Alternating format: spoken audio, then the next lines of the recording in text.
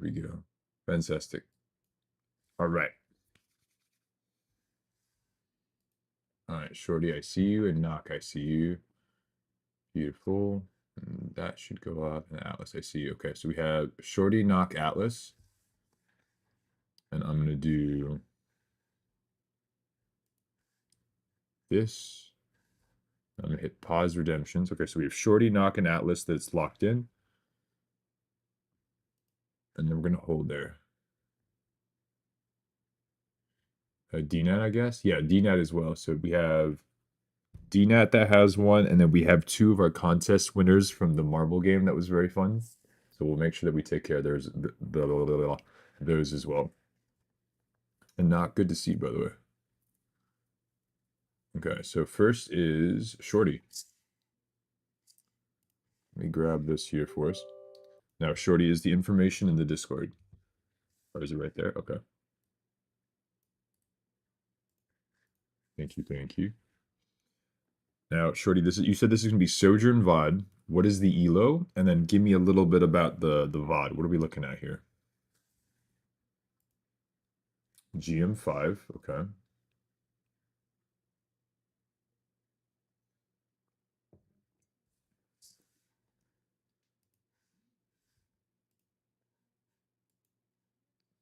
Wait, what?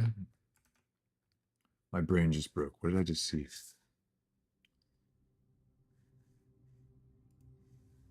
Be someone, be someone. Yo, we're endorsement level 4. We're so good at this game. It's crazy.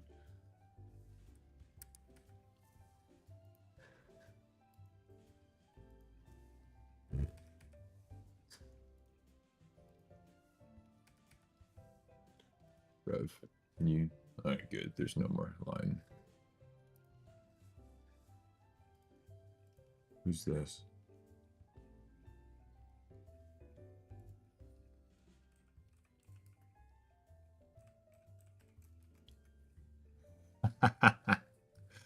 Okay, that makes sense now. Okay, so GM5 for Sojourn. Just replace Sojourn's G player a lot, so any tips you're welcome as a support. Okay, let's do this. Let's see what you got.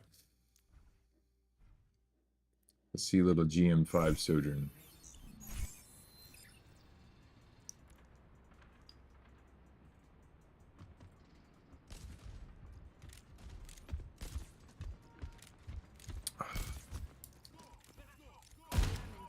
Oh, turning the cheats on.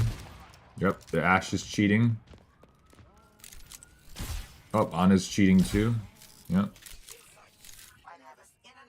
Definitely cheating. The Mercy's definitely cheating. Oh, running into walls, bot account. Yep. Or checking Twitter, we don't know. The BAP though. Oh, you see that jiggle? Oh, quick melee cheats. Yeah. There's going to be a lot of cheaters in this one. I can already tell. Alright, so I don't see Sojourn yet, but let's see what we got. Oh, pre-aimed, definitely cheating. No, you're good, Shorty. The wife is the most important, I get it.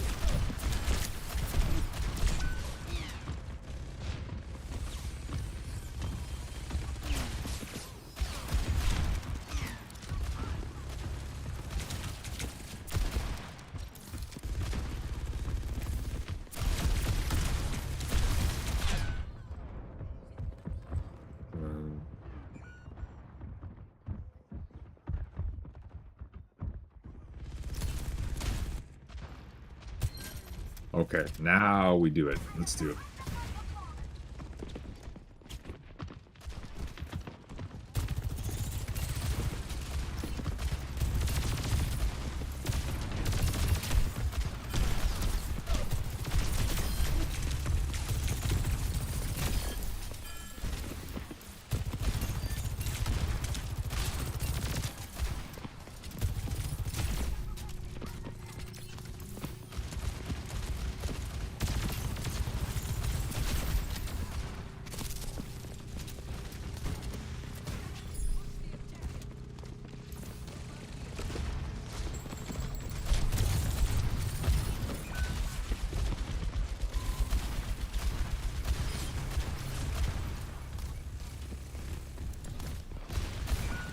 Okay.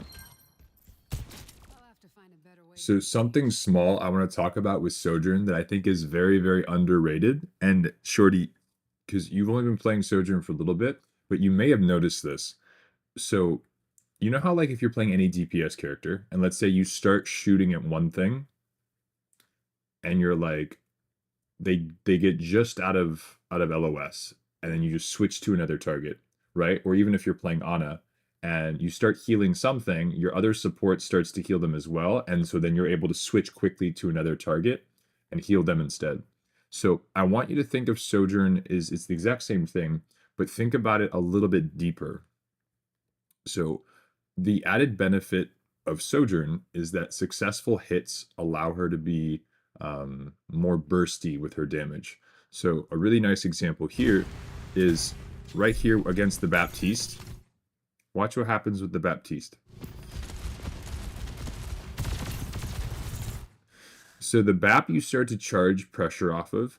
If you don't think you can 100% confirm finish the kill, there's nothing wrong with now changing targets to the Ashe if she were to push you a little bit deeper, right? I'm not saying she did, but it's a concept to kind of put into your head, because the beautiful thing is this is when you're playing any other DPS, if you start to go at one target and then you can't finish them. But the beautiful thing about Sojourn is that even if you can't finish one target near you, you are still building beam. So what may be something that you can't finish the first person you were shooting at, you can now look at a new target, fire them immediately, or continue to build beam. And even though the last fight, the last target, maybe it wasn't a confirmed kill, it still transfers over, and now you have a head start for the next target. Boomer, yes.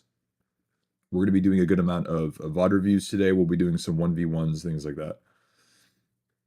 Does that make sense, Shorty? Think of it the same way as, you know, maybe you shoot a tank a whole bunch and you can't finish that kill. So then you build up your beam and then you look for something you can kill. It's the same thing, but now you consider squishy targets. So that's something just small and a concept to put in your head. If you know the BAP is going to get away, or you know you can't confirm the kill, it's not a waste, because if you still have your beam shot, you now have a head start on the next target. So just something small like that.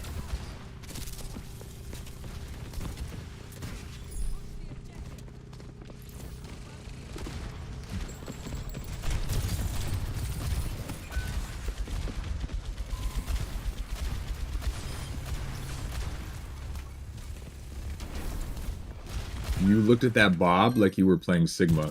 You looked at the Bob like you were playing a tank. You're like, oh, I'll tank that, no problem. You think you forgot you were playing a squishy.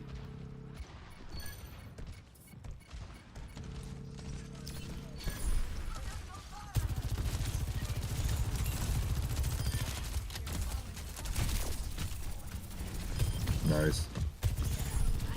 Yeah, they have no sports. You should win that.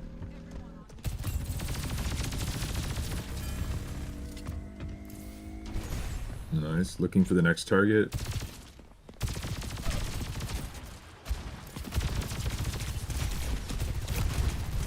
Ah! Who cares?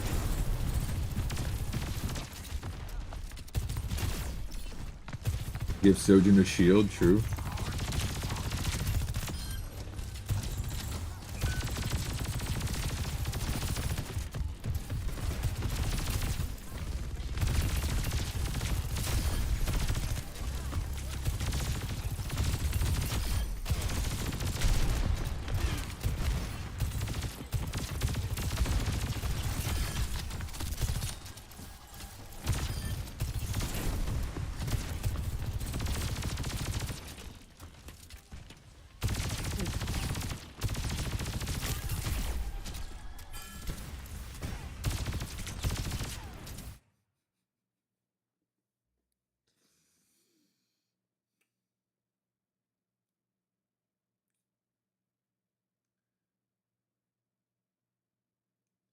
For all you Mercy players out there, don't tell me that your character needs a buff. It's so good.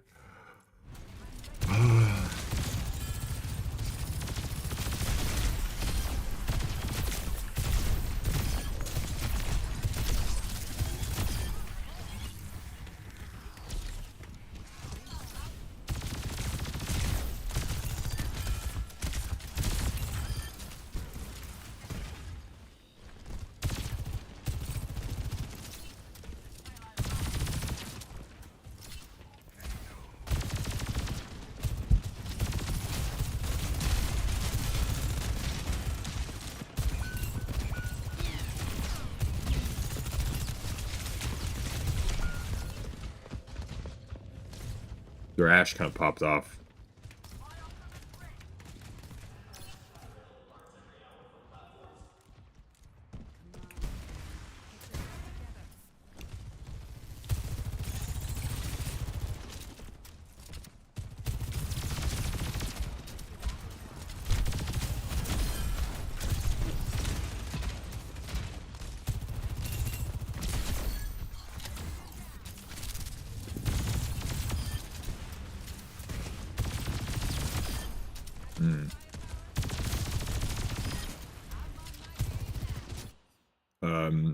This is also, again, and chat, usually I don't give this many like specific examples, but Shorty wanted something for Sojourn specifically.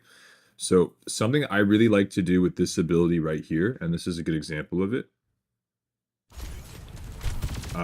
So you guys are about to see an Ana that's holding this bit here. I know that you throw something up here that you're like, maybe there is someone there, like maybe.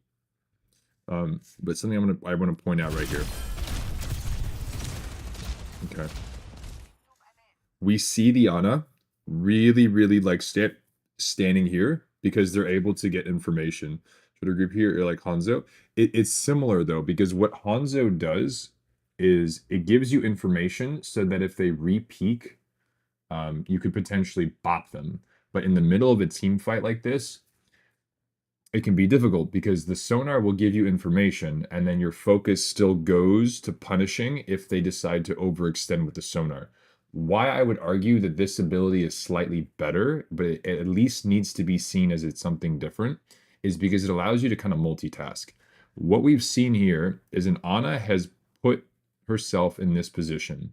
If you apply pressure to the Ana, where she feels threatened to where she will die, her choices are either die or retreat. She'll give up space. Now, what's really amazing about this ability, she backs off, she does not die,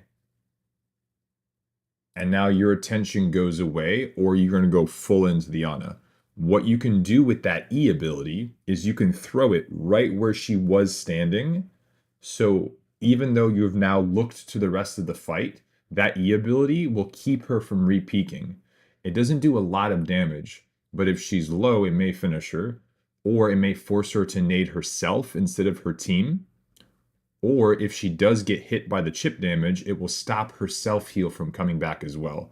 So it almost guarantees you even longer of a window of opportunity where she cannot re-peak that spot.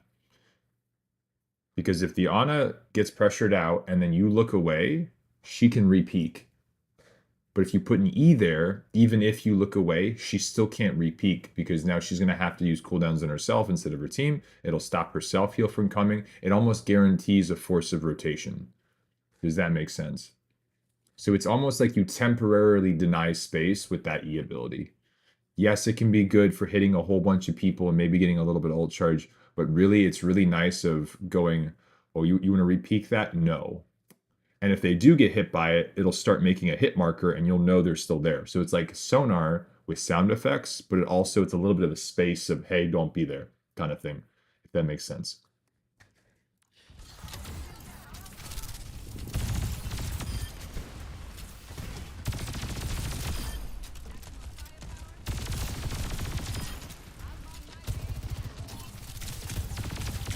Ooh.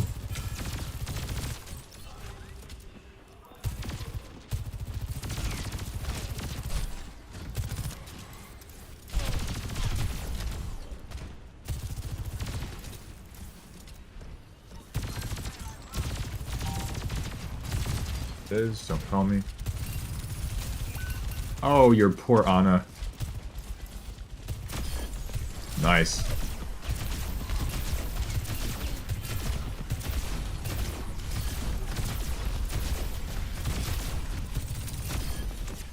Nice.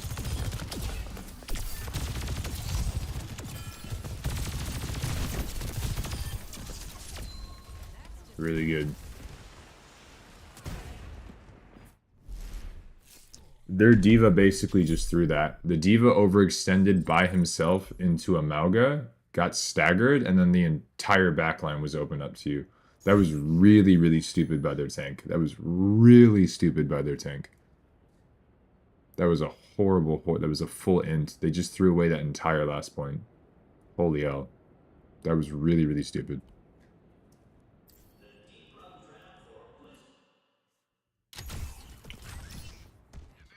Four hours in Sojourn. Well, the beauty of it, Shorty, is you're already a very smart player, and you've already hit GM, and now you're just expanding your comfortability with different heroes. The big thing is because I already know you're smart enough to be a GM player. It's going to be little things like this where you start to really understand what the abilities do, and you maybe get a little bit more creative on how to use them. And a lot of it's going to be just testing out, like, okay, this works really well here, this works a little bit less here. But yeah, using E as a spatial denial tool, I think is really fantastic. Not being afraid to target switch, and don't feel like you have to fire off your pulse at something that you already know you're not going to be able to finish, but instead save the charge, stack it higher, and then take it for the next duel. And that's going to be something that you're going to have to get comfortable with. But once you do, you're going to notice a big difference. You're going to be getting a lot more confirmed kills.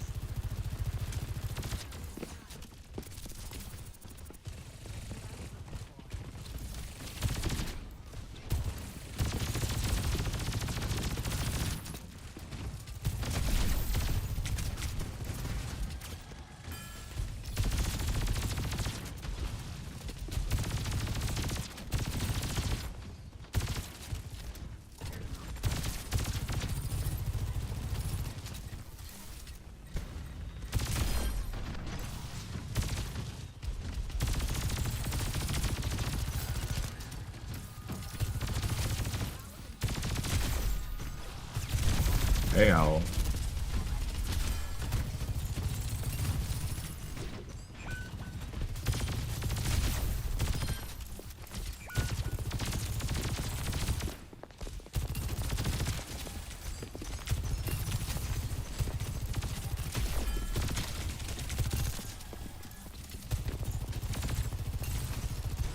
Okay, really have to get the... Nice.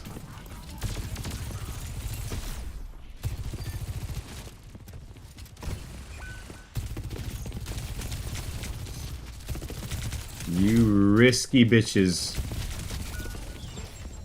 Ay, ay, ay, ay, ay. Okay. So, like, right here, this is something I want to talk to you, because you know, Shorty, you know that was an ego duel. You know that was an ego duel. What did you just kill? You just stopped the remake on the Diva? The Tracer has... Does the Tracer actually have, like, a fight win potential? Does she have an actual cap potential? No, your whole team is there. Your Tracer has a stall potential, but the good news is that the longer she stalls out, if you can punish her by the time the Diva comes back, that's more valuable than chasing her in ego duel when she has a mega advantage. So what I would have said here is once you pick that, you force the recall, all you have to do is keep her out or wait until you're able to take her on as a team.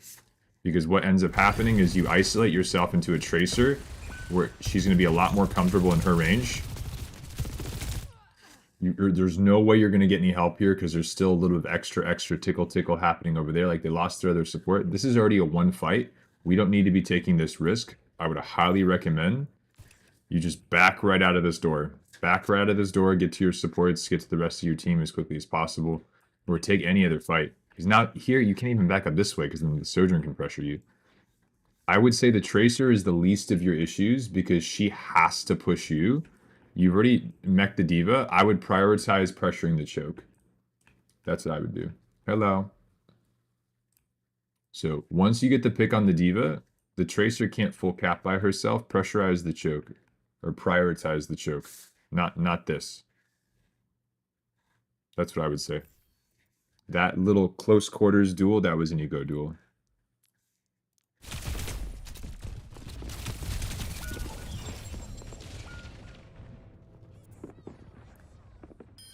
Shit. Good.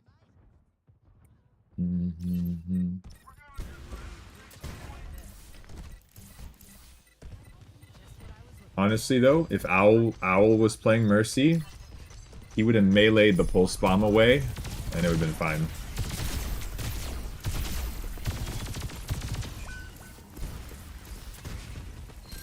On your left! Damn. That looked like one of my ults.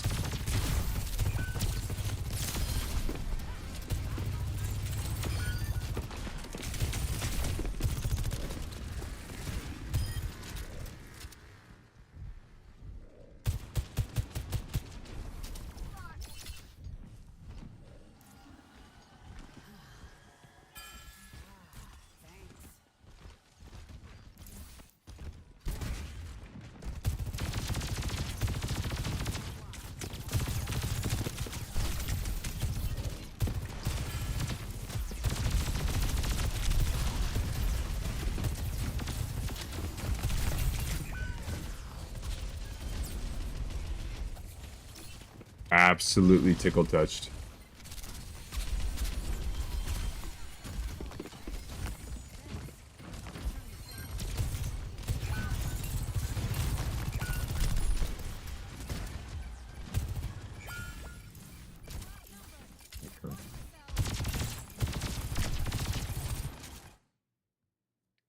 Also, something, and this is very similar to what we had with Sleeper the other day, is Sleeper plays a lot of Diva. And Diva, can anyone tell me, chat, how many seconds does it take for Diva's flight to come back? Does anybody know? Can anybody tell me how many seconds it takes for Diva's flight to come back?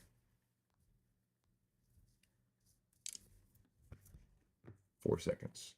4-second cooldown. Can anybody tell me how long it takes for Sojourn's slide to come back?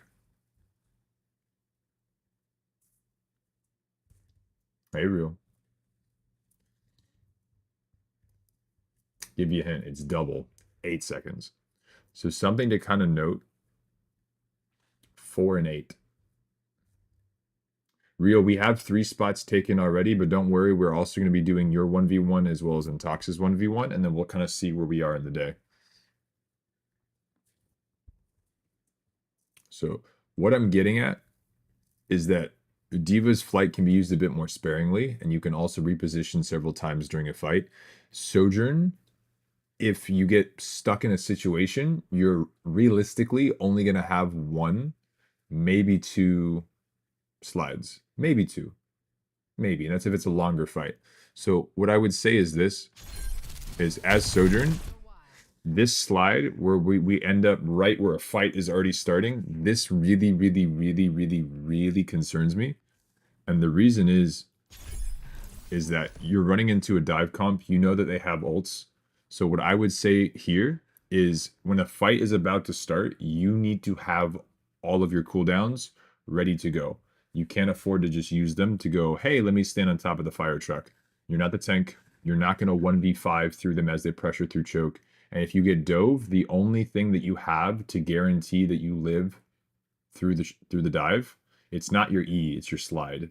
So we really can't be wasting slide. Here, I would rather have you just take the ground fight, pressure the choke from this range, because you're able to do it and you have pocket, and then save your slide for a disengage. Because this is temporary tickle. Staying on low ground and just seeing where they're rotating, that's already plenty of information. You're able to do the same thing you're doing now, which is getting shot. You don't have your ult, you don't have a pulse shot. All you're really looking to do is put some pressure on them and build up that charge, and that's absolutely fine. You do the same thing from on the ground, and you don't have to use a cooldown to do it. So it's about efficiency. Because now if you get dove, you just die. You're forced to drop anyway. And here we're a little too frontliney. But I think it's because in our head, we're like, oh, I'm playing Sigma. I need to be at the front of the party. So, a little bit too frontliney.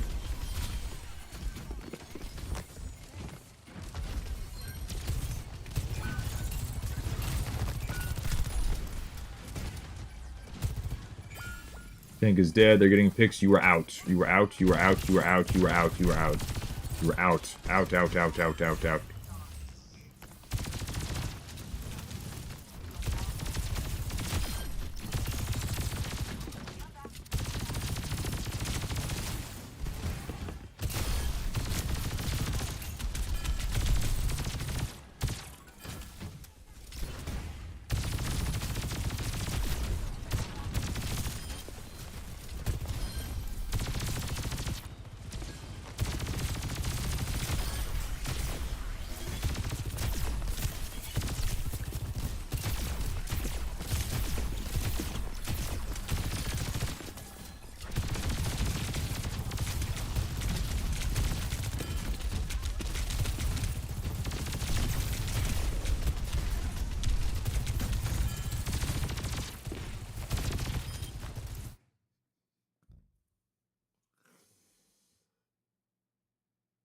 No, no, no, no, the shorty, that's not even what it is. You are greedy. You are so greedy. I know this is GM5, right? But like, holy hell, you are greedy. And I hope you sent your Mercy a Christmas card because she likes you.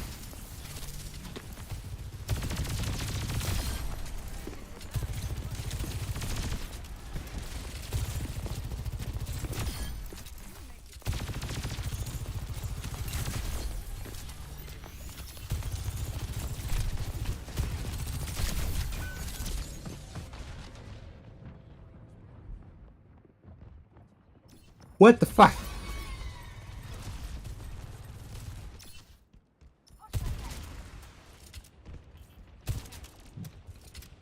You forgot that you played Sit Deep, isn't it? You were playing Sit, yeah.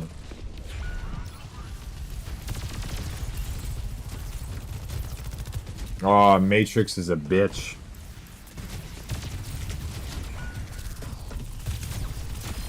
Nice.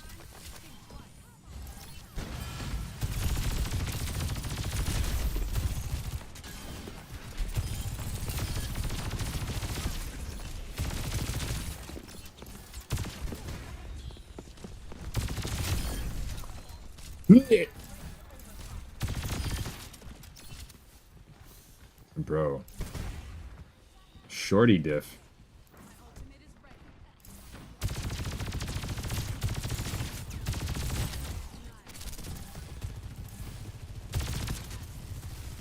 Coach diff, nah, shorty diff.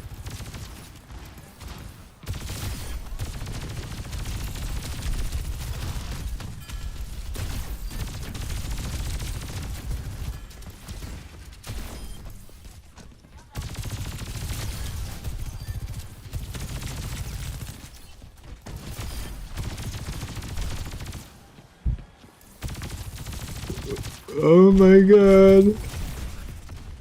And you have ult.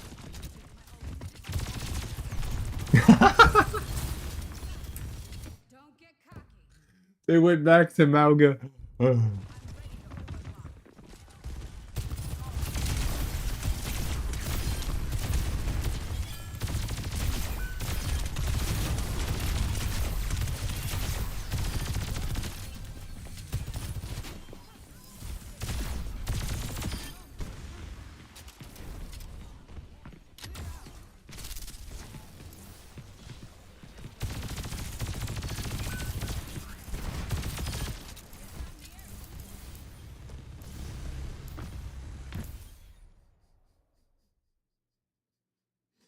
Huge play by their Cassidy. He's just like, they're not gonna see me. They're not gonna see me. The Sojourn thinks she's playing Sigma. They're gonna stay in my spawn. Shh, I'm a cowboy. Oh, that was funny.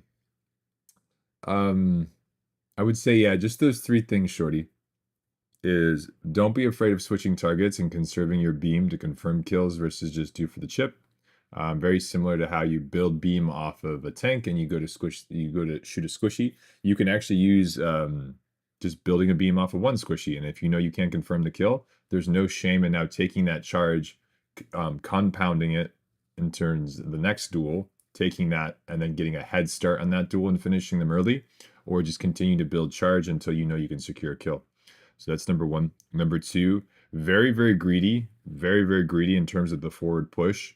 It worked out here. Yes, your aim is tremendous. I fear, though, if we feel like we can get away with this more than we can't, put it two things. Number one, you did have Pocket. So as long as we recognize that Pocket did make a big contributing factor to this, my only concern was that if we had Pocket, you can be aggressive. If you have ult, you can be a bit aggressive. But it looked like you were almost playing tank and how frontline you were. And then, yeah, if you're running Sojourn into any dive characters that can get to you, specifically a tank, I would be a little bit more decisive, a little bit more careful with when you choose to use your slide at the beginning of the fights. Because if you go in with it at the beginning of a fight, I only beat not aggressive that in top 500. Well, yeah, Shorty, your aim is very, very good. Your brain is very, very big. So in a low GM5 lobby, you can get away with these things. I just want to make sure that your foundation is good. And then the other thing I told you about the E ability, using it to stop people from re-peaking can be very, very valuable, especially for supports. Being able to force an Ana back, or even like a Brig from re-peaking and trying to like get a boop off to get her inspire, even stopping a Tracer from being able to re-go or even triggering her recall. So E is really fantastic for denying people to re-peak and keeping them out of a fight. Don't think you always have to use it the same way you would a sonar.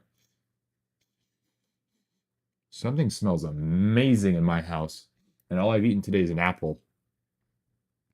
But yeah, Shorty, fantastic VOD. It's looking crispy. Vaxta, everybody, Vaxta. Shorty diff. That was really, really nice. Thank you very much, Shorty. Appreciate that. That was great. Something smells really good. What is that smell? Real, are you cooking? That's what it is. Shorty was cooking so hard in this video. I can smell it. It smells so good because he's cooking. That's what it is. Babumsh. That's what. What is it? It smells really freaking good, though. Is my foot on fire? What's that smell? I don't know if something's on fire or there's actually food happening. I don't know what's there. Anyway. Anyway, Knock, if you can hear me, you're next, bud. I like the emote, by the way. Now, Knock, is this something that you have put into the good old...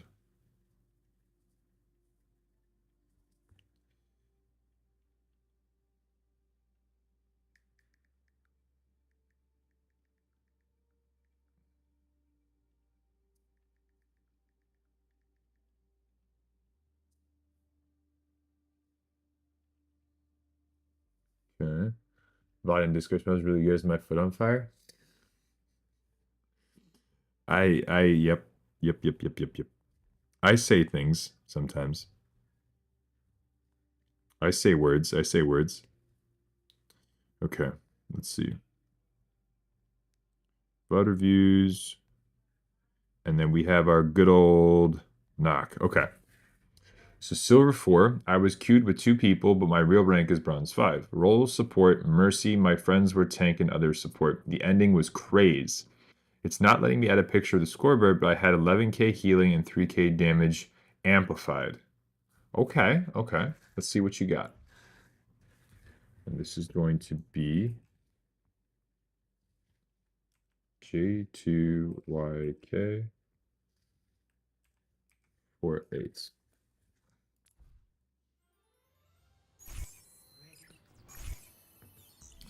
All right, Big T. Let's see what you got, Big T. Hey, Storm. You have to check. Yeah. You gotta check. If your foot's on fire, you gotta check.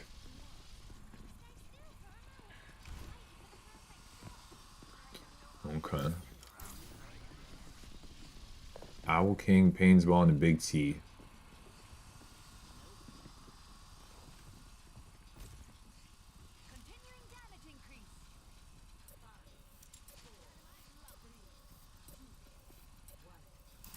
No, Real, you're good.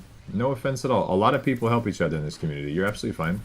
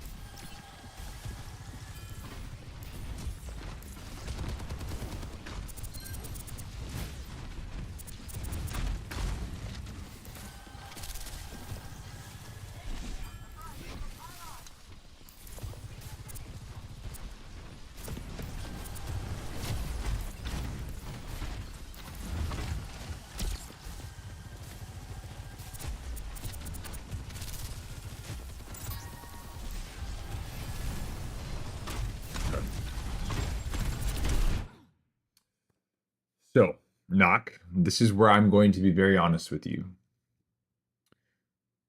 When we talk about Mercy, we say how she's a multiplicative hero. And what we mean by that is that her damage boost is able to take people that are being valuable and make them more valuable, right?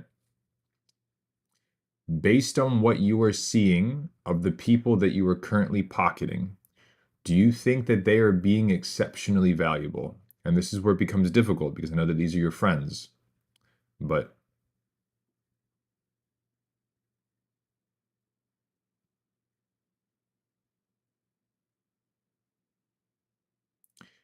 the people that you're pocketing, mainly your tank, do you think to save a strike? No, you're good, Shorty. Do you think that your tank is being exceptionally helpful? Specifically, I'm noticing something. No, I don't think I should have been pocketing the tank. But hold on. It's not because they're playing tank knock. Excuse me, I had the hiccups. It's not because they're playing tank. I have no issue with you pocketing a tank character. Is this particular person is barely shooting their gun, and the only thing they're really shooting is their tank. That's it. That's all they're doing. So what they're doing is very minimally helpful, and so what we are damage boosting is very minimal. Does that make sense?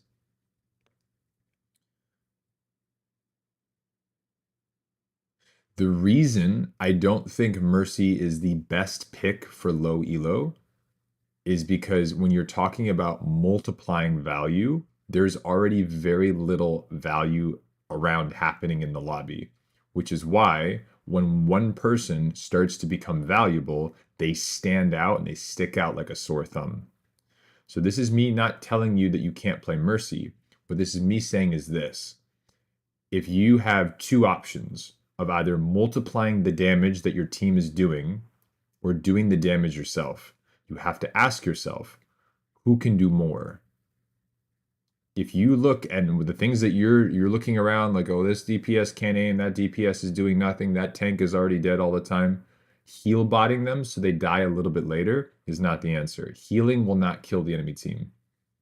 So my best recommendation to you is this, is if what you are damage boosting is not doing enough, I don't want you to be afraid to take the Glock out and do it your damn self.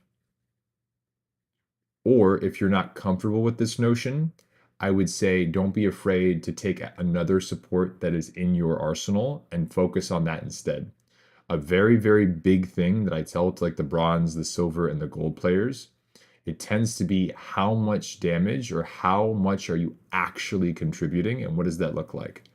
A good baseline is, are you kind of just waiting for things to happen or are you trying to make things happen yourself? I'm playing a lot of Lifeweaver too. So another thing about Lifeweaver, mechanically not very demanding, but you can actually do a good chunk of damage with your Thorn Volley that you shoot them. You can actually do a good chunk of damage, and that will be noticeable. You can also save people if they get into the bad positions. Using Petal to take high ground. These are all things that we've talked about in the past. So if you feel like you're playing Mercy and like nothing is actually dying and you don't feel comfortable taking the pistol out, it may be a good time for a switch or at least switching up how you're playing. That's all I will say there. The damage needs to get dealt. Healing your team will not drop bodies. The damage has to happen.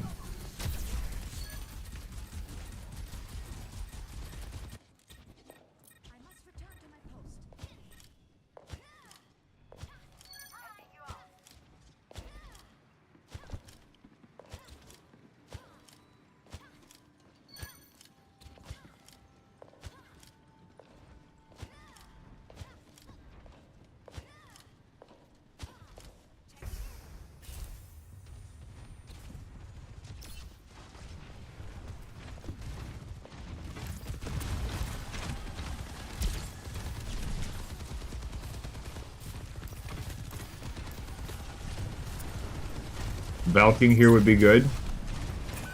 No.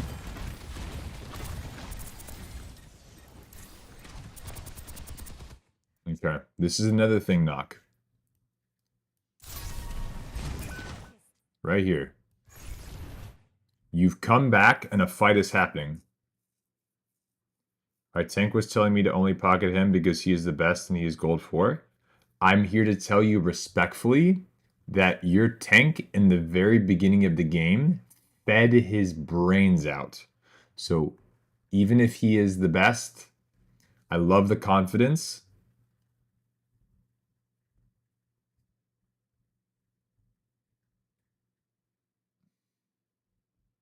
My philosophy is this: you cannot control the people that you queue with in terms of how well they're providing. This is why I tell you guys, you are the most important.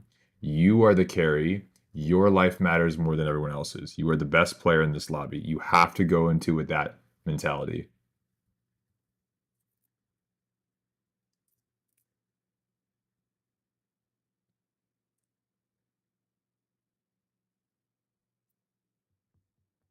I'm putting it bluntly.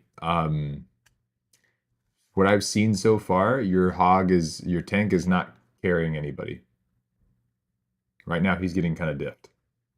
So this is why I tell you, even if they're your friends, you still need to play what you know is the best decision. So right here, we have a fight coming up, Knock. What is this wonderful ability that we have? It's glowing at the bottom of our screen. That's your ultimate. Now, what is Mercy Ultimate really good at doing? What is Mercy Ult really good for, Knock?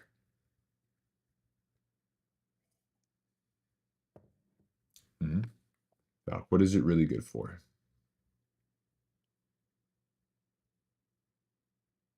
You can do extra healing, you can do extra damage boost, you can fly around like a crazy hecalopter. You can take out your pistol, you have infinite ammo, and just pew pew pew pew pew and kill something. You have a lot of options. Now, we have our ultimate, and a fight is starting. So what do I tell you guys? Use your cooldowns, use your ultimates proactively. A fight is starting, and you have your ultimate.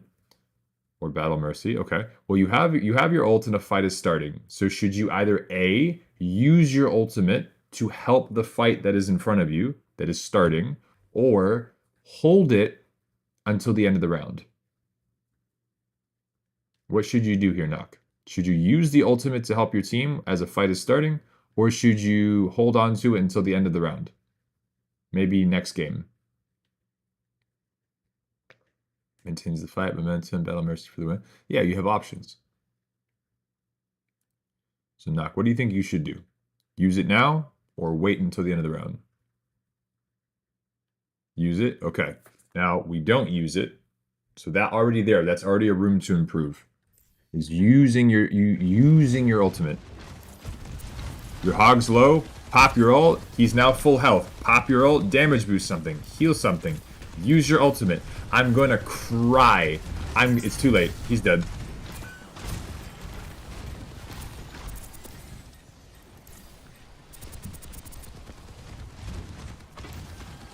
Your Tracer has to get a pulse bomb in the next 4 seconds. Nope.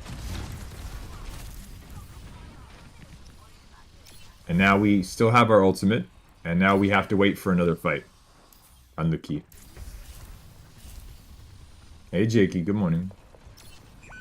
Does that make sense, though, Nock? A fight is starting, and you have your ultimate. Use the ultimate. You will build another one.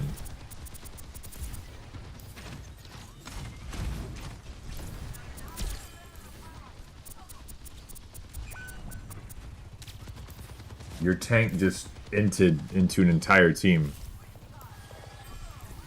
Your tank just fed. Big.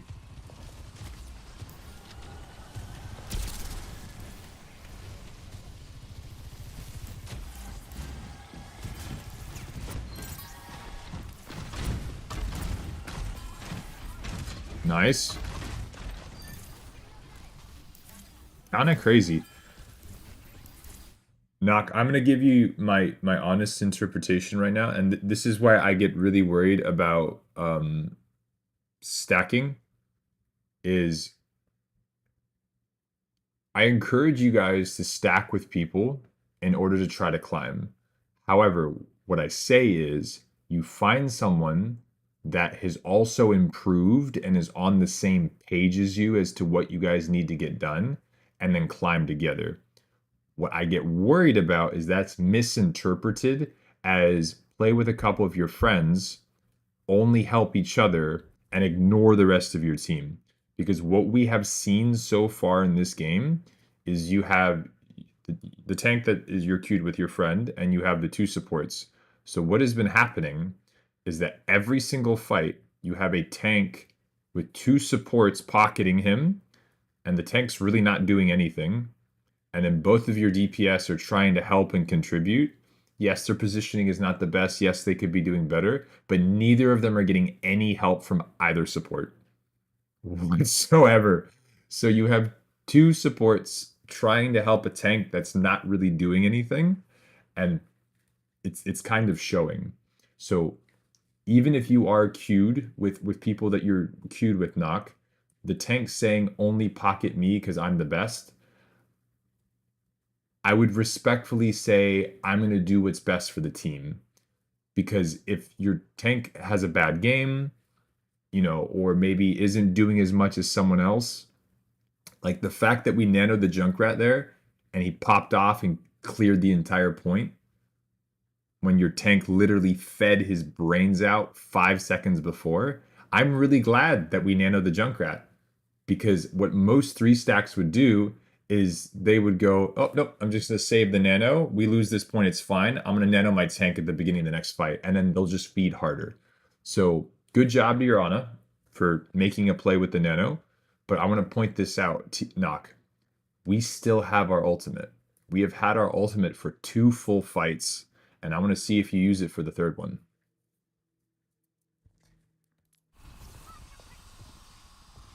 Maybe, Knock.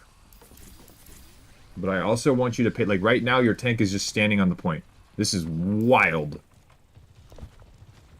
And look, your DPS are your Ana is even looking for an aggressive angle, and your tank is still back on the point.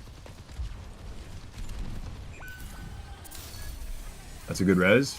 Like your Junkrat's popping off, and where is your tank right now?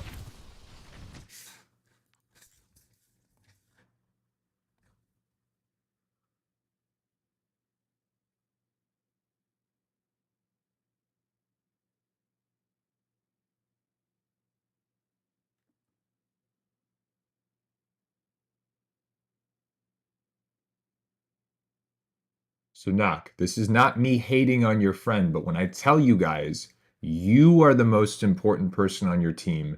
You are the carry. Your life matters the most. He doesn't need to stay on point to push it back. What are they running?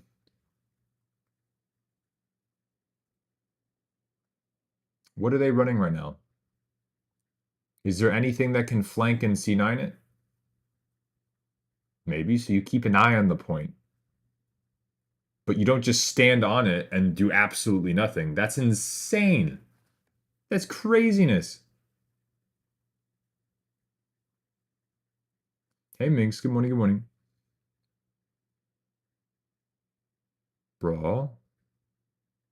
What do you mean brawl, Knock? You're good, Shmuel. Do what you gotta do. Stealing your content, Kappa?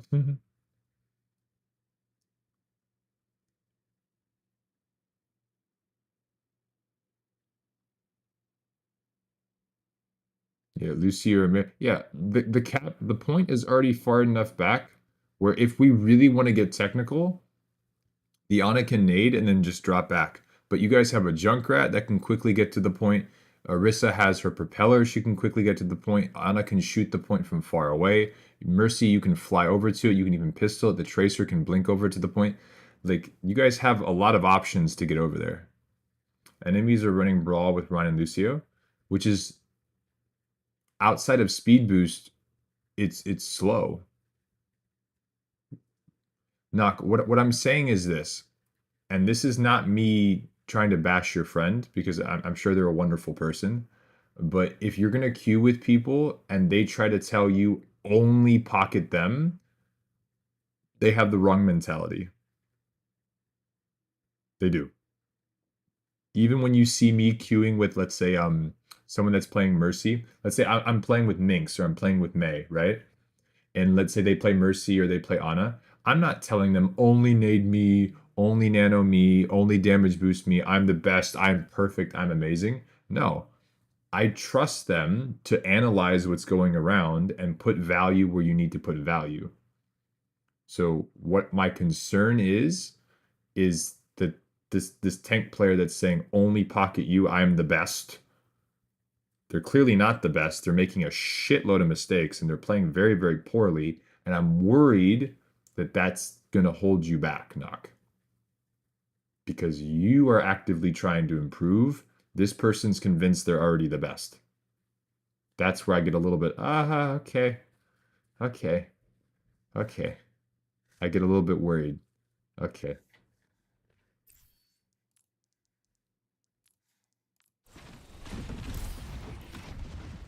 Yeah. Storm, you also play support. You know how that is. Where someone's always saying nano me, nano me, nano me, nano me, nano me, and they're not doing anything good. That's wonderful.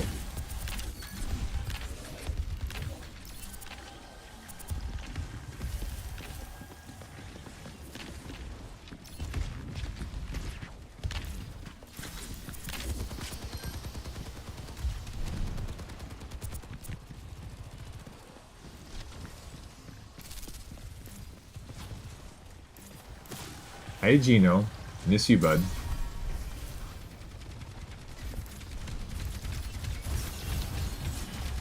Okay. Alright, I'm not mad at that. Look, now we're pushing him. Okay, good job, Knock. There you go.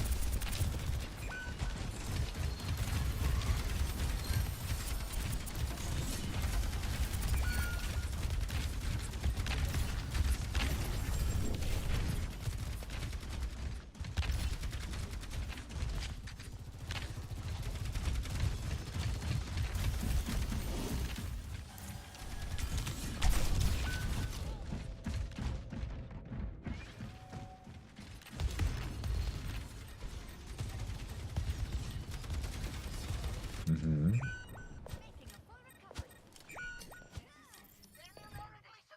Okay, but Knock. What did you just type? If I used Valk that first fight where you had it, I might have gotten it again for that fight. You were 100% correct. So the big, big, big, big, big, big, big, big, big, big, big, big, big. Hey, Extinguin, comment ça va? Bonjour. But knock what you just said, that is 100% correct. And you also mentioned how on Lifeweaver you barely use your tree, right? So what is, if we could take one thing away from this VOD, knock? Ult cycling, use that shit. Absolutely, knock. If you got your ult and a fight is starting, let's use it. A big thing with low elo players, and this is why I don't like to go like crazy, crazy hardcore with y'all, is that if I can get you to use your buttons and to think about why you're using them, the natural growth process can kind of start, and you're going to start finding yourself really starting to kind of build up some this momentum on your own to where you're going to be able to go like, okay, because usually what happens in low elo is people are very, very set in how they play. And if I can get y'all to limit test just a little bit, the whole try fail process will start to kind of unfold by itself, and I think that's super, super healthy. I would rather have my lower elo players at least put thoughts into their head to kind of play the game slightly different, because at least from what I've seen from TikTok and all that shit, is that usually like plat gold players are convinced that they're perfect and that their team is just shitters, right? And that they never do anything wrong, but they just don't use their cooldowns, or they don't use their ultimates, or they don't look around, they don't pay attention to what's happening. And if I can get you guys to limit test, your brains will start to expand on their own, and that's really nice. I finished what I do in my car yesterday, and you? Ooh, okay, Exsanguin. Do we get to see photos of the car in the Discord, maybe? You don't have to if you don't want to, but that seems pretty fun. Exsanguin, I ran out of Celsius. That's the energy drink I drink in the morning, and I'm drinking like 4 cups of tea. I just finished my 4th cup, so I'm shout out to Minx for the Twinnings Focus brand, because that's helping a lot right now. But yeah, I'm a little tired. Support ults rotate faster than the rest of the team. So yeah, knock. What I would say is this: is going forward, I don't want you to be afraid of using your ultimate. Okay? And then we'll kind of go from there on whether or not it could be better or worse. You are electric battery. I am an electric battery, yes. Or exsanguine, I don't understand. I'm sorry.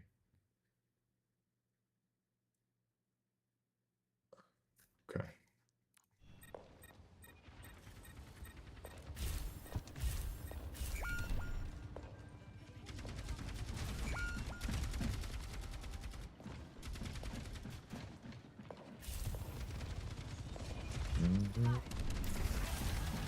Oh, no. I said energy drink. Exsanguine. You know how I have the that drink I drink every morning to wake me up, the caffeine? I don't have anymore. I have to save up some money and buy more. So I had 4 cups of tea to try to wake myself up because I'm very sleepy.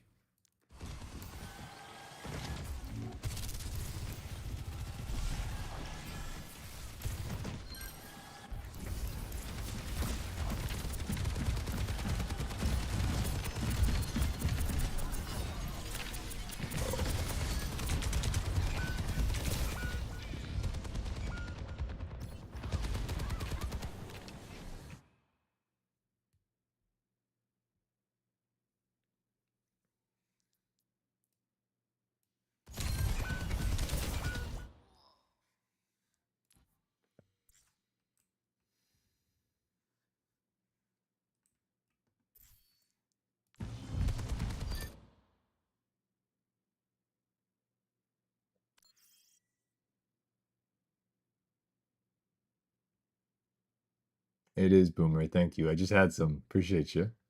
I like how Boomer chimes in with that. That was really good.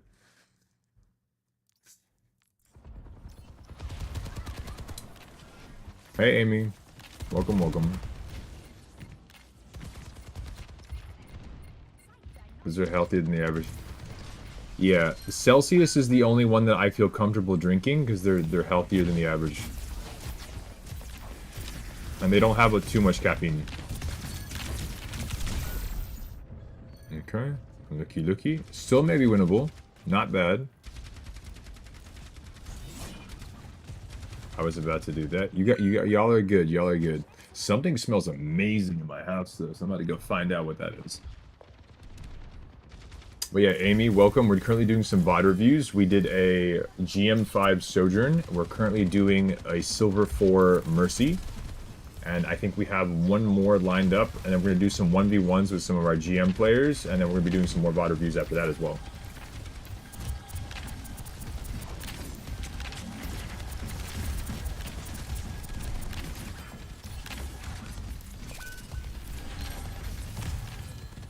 Okay. We got a fight. Let's do it. A fight is happening. Delicious. Whip out that Glock. Okay.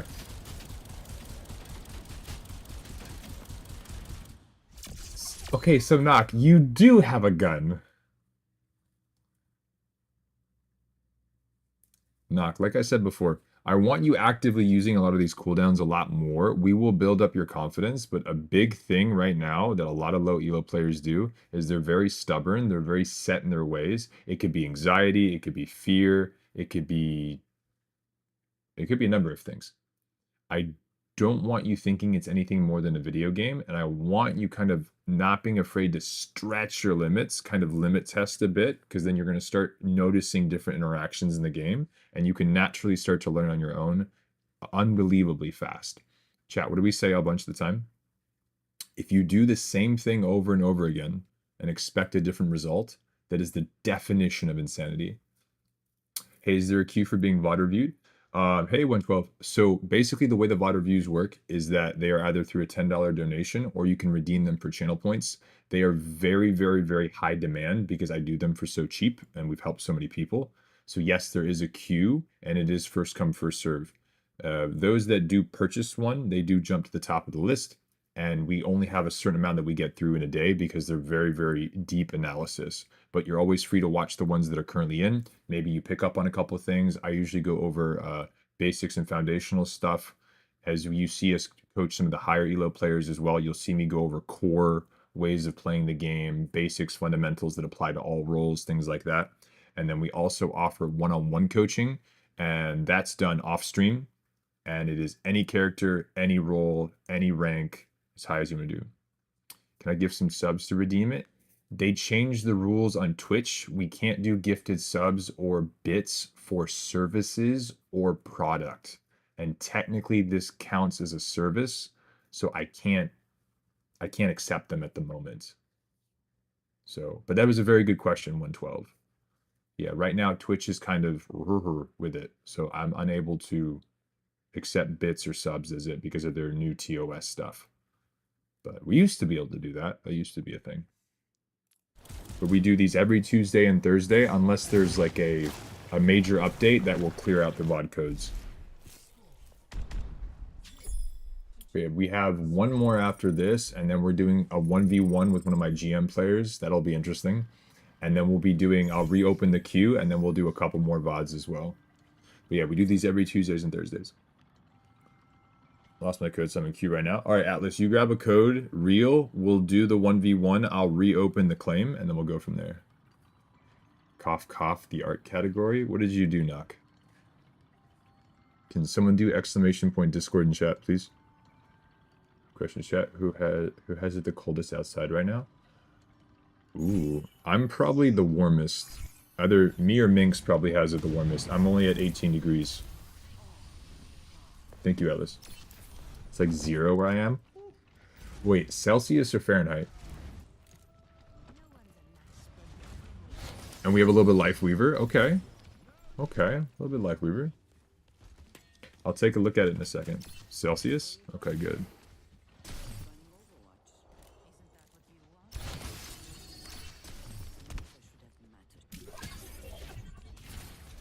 -5, 20 degrees Celsius right now. So Minx beats me by 2 degrees. -5 Fahrenheit. No! Wait! Wait! Knock, you were about to whip out the Life Weaver. We went back to Mercy. Okay.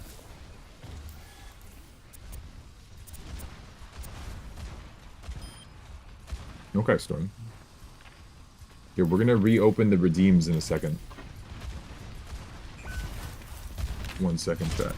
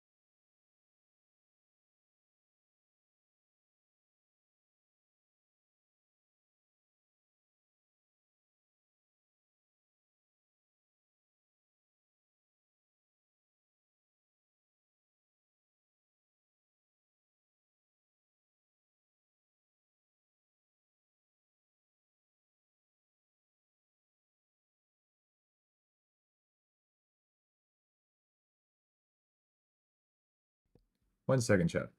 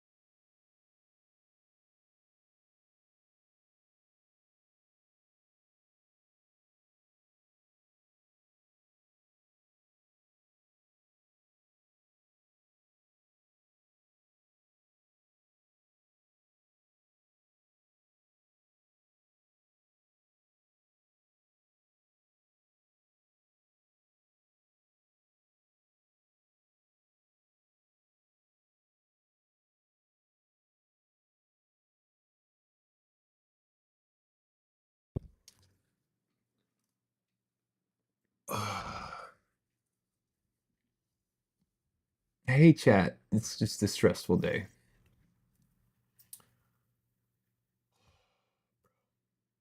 Anyway, thank you all for the patience. Thank you. Mini emergency, but we're good now. Anywho, knock. Let's see you pop off, bud. Let's do this. I need to win the lottery, chat.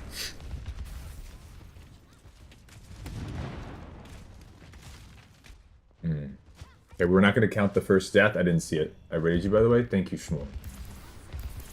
Rio, go ahead, yes. Okay. Let's see what you got here. Okay. A really nice habit to do, Knock, if you are going to insist on playing Mercy, is where we're currently standing and what we're actively trying to achieve is we're currently playing for pocket, correct? Now notice the difference is if you were standing here,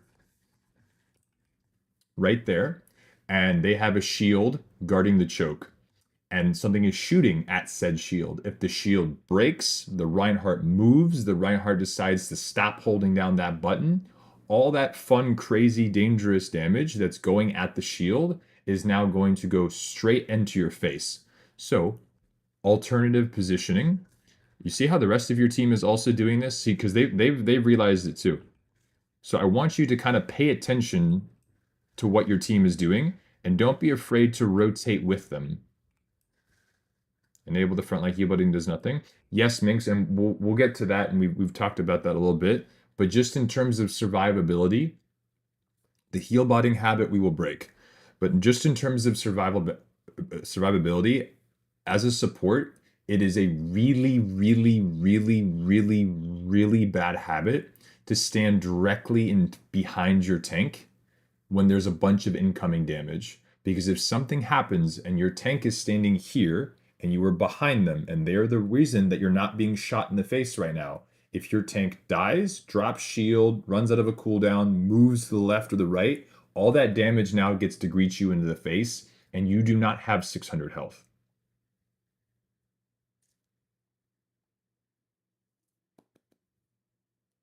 So I still want you using cover. I still want you looking for information. I still want you looking for elims that can happen. Now, the way that you enable as Mercy, Minx is entirely correct. It's not heal botting. Healing will not win you games. Healing does not win games. So Knock, I want you either doing the damage yourself or helping your team do the damage.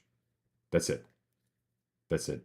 If that means, Mercy jumping up to this high ground and taking out your pistol and beaming at the Mei until you force a cooldown and your Ryan can walk through her, I don't care what it looks like. But you need to have this mentality of damage is the priority. So either deal it yourself or help your team deal it. But if you're pocketing someone that is doing fuck all, Mercy's multiplicative. If you multiply by 0, you're still going to get 0. Bust out the moth, and you guys think I'm trolling, but I'm not. Look at all these, and I hate using unranked GMs as an educational example because unranked GMs are not educational, but the ones for Mercy are unironically actually kind of educational, because if you notice people like Boger, people like Sam, people like Defran, who do these unranked GMs as Mercy, every time they have a Valk, they pop it and they go battle Mercy into the back line because it works. They drop bodies. You shoot freaking bowling balls. Why wouldn't you get picks? Yes, real.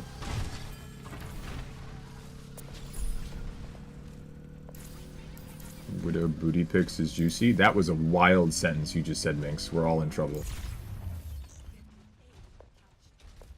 Isn't Bogart saying player? He was the first player to ever get top 500, or the first one to get GM on Lifeweaver. Boger was. He almost lost his sanity. He regrets it completely.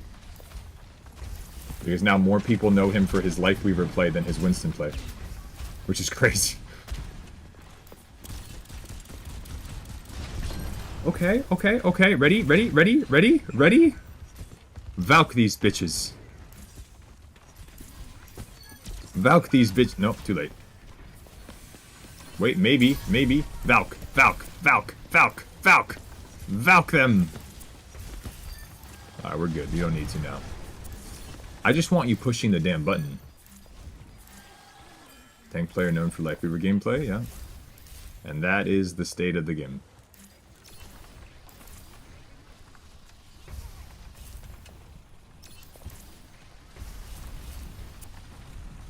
The Anubis map, Minx, you remember that push?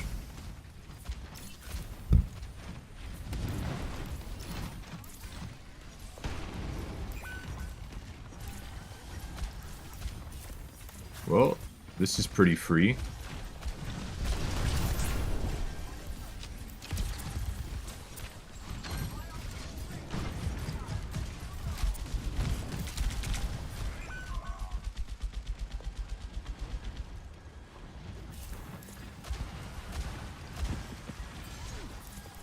That's crazy.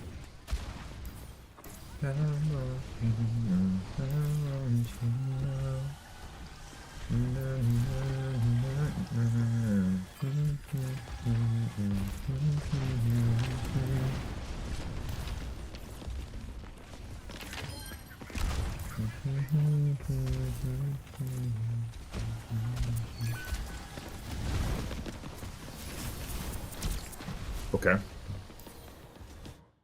Now, Knock, I'm going to ask you, why did we push it then?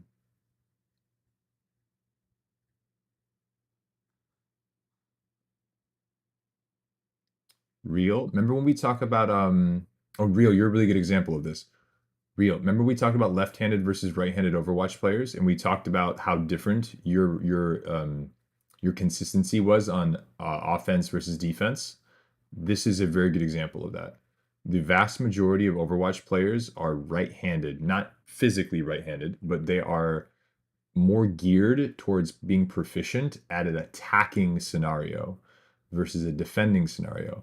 Players that are less common are left-handed players. They're the ones that are more comfortable in a defensive setting versus an offensive setting. Now, what's really, really interesting, and my assistant coach, Ainsley, who actually is not my assistant coach anymore, the team is now separate. He's still a very, very intelligent young man. He likes to view the game as if though it's always being played defensively. I don't fully agree with it, but I do think that teaching someone to play better defensively, I think is a really, really important thing to do, because most players are so much more comfortable with attack versus defense. Oh, and what happened? No, you're good. Are you okay? Run down main on defense, troll and feed my brains out rather than attack and play with the brain. Exactly. So, Knock, I asked you why you push Q and you said, I don't know. Do we see how maybe perhaps that would be a bit troubling? Owen, you're good, because guess what we're doing after this? We're doing a 1v1, and then we're opening up for more VOD review claims. You're good, Owen. You're good. We started early today just to make sure we could get more people squeezed in. But Knock, do you see how that's a bit of a troubling? I'm the fan of the defense more, but I will adapt to attacking. Yeah.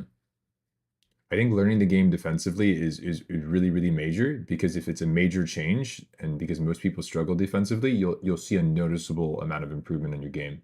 Like Real, he started climbing like a madman, like 3 ranks, because we just helped him work on like his mentality, what he should be doing defensively, and his rank just started jumping.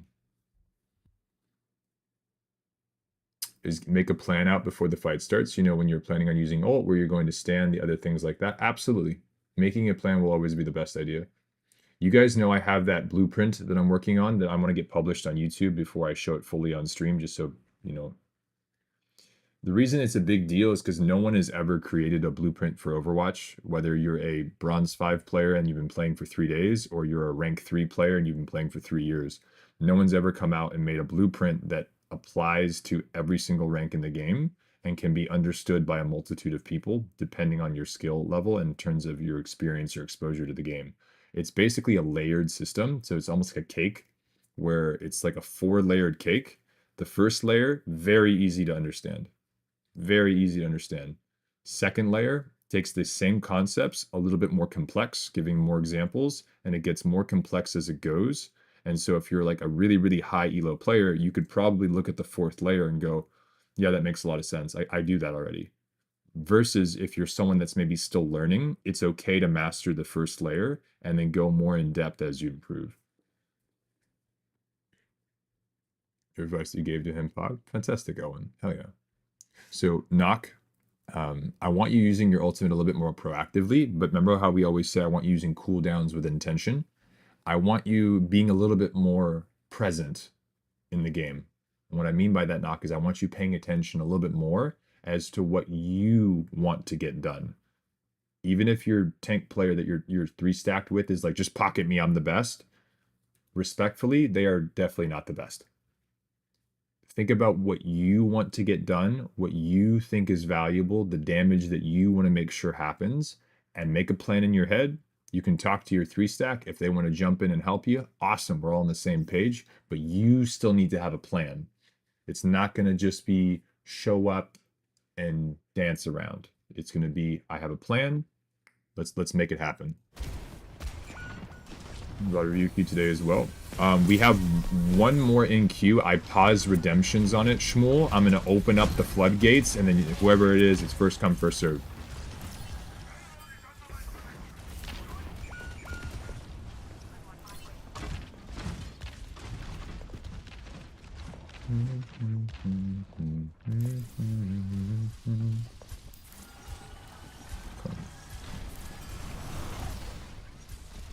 Hey, Sleeper with the resub. 7 months, bro. Crazy.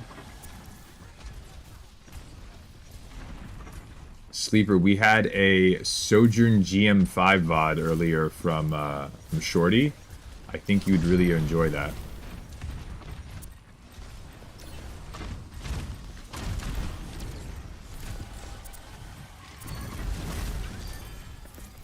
Big bomba.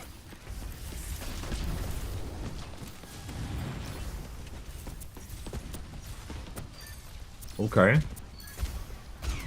We're damage boosting, we're damage using. Minx, good luck. Be safe.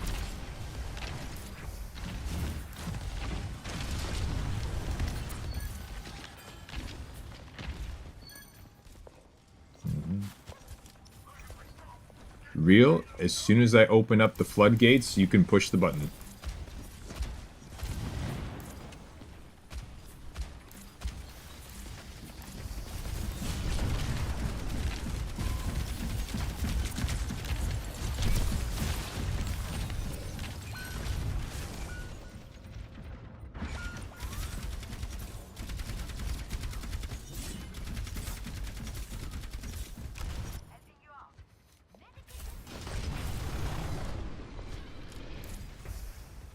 Sleeper, remember I told you that about the whole soldier versus sojourn thing?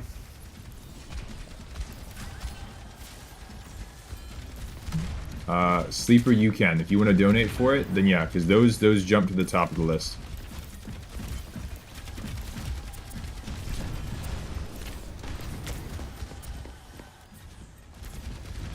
You need to get to your right.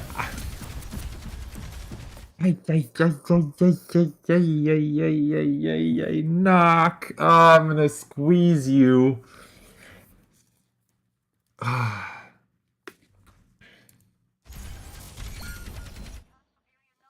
Okay, here we died. Whole team gets killed, right? We have our tank that goes past us. What do we have on our screen? 95% to ult. So knock. Is it safe to assume that very early into this fight, you are going to have your ultimate?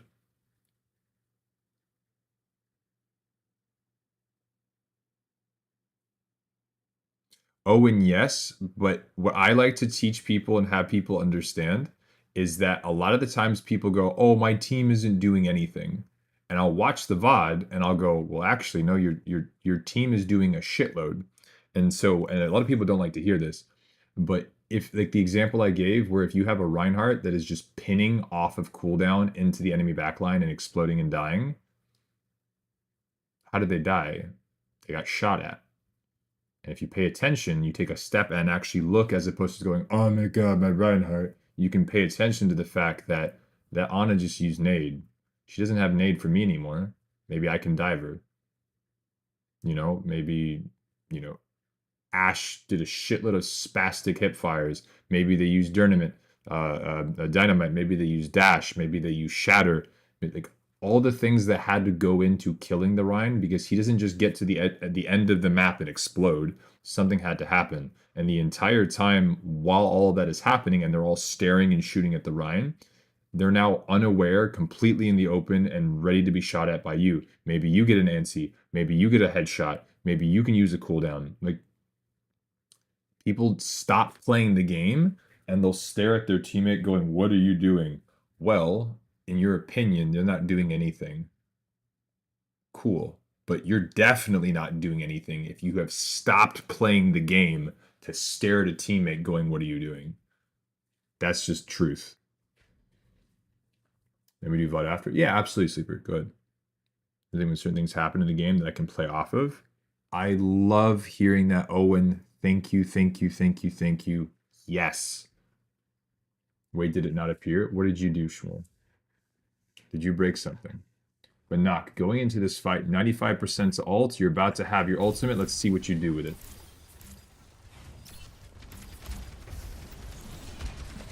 Oh ho ho, I see Shmuel with too many O's donated $10. I appreciate you, Shmuel. Is that for a VOD token? I have some money, kind sir. VOD, please. Sleeper with the VOD token. So Shmuel, is that for a VOD?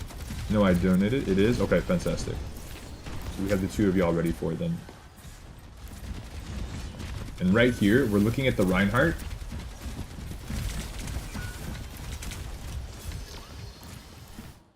This right here, Nock. Your Reinhardt is low health and they get walled. Don't look at your Ana. You have a button that will let you go up and over the wall to get to them. Oh, Owl with the gifted sub for Owen. Owl, that was so nice of you. Thank you, Owl. That's Owl's dentist money, so that's a lot. He disabled notifications during VODs. Yes, thank you, Gino, for a minute. That's Owl's dentist money, so you know that comes from his heart. And maybe some other parts of his anatomy. I have dentist money in a separate fund. You can't spell fund without fun and D. Anyway, I'm done. I'm done. Anyway, this PG stream.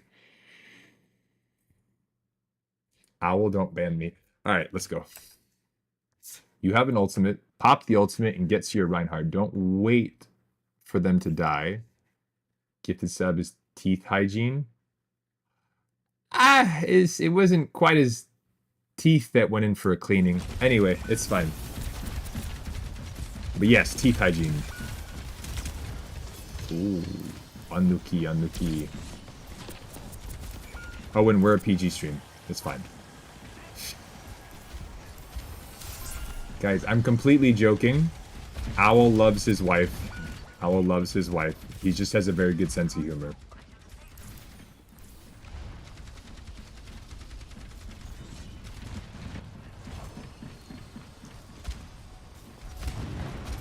And Gino loves accents, but he still loves his wife.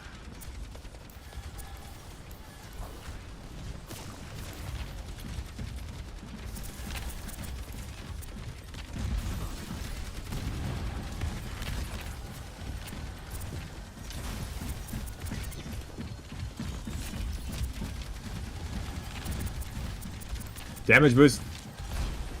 Damage boost. Damage boost.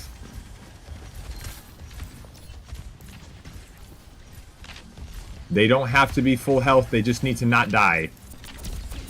Heal him a little bit, damage boost. Heal him a little bit, damage boost. Heal him a little bit, damage boost. Hi. Yeah,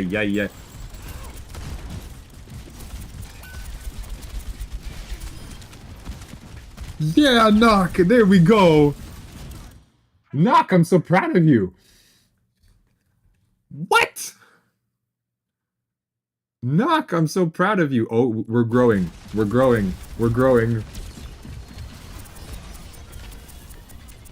You're so dead. You're so dead. You're so dead. You're so dead. You're so dead.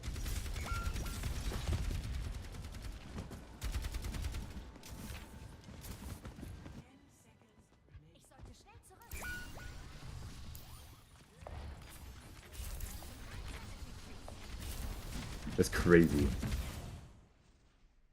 That's insane. All right, well, y'all won it. Or they won it. All right. So knock. Real quick takeaways for the whole experience. Number one, a fight is about to start. Do you have your ultimate? Do you not have your ultimate? What is your game plan? So crazy. I just got here, not sure what happened. Knock took out his pistol and made Bob his little bitch. We're proud of him. But Knock, does that make sense? I want you actively paying attention to the ultimate that you have and try to make a game plan going into the fight. We'll work on the bigger picture stuff, the more macro stuff, but just for right there to help build up your confidence, I want you actively using your brain juices, okay? And if you have a trio that you're with that says, no, only pocket me, respectfully lengthen the stream and tell them to shush, or just go, yeah, and then still do what you know needs to get done.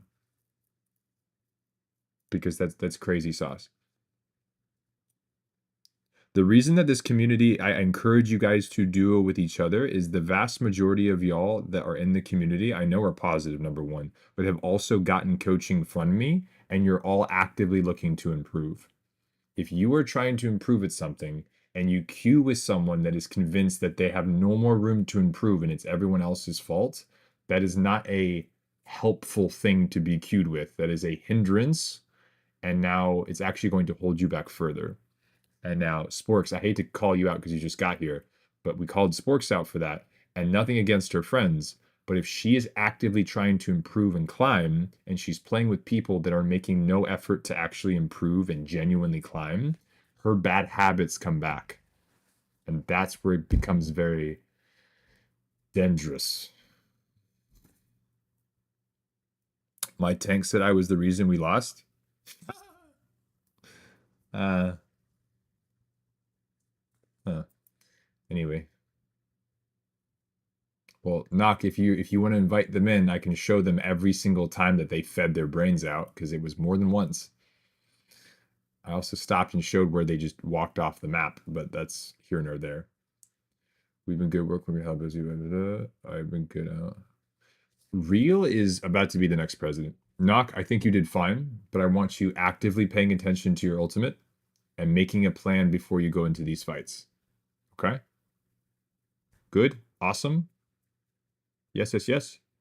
Don't be afraid to take out the pistol. Okay. What do we have next, chat? We have the 1v1 real. You know how this works, bud. Exclamation point, battle tag, add me as you usually do. And then you choose the stadium, the stipulations, all that good stuff. For those of you that don't know what we're about to do, we're about to do a 1v1 between a viewer. This is a channel point redeem that you guys are able to do. And basically what it is it's you pick the character, you pick the battlefield, you pick all that good stuff, and you can pick it when I've warmed up, you can pick it when I'm half asleep, you can pick it when I'm playing horribly. Whatever makes you happy, it's all in good fun. Can we do the mitosis 1v1 arena? Yes, we can, real. And then what are we doing, basically? Are we doing Genji v Genji? Are we doing Reinhardt v Reinhardt? What are we doing?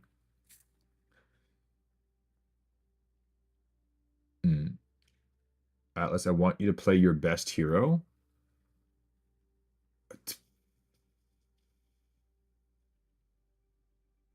Okay, how about this? Chat, what do y'all think my best hero is? He's gonna Hanzo, Doomfist. Well, the only rule I do have real is if we do the 1v1, it is gonna be DPS versus DPS, tank versus tank, support versus support. I think my best hero is probably Mercy, and I don't want to embarrass you if you go Genji, so... But no, in all honesty, if I had to choose, it would probably be either Zarya, Hanzo, or probably Ana. No.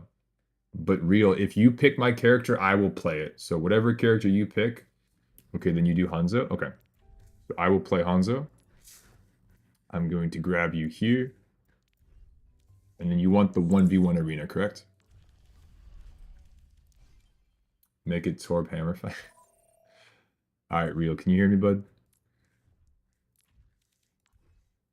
Yes, I can. Alright, have you warmed up? Mhm.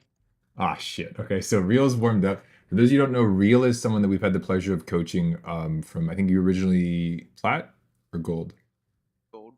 Gold, all the way to now. He keeps dipping in and out of GM. So we're trying to get him to be able to stay there. And he basically took Genji all the way from Gold to GM. Every single nerf, change, buff, glitch, stupid dash hitbox that he has to put up with. Every matchup, every meta, he is stuck with Genji, and he's been improving, and he's done a fantastic job. All right. So the way that this works is we do it to, you want to do it to 10,000 or you want to do it to 20,000? What is the point goal? Let's do 10,000 since you have more VODs to get through. Okay. So we'll do 10,000. Ready? Good luck. Oh, wait, is there a lead by 1 or lead by 2,000? Or is it just whoever gets to 10 first? I have no idea. It'll be up to you. So you know how like in ping pong, it's like first to 20, but you have to lead by 2 points. So if like you have 19 to 20, then the game's not over until you get to at least 2 points ahead of the other person? Or is it just first to 10,000? Okay, so it'll be first to 10, lead by 2,000. Win by 2, yeah. Atlas, you can, if you want to. You can do quick play. You can do anything other than like Lucio Ball. Okay, I'm gonna go Hanzo. Alright, let's see if I can get him. I don't need the warm-up.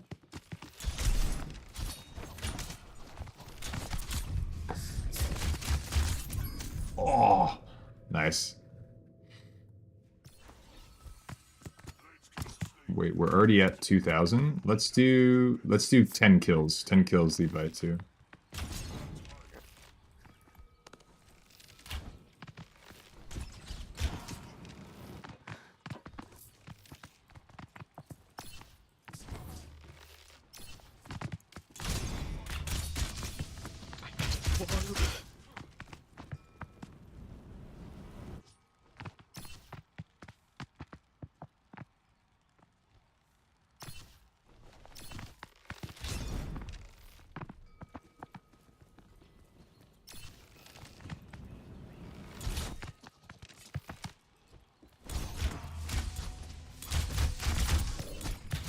Huh? I hate this game. I got stuck on the red. I got stuck on the red. It's fine. It's fine. Nice job. Alright, I'm coming. Bring it on, Real. You want me to sweat? I'll sweat. Yeah. Oh. He's good. He's good. Alright, hold on. We can do this. I might get rolled. It's fine. I might get rolled. It's okay. I'm focusing. I'm so focused right now. I'm so focused right now. I just gotta hit the ninja. Just gotta hit the ninja.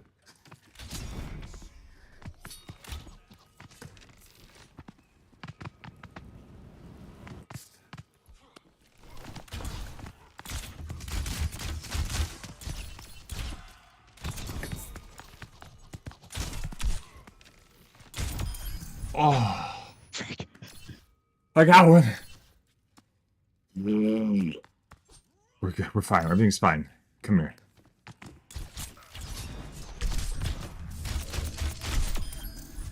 Oh.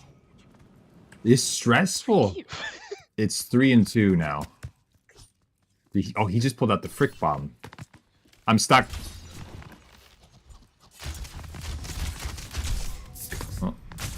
Oh. I have sadness in my heart and in my soul.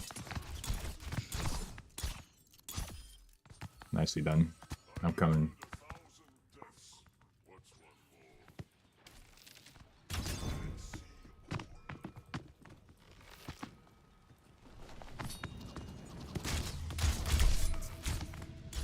I hate this game.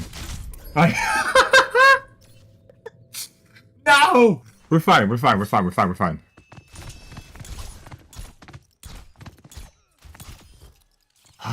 We're fine. We're fine. Everything's fine. Come here.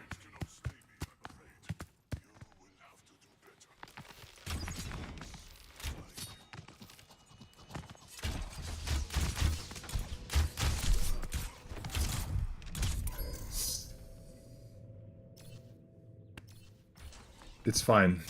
We're fine. We're fine. Everything's fine. I'm fine. I'm fine. Chat, are you fine? I'm fine. I'm an old man. Leave me alone. Stop.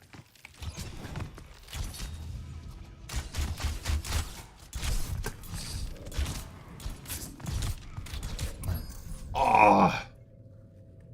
I don't know. This is Necros. No, this is not Necros versus Zark. This is Necros versus. No, I actually think Real is better than Necros. We're fine. We're fine.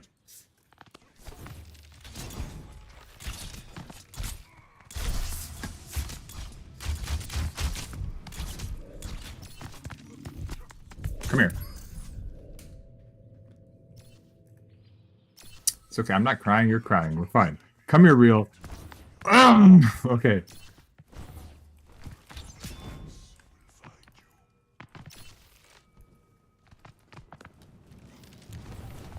I just got burned by something. No shot. Alright, last one wins. Damn, this is point match. Ah. I'm trying, y'all. Frick are you? Yep.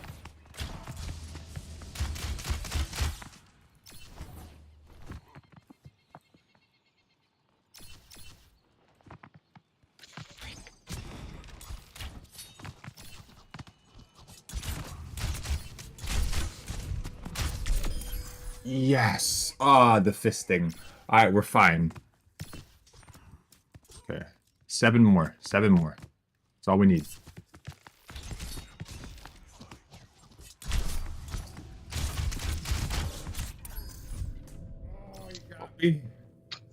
GG, GG's. Nicely done, Real. 10-3. I just got absolutely rolled. Well done. Good job, good job. GG's, GG's. GG's. Yeah. So these are something that I like to do with y'all. It's super, super fun. I really like it, especially when you guys kind of like whip out your mains. And you can kind of show off what you've been cooking, you know? So, no, it's not good. But yeah, you guys can do it before I've warmed up. You can do it after I'm super tired. I've lost to plat players before. Like, you guys throw me on Cassidy and it's a free win. Them. But yeah. With that being said, Real, let's do one more life just because I'm fun. Let's do this. Come here, come here, come here, come here, come here, come here, come here, come here, come here. Do you want me to take it a little easy on you? No. Act like I just robbed your house.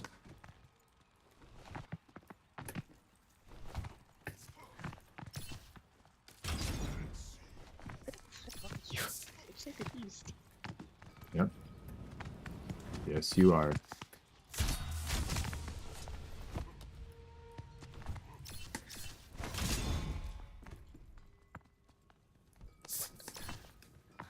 Huh?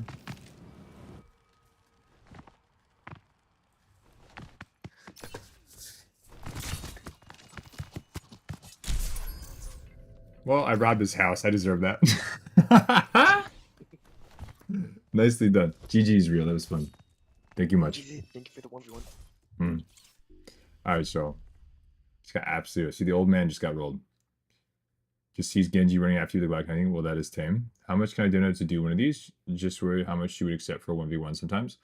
So what we do is we do the donations. They're basically across the board the same in terms of channel point rewards. So if something costs 50,000 channel points, it's 50 USD. If something is 30,000, it's 30 USD. If something is 10, it's 10 USD.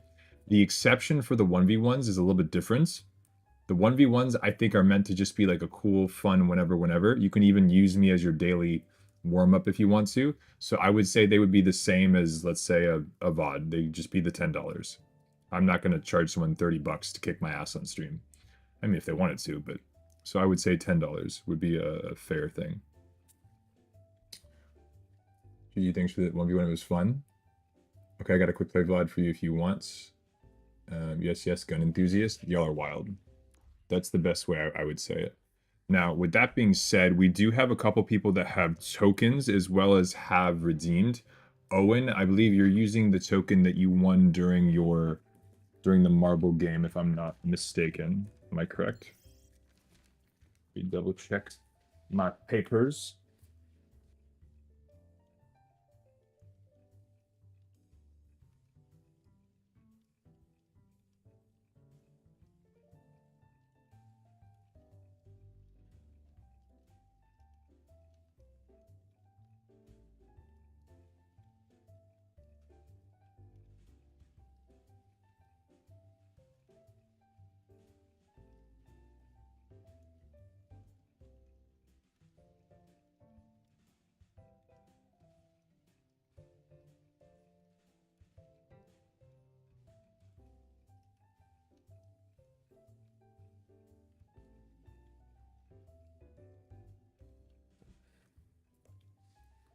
Okay.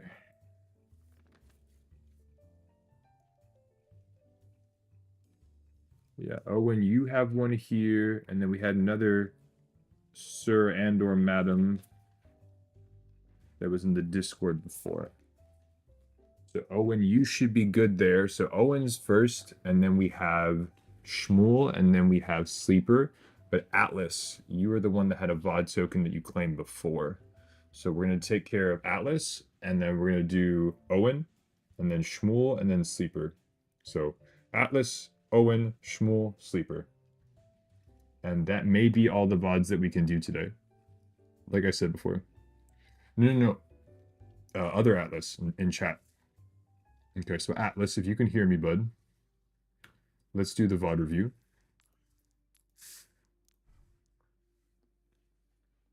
Oh, then Sleeper, you're just a funny guy, and I'm not awake yet. Still haven't gotten in game. So Atlas, let me ask you this. Do you have a VOD ready as is right now at the moment? If the answer is no, I'm going to go ahead and move on to the next person. I will refund your points so they can be used once we have a code secured and ready. Good. Yes.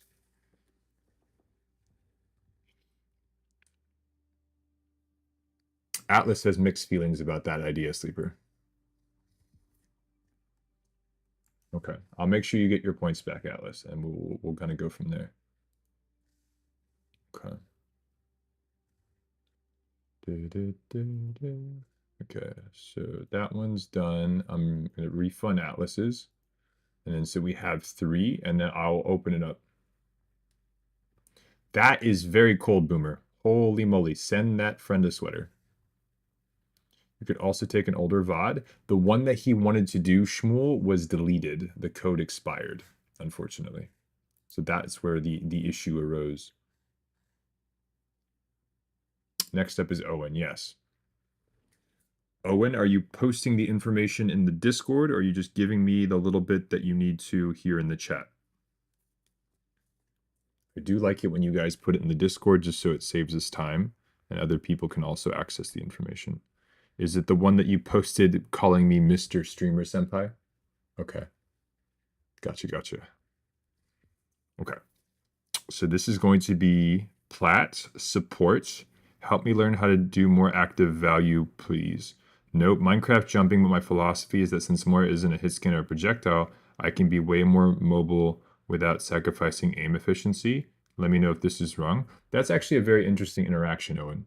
So if you are playing, let's say, something in a 1v1 versus a Moira, every time you move versus the Moira, it's not helping your aim, it's actually making it harder. Versus the Moira being very, very frantic, does not do anything to devalue her aim. I would still say avoid the jumping, because jumping now makes you follow a very predictable path because you always fall at the same rate, which is why they say don't jump versus hit scan players, because the good ones can go, oh, bang, bang, bang, and a good Widow will just dome you every single time because they know exactly where your head hitbox is about to be. So AD strafing and crouching, yes, awesome. The jumpy, it doesn't matter what character it is. No jumpy. Kenzo, Carpe, Real, all of them fantastic Widow players, yeah. So yeah, jumpy, I will never encourage. ZSK 5Q6. Okay. So if you have Plat Moribod. Most FPS games, jumping is a bad idea. Absolutely. No, Real. You literally smurfed Widow back in your contenders days, right? Okay. Holy sh! Is that the real Dante? Are you playing against the real Dante right now? This is also with my IRL friend Ramsey. 1 second.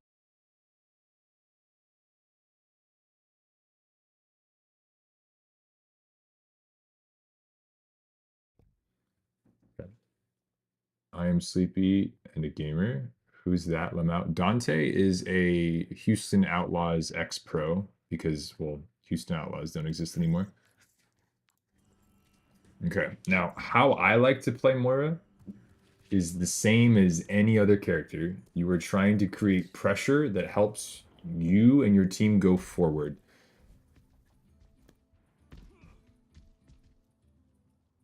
True ZPRN. You're actually correct. I know Dante. Very good player. He can be a little snippy in the morning when he doesn't have his coffee, but he's a very good player. Okay. Let's see what you got.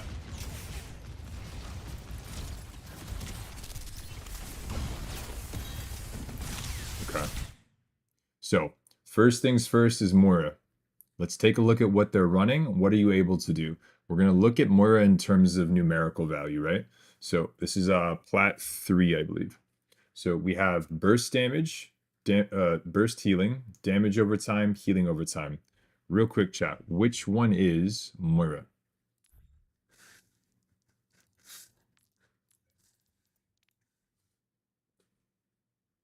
Hey Astro, welcome.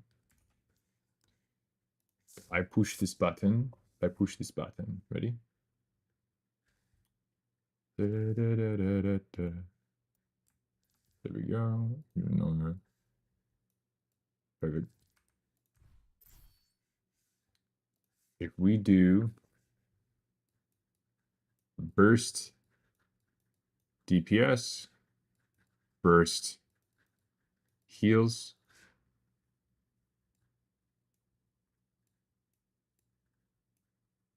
we can do, we'll do overtime. So OT DPS versus OT heal. Okay, so which one is Moira? Mind if you got room still? Maybe Storm, we'll have to see. What were the options? Overtime. She's overtime DPS and heal. Yes. So she does both of these. This equals Moira. So you have a character that does, and this is how it works. So this is the most valuable in the game: burst damage, then burst healing, then damage over time, then healing over time. Damage will always go above healing in terms of presentation, because if healing was the strongest thing in the game, then as you climbed higher and higher, fights would never end. They would go for way too long, and there'd be way too much sustain, right? Hello. Overtime thing in general is like her orb that does damage and healing. So yes, so anything that is, if you have a numerical value to it, and that numerical value at the point of which it's active, it does all of that number at once versus it does it over a duration. For example, if you're playing Moira and you spray your yellow spray, just spray it once and you take a step back, you'll notice that they start to get healed. There's a duration for it. A lot of Moira players think that you're only healing while your hand is out. Not true. It's a spray effect that then makes a healing over time trigger. versus a Widowmaker, when you click, all the damage that happens is right then in that instant. Versus like her Venom Mine, which you touch that, you take damage, but it's not all at once, it's over a duration. Thank you, Shmuel. Does that make sense, y'all? So it is damage or healing that at the point of impact, it does it immediately versus it happens over a duration of time. Okay, so Moira, for example, does not have the best numbers in the game. She has the 2 at the lower end of the totem pole, in that she only ever does really overtime damage and overtime heals. Okay, well, does that mean that the character is less valuable? Technically, yes. So you kind of have to be creative in terms of how you present what she can do. Some of the positives of Moira, aim, it does it for you. Being able to stack your abilities so that they're active at the same time, that's another thing that she's really good at. So she's able to stack her abilities. A really good example is you throw a damage orb or a healing orb right before you use Coalescence, so that that is also actively contributing to whatever you're trying to do while your ult is going. And because of how long the cooldown is, once your Coalescence runs out, you have your orb again. So you can do orb, coal, orb, and really start to kind of stack those numerical values to get as close to burst damage or heals as possible. Good. Mobility. Yes, that's the next one. Mobility. You have mobility? Yes, you have a literal get out of free jail card. It's really, really good, and you can even use it during your ultimate because Blizzard thought that was a good idea. So if we're ignoring the things that she can't do, when we focus on the things that she can flank. She can't miss. She can stack her abilities. Right? And she can also reposition really, really quickly because of the mobility. So in and out when you need to. I miss a lot when I play Moira. What's up, Para?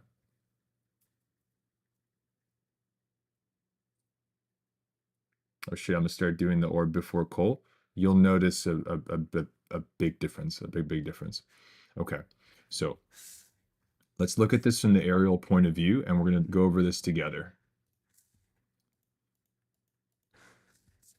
Come here, you silly Dickens. All right. So right now,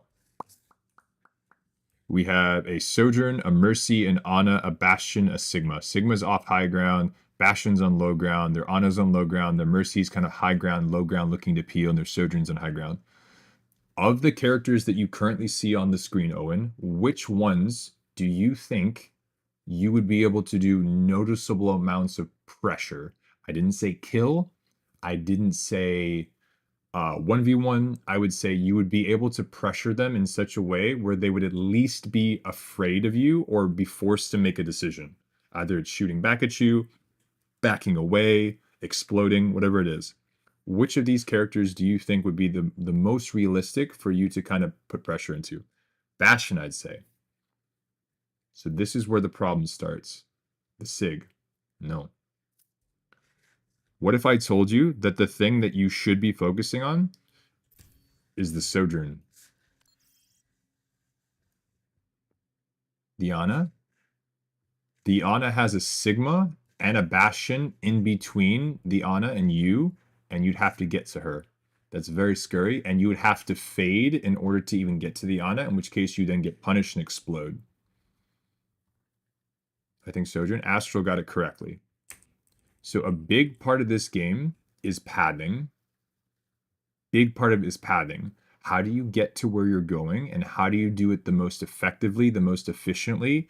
And if you don't have to use cooldowns, the better, because then you can use them when you need to versus just using them for funsies. Sojourn was my first target in my head, but I couldn't figure out how to get there quickly. Okay, and that's where padding comes in. So now we look at the padding options. Okay. So for padding, what we do is we do this. We ask ourselves, how do we get to the Sojourn? Well, right here. You go to the right, You're ignoring the shit you can't kill. Like, you're not going to kill the Bastion. You're not going to do enough to the Sigma with an Ana and a Mercy helping them. But the Sojourn here, you can pull them. So, bare minimum, the Sojourn now looks at you. So, whatever value she had from shooting into the rest of your team, pressuring the choke, shooting at your Life Weaver, shooting at the Widow, shooting at your Torb, shooting at the Torb's turret, shooting and pressuring at the Doomfist, she's not doing that anymore. So, you're already pulling one person out of the fight that could be threatening and killing your team. That's the minimum value. Number two is it also grants you follow-up information. You now confirm and see a Sojourn and a Mercy. Okay? From right here, you keep pulling aggro, you keep applying pressure. Maybe you look for a flank. The Sojourn has two options. She either comes to deal with you, or she ignores you, and you get value into the point where you get a pick or a kill. But bare minimally, if the Widow is shooting at the Sojourn, while you're also up her ass, throwing a damage orb trying to suck her, that's going to cause an effect. The Widow will now either have an advantage in the duel, or if the Widow is completely not even aiming at her, fine, fantastic, whatever. Maybe it causes a reaction from the Mercy. Because now the Mercy is pocketing the Ana, but now maybe she has to stop pocketing the Ana. And now maybe she pockets the Sojourn. So now you've pulled two people out of the fight, because now the Sojourn with a pocket, that's two people that would have been otherwise shooting at your tank, your Life Weaver, your Torbjorn, your Widow, who are trying to walk through the choke, now have two less people to worry about. So you've already doubled up on your value. You're pulling potentially one or two people out of the fight. And if they don't help the Sojourn, you can kill her. If they do help the Sojourn, that's more pressure you're taking off of your team. Does that make sense?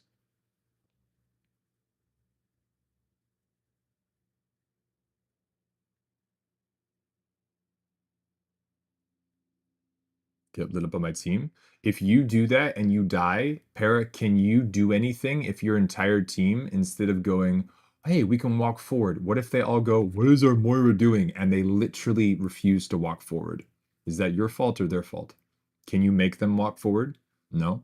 You literally have to spoon feed the value into their mouths. They are too silly to even pick up a fork by themselves. You are the carry. You are the most important person on the team. You are the bestest, most awesomest individual. Your life matters more than everyone else's. Never trade your life unless it guarantees a fight. Not makes a fight easier, but guarantees a fight. Let me wait on the screen of Dairy Product. Hey, Noisy, good to see you. Does that make sense? So pathing to get up here, and you're going to try to pull aggro. Let's see what you do.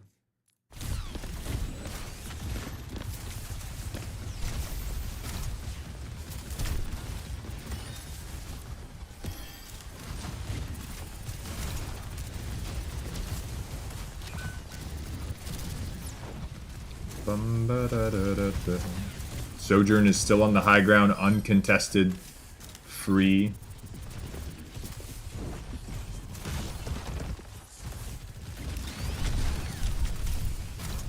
You should die. You should 110% be dead.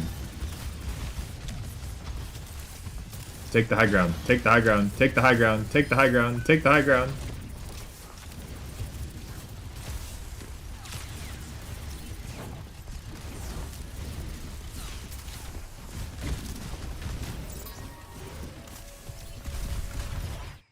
All right, let me ask you this way.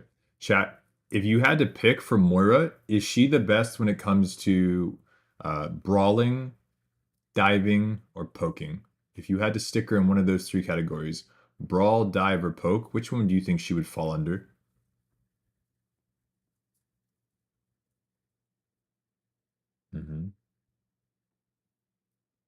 Dive, not brawl. More of a rush comp, right? Because if they don't hit W, you're fucked. So brawl, dive. Which will, hey Rage, how are you doing? We'll get into that in a second. So poke, sleeper, you're so funny. So if we have three options, and what we're currently running, would you guys say is more brawl, more dive, or more poke?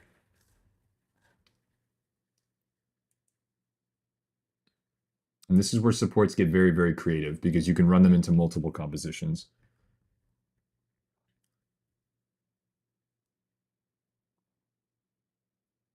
Sleeper, do it. That's Overwatch 3. Poke, dive. Yeah, we're running like a poke dive.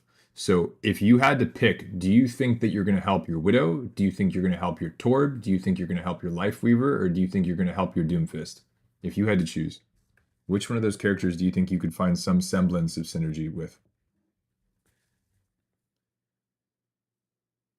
Widow. Why the Widow? I'd say Doom. Shmuel, you would be correct. If we've established that Widow is a poke hero, and you are not a poke hero, Doom, okay. So how do we help our Doom go forward? I'm overthinking. You're good, Owen. This is why we do this. I like to make you guys stretch the brain molecules, and then, growth happens. So how do we enable our Doom forward? Because right now what we're noticing is that every time the Doom walks forward, he slams something, and then all that damage explodes him. So we have two options. We can either heal bot it and hope it's enough, or we can take away some of the damage that's making him explode. Take pressure off of him. Okay. Remember that thing I said a second ago where you go to the high ground and you pull the Sojourn, maybe potentially the Sojourn and the Mercy away? Pulling two people that can now not be damaging him, even one, is that not taking away some pressure? Does that make sense?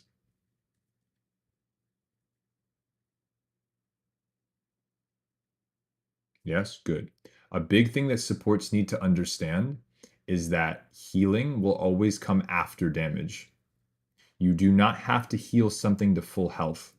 But the second that more damage sources start to shoot at the thing that you're trying to heal, you are going to notice that very quickly, the healing is all of a sudden not enough. So the way you look at it is this. I can either heal what is being shot, or I can shoot back at what is doing the damage. If I'm playing Ana, and my tank is being blown up by something, if I shoot back at the thing shooting at my tank, that will force them away, or at least put pressure to where now either they stop shooting at my tank, or maybe I'm able to sleep them. I could maybe throw a nade, whatever it may be. Moira is no different.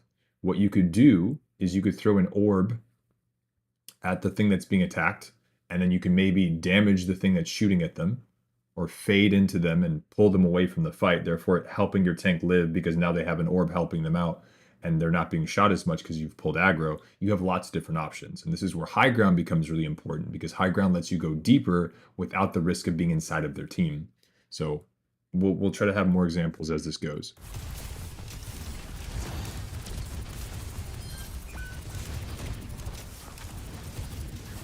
Yes, Shmuel, you are correct. But you see how here we keep just getting forced right back into the choke, and the choke is where the most damage is happening. You looked at the Sojourn. You looked at him. You looked at her. Okay, okay, okay. I wish you luck, Atlas.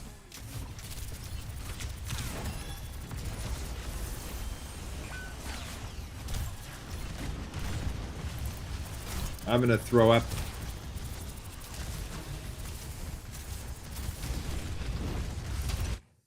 Okay. Bad co? Why? I'm not gonna let you get away with that. Why? Why was that a bad call?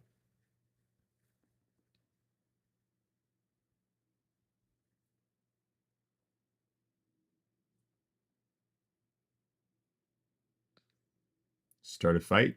Be more specific. What was your plan, if you had one, and what did you actually accomplish based on what the plan originally was? Start a fight? Nothing wrong with doing it at the start of a fight. I like proactive cooldowns. I like ulting first. It will get you a lot farther. I did not have a plan, to be honest, so no plan. So do you guys remember that cake thing I told you guys about? I've revealed the first layer to y'all, which is what most people can benefit from. You are going to move. You are going to get info. And you are going to then look for eliminations. And then when you're done, you go right back and try it again.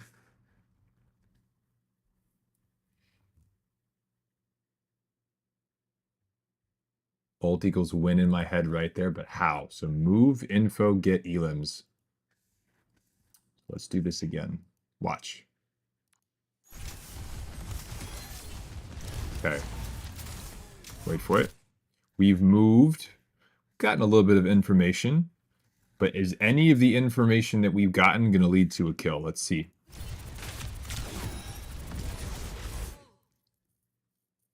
No.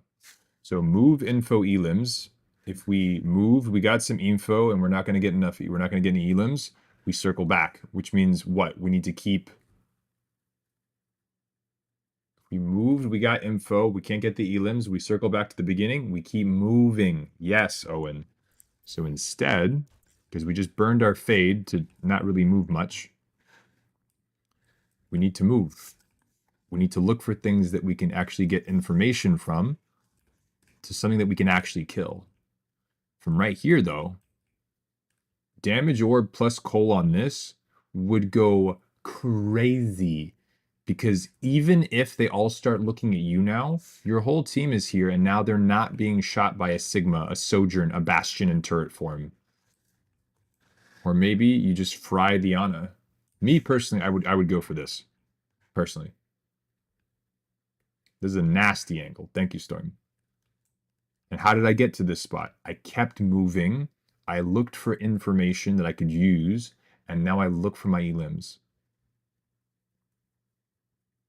If you're ever lost, if you're ever confused, move info elims, move info elims, move info elims. That is the very first layer of the cake. There's 3 more, but that's the first layer.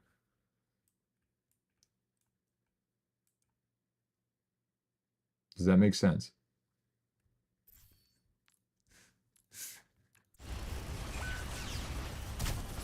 A lot of people play like they got rocks in their boots. No, you can move. You got this.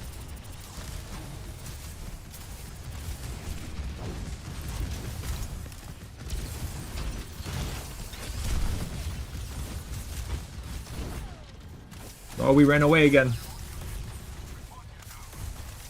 Uncle Roger.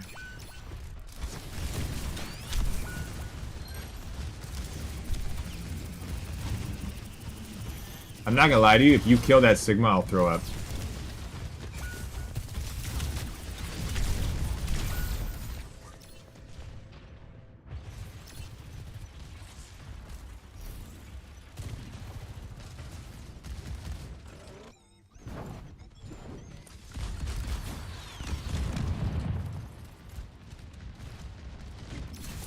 For those of y'all that are curious about the one-on-one coaching, it is private. It is also a lot more aggressive. You will improve at a much faster rate because it's personalized and we get a lot done in that hour. But I will say this, I always encourage y'all to do at least one VOD review with me, just so you can see whether or not you like my coaching style. And also it gives me a nice foundation so I can see where you at skill level wise, and then we can go from there. Hell yeah, you're welcome, Atlas. But I didn't do it, you did it. I just said good luck.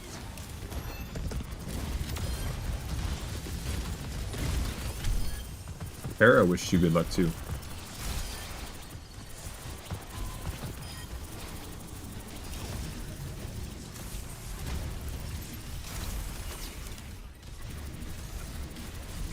There's so many ultimates. Okay, we got the point cap. I got gold 4. Shit, yeah, sleeper. Alright, ready? Owen. You ready? We're about to cap the point. What's our game plan? Where are we going? Where are we going? Take space with tank. Be specific. Let's work on brig. Spork's huge with a fitty. Hold on. I want to do the thing so you guys can see the animation. Hold on. Ready?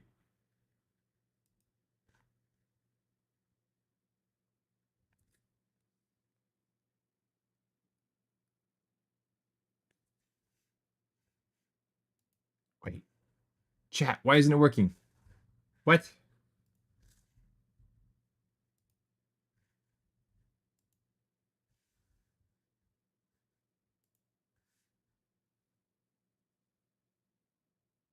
Did you guys hear it? I couldn't hear it. Did you hear it?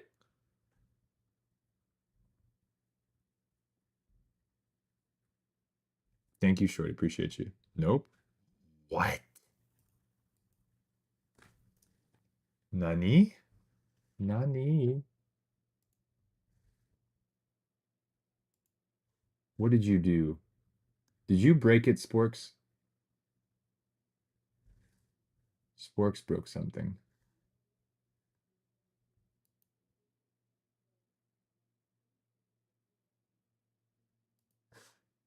You cheeky booger.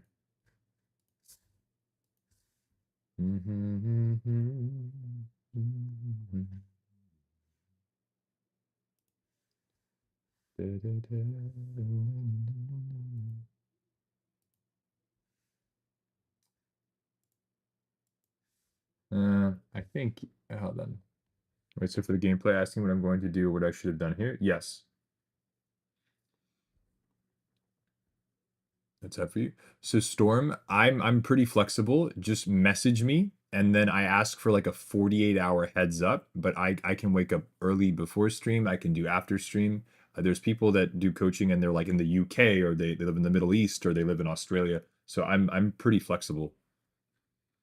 To do what I should have done here is you're going to move, you're going to get info, and then you're going to look for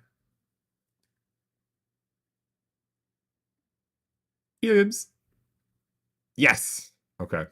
So give me 1 second because I actually do want y'all to be able to. Bruh. I'm gonna cry. Did I break it? I think I actually broke it. Sporks, help me fix this. I know. Why is it broken? It is such a cool thing. I chat. Owen, we're gonna get back to the VOD in a second, but I want you guys to actually be able to hear it because it's cool as shit. Ready? Now. There we go.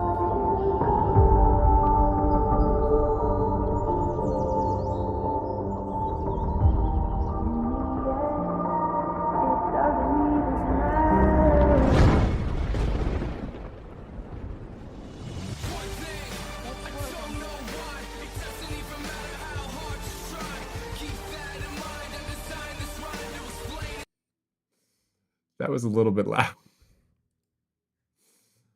Holy shit.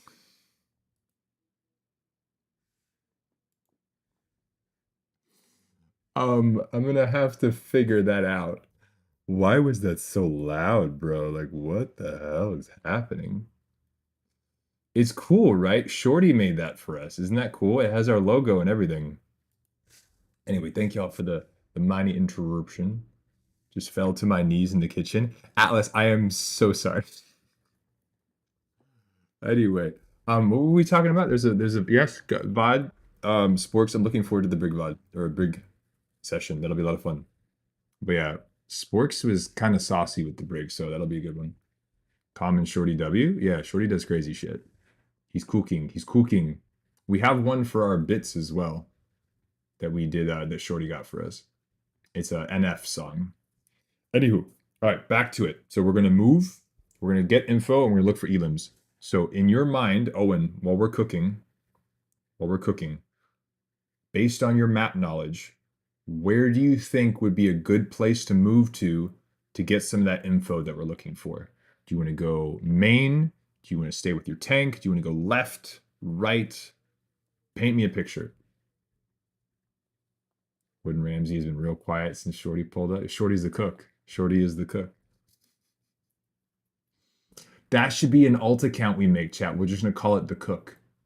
But yeah, talk to me, Owen. Talk to me. Where are you thinking? Based on map knowledge, where do you think you would like to go? If I knew the best was there by himself, I would have probably TP'd stairs and damage until I get TP back. So we're thinking maybe the left side. Okay, you said until you get TP back. Once you have your TP back, would you go back to your team? Would you hang out there?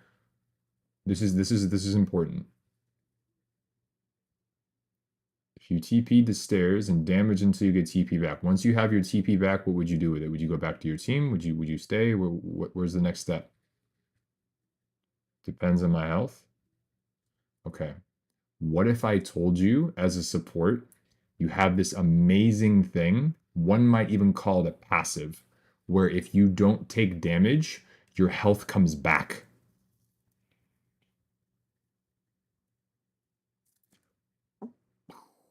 So what I'm getting at is this.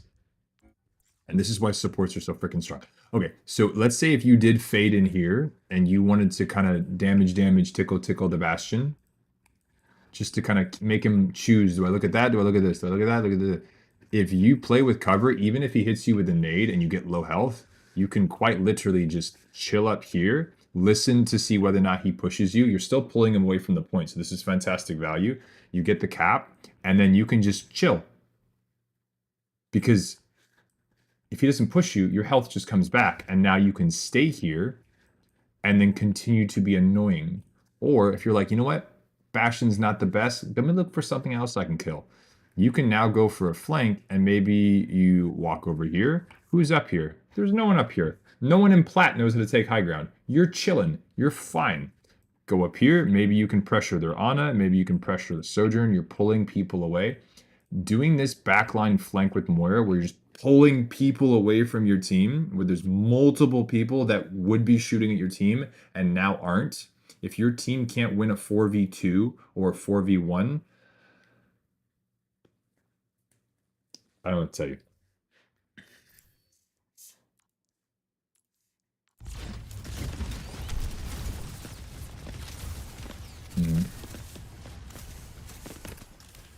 A lot of Moira players will just get a bunch of high numbers and be like, I did like 17,000 healing. And my response is, I don't give a blue fuck.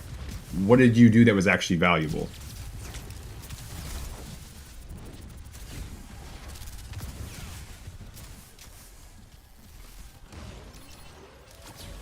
I got you, Owen. I got you. Heart's moving right now. We're chilling. We're fine. If that dies, if that... Okay. What?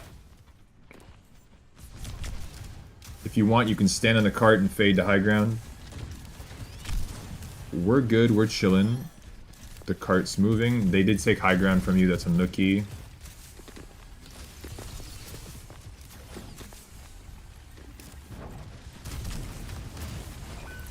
True, Shmuel. Yeah, that counts, Alice. Thank you. I don't know, I'm dyslexic. That's okay. Wait, are you talking about numbers? Not to sound like a know-it-all, but if it's numbers, it's dyscalculia. If it's words or letters, it's dyslexic. No, I threw a healer at them? Oh, okay.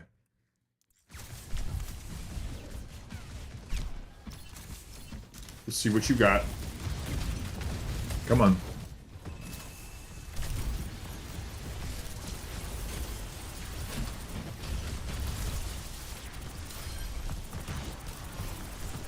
There we go, the Ana. Good target priority.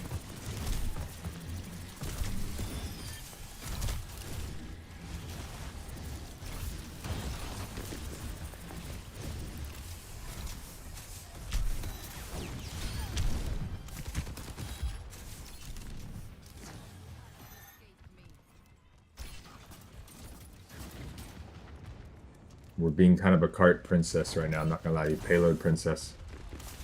I don't like this payload princess. Yeah, I didn't see it, I didn't see it. Good fade reaction.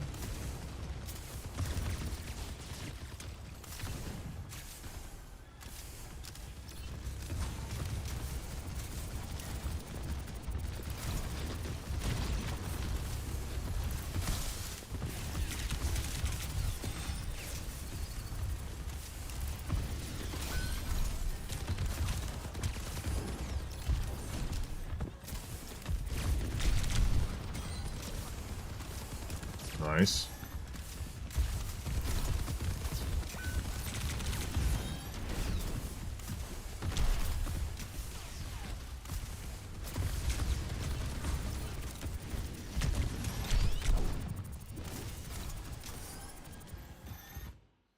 Okay, ready? Owen, we're running into a problem again. We're having a difficult time going forward, and we're playing super let me wait for my team to do something as opposed to taking the initiative. Where do you think we should move to get info that will lead to elims? How do we alleviate some of the pressure off of your front line? Because right now they are running Mauga, Bastion, Damage Boost, Soldier, Pocket, maybe for the Bastion as well, with an Ana. So your Doomfist right now is basically, as a plat player, is going to go, I'm going to face tank that because that's a good idea. Because I'm telling you right now, your Doom has not done a single thing correct since they started playing this game. So how do you take pressure off of your Doom? Get into the choke and take off pressure.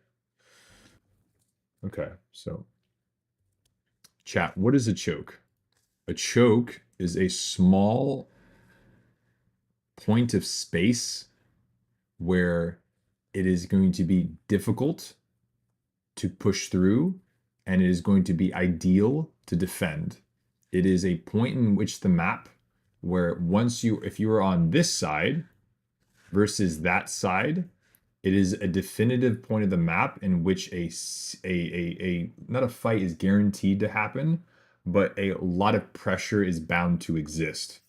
Meaning that in order to get from this side to this side, shit has to go down. This will be a difficult point of entry. Hey, Lise, welcome, welcome. This will be a difficult point of entry for the attacking team. So the best way of alleviating pressure off of a choke, it's not always going to be stick your face into it and go, good luck, team. You can pull pressure away from a choke by alleviating the sources that are exuding said pressure. What that means is, think about any flanking character, whether it's a Sombra, a Genji, a Tracer, or in this case, a Moira. The same concept we had at the very first point, where instead of trying to damage their Sigma and their Bastion, taking pathing, appropriate pathing to take right side stairs to try to instigate a duel from the Sojourn, or maybe even get the Sojourn Mercy to now look at you while you apply pressure, that alleviates pressure off of the choke, allowing your team to walk in. Because now instead of your Doomfist or whatever tank you have, having 5 people pressuring him, they now have 3. That is already valuable. And you continue that pressure until it leads to either an elim, you force a rotation, you force some cooldowns, and then if they back off, that space now belongs to you, which is very valuable for your team. That's now maybe a spot for your Doomfist to jump up and slam onto. Maybe your Widow can grapple up there. You're opening up parts of the map for your team. This whole concept that only tanks can make space is absolutely absurd. Space is fought for and taken by any character on this game. It just perhaps maybe looks a little bit different. And Lise and Gavin, thank you for the follows. Does that make sense, Alan? So again, my blueprint for the perfect player, I'll go over the very first layer with you guys. We'll have the full 4 once it gets published on YouTube because no one's ever done this before. It is move. You get info that leads to elims. If you're missing info, you need more, keep looking or circle back to the move. If you've gotten the elims and you're now looking for a reset, you circle back to moving. If you've moved and you don't have any info, you keep moving. How many VOD reviews do you have to do right now? So Lise, we usually try to do like 4 to 6 a day when we do these sessions. I go very, very, very in depth to make sure you get as much information as possible. And they're also very high demand though, because I only charge $10 or channel points, so you get them for free. Most other content creators charge like $50, $70. I'm trying to help as many people as possible. So it really comes down to first come, first serve. If you do purchase one though, you do jump to the top of the list, but even that's super, super high demand. Best way I can put it. I do try to help as many people as I can though, Lise. So move, info, elims, circle around. If you've moved and you don't have enough information, what does that tell you? You haven't moved enough.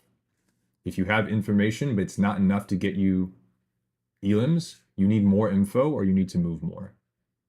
It's the exact same thing. I need to practice padding. That's also one of the layers. But again, we'll go over it. We are doing a live coaching session I think it's this Saturday on the 6th for one of our players we got from gold to GM on tank.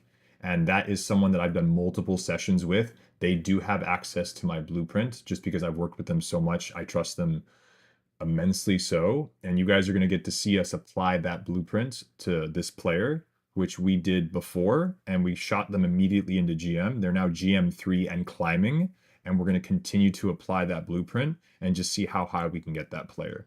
The blueprint is something that is a lot of information. It's a lot of complexity that is Overwatch, and it's boiled down to something that can be recognized by a rank 3 player that has been playing for 3 years, but it can also be understood by someone who's bronze 3 and been playing for 3 hours. That's the whole point of the blueprint. It's available and it's accessible and it's understandable regardless of how long you've been playing or what elo you are. And that's why it's never been done before, because it's really freaking hard to take that and simplify it into like 20 words or less. But I think I've potentially done it. So that's what we're trying to like test out right now. And so far, it's scary how good the results are. It's like kind of spooky, but we're making it happen. So let's go back to this. So Owen, talk to me, interact with me. This is the choke. We're talking about how we get pressure off of the choke. Where do you think you could go that would take pressure off of the choke other than frontlining and feeding? Where could you go? Let's think about pathing. We can go to the right side. That's a little bit sketchy. There's a lot of in the open areas. What's another place that we can maybe go? Maybe not main, maybe not to the right. TP to the gazebo thing. Think more, how do I start getting value immediately? That long flank will take you way too far away from the fight, and you're also in their spawn. Maybe something else. Are we spectating them more? Yes, we are, Gavin. Where could we maybe go to where we could start immediately getting some people out of there? Remember first point, that quick little pathing to get to the Sojourn? That was right there, super fast, right? And we could immediately start doing something valuable. Where could we go to where we could immediately start looking for that valuable information where we could start making pressure?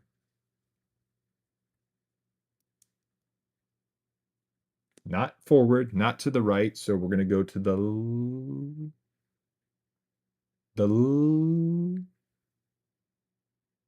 there we go, to the left. Okay. So we have our pathing answer of where we are going to go.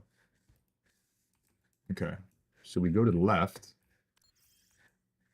Maybe here. That's probably where their tank is. So wherever the payload is, let's go a little bit deeper. So here we can start applying pressure immediately. If we want to take it one step further, we can actually commit to stairway and then start sucking their backline. We're not going to go here because this will take us a cooldown and we'll probably be at super risk. We also have minimal high ground. We probably get pressured out. But from up here, we are bing chilling. This maybe take a little bit longer, but it's still super, super valuable. Even just here though, this is something super simple. It's not overly complex. It is simply going left instead of going straight. We path over here and look at this. Look at this. We have an escape option. We have cover. We have access to their backline. We're far away from the scary things that would threaten us. We have a mega just in case things go wrong. We have a very clear way of padding out if we need to. So padding in, padding out, that's another concept. And we can immediately start pulling pressure. So what happens, Owen, if we take the Ana out of the fight? Maybe not, let's not even talk about killing her.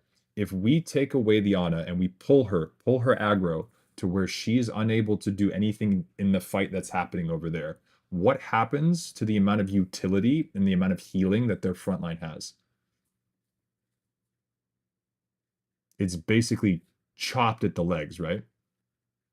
And Elam as well. That's one less support to heal the Mauga, probably the most important support as well. Very true, Gavin. And she's not healing. A big thing that people don't consider is that value is not on the scorecard. Value it can be seen in a bunch of different ways. A big thing that I see a lot of tank players do is the fight is already won and yet they still push into the team and they die for it.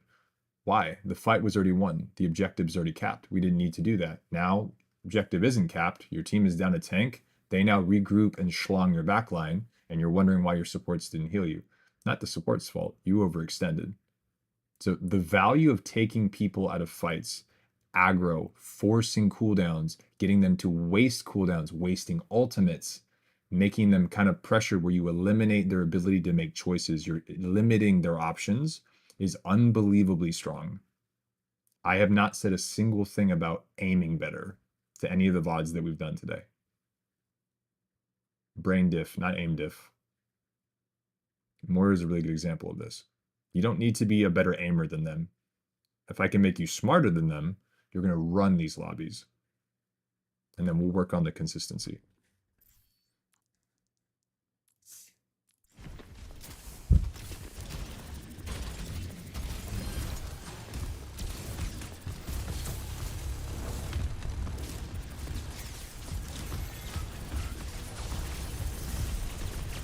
Ay, ay, ay, ay, ay.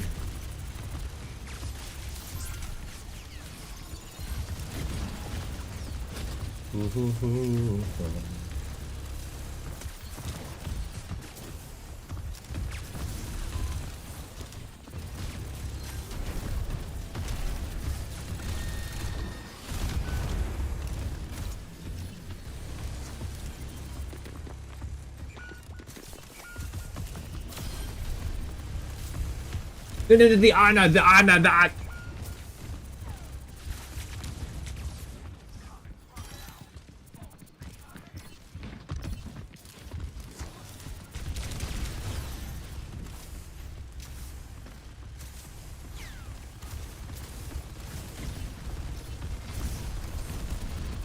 But Owen, are we seeing a pattern here? Every time we get near this thing, we're not killing it, and we're getting forced to use cooldowns. Like what we've just done the last like 35 seconds is we're going in, orb, Mauga, shit, fade out. Oh, we're going in, shit, Mauga, fade out. We're going back in. Mauga, fade out. That's all that's happening. It's rinse and repeat.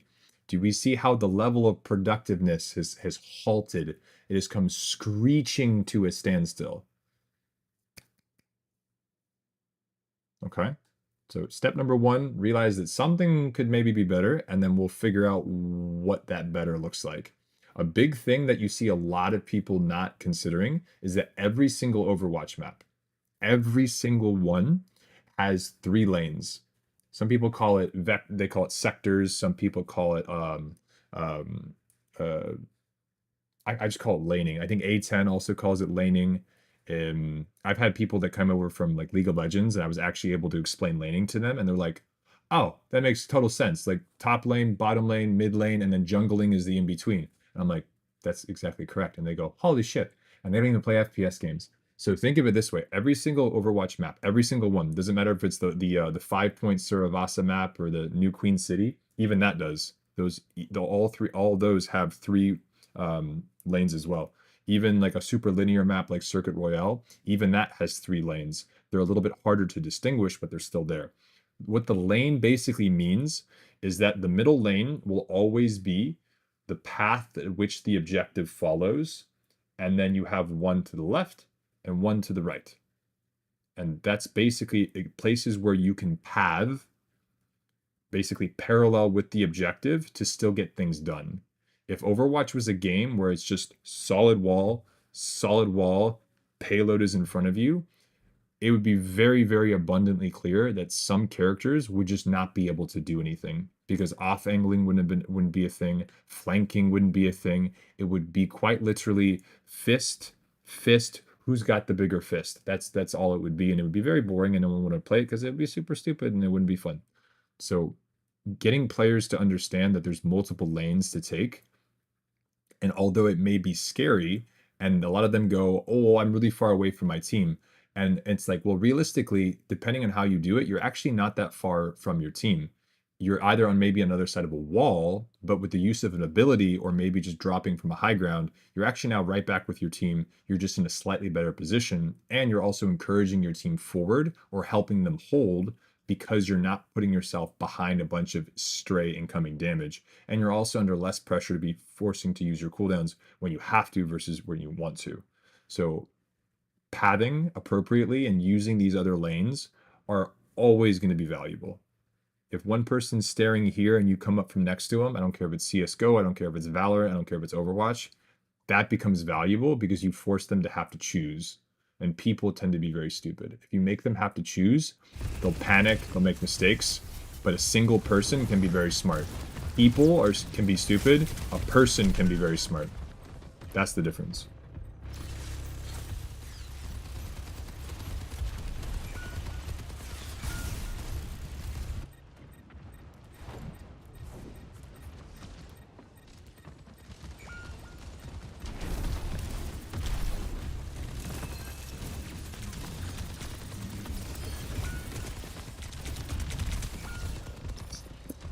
Delicious.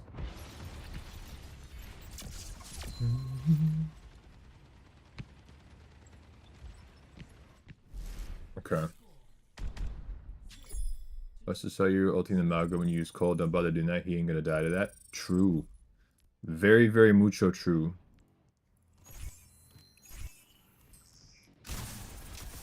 Okay, so right here.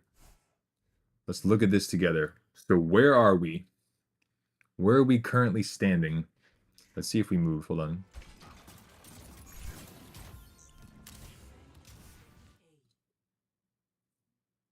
So where are we currently standing? What's going on here? Where's the choke?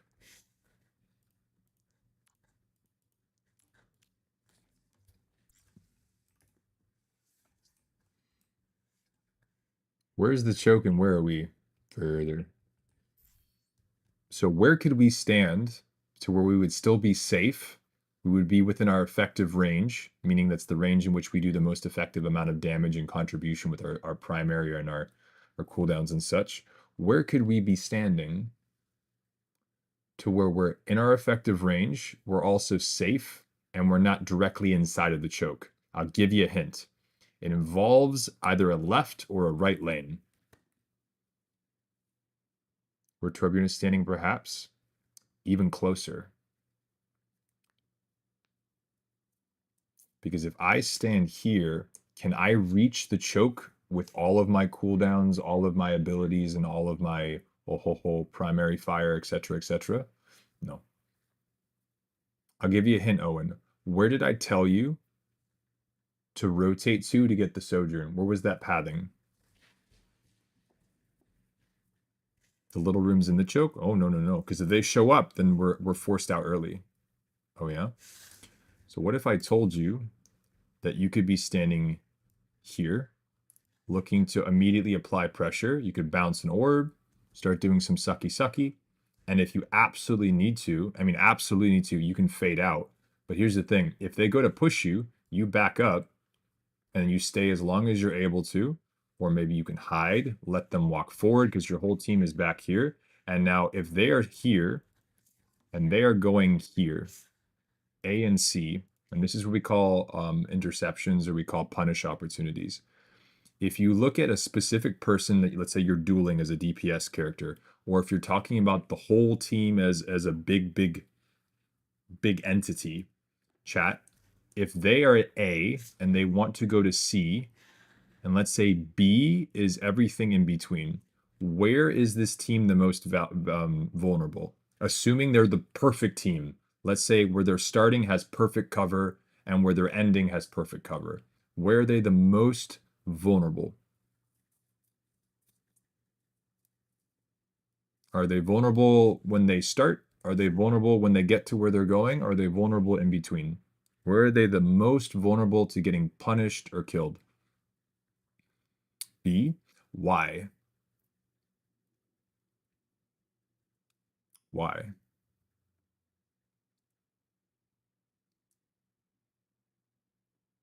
Because they are moving, and more often than not, they're going to have to move into open cover. Does that make sense? And this is even if it's the most perfect team. You can look at Overwatch League, you can look at Contenders, you can look at Trials, you can look at World Cup.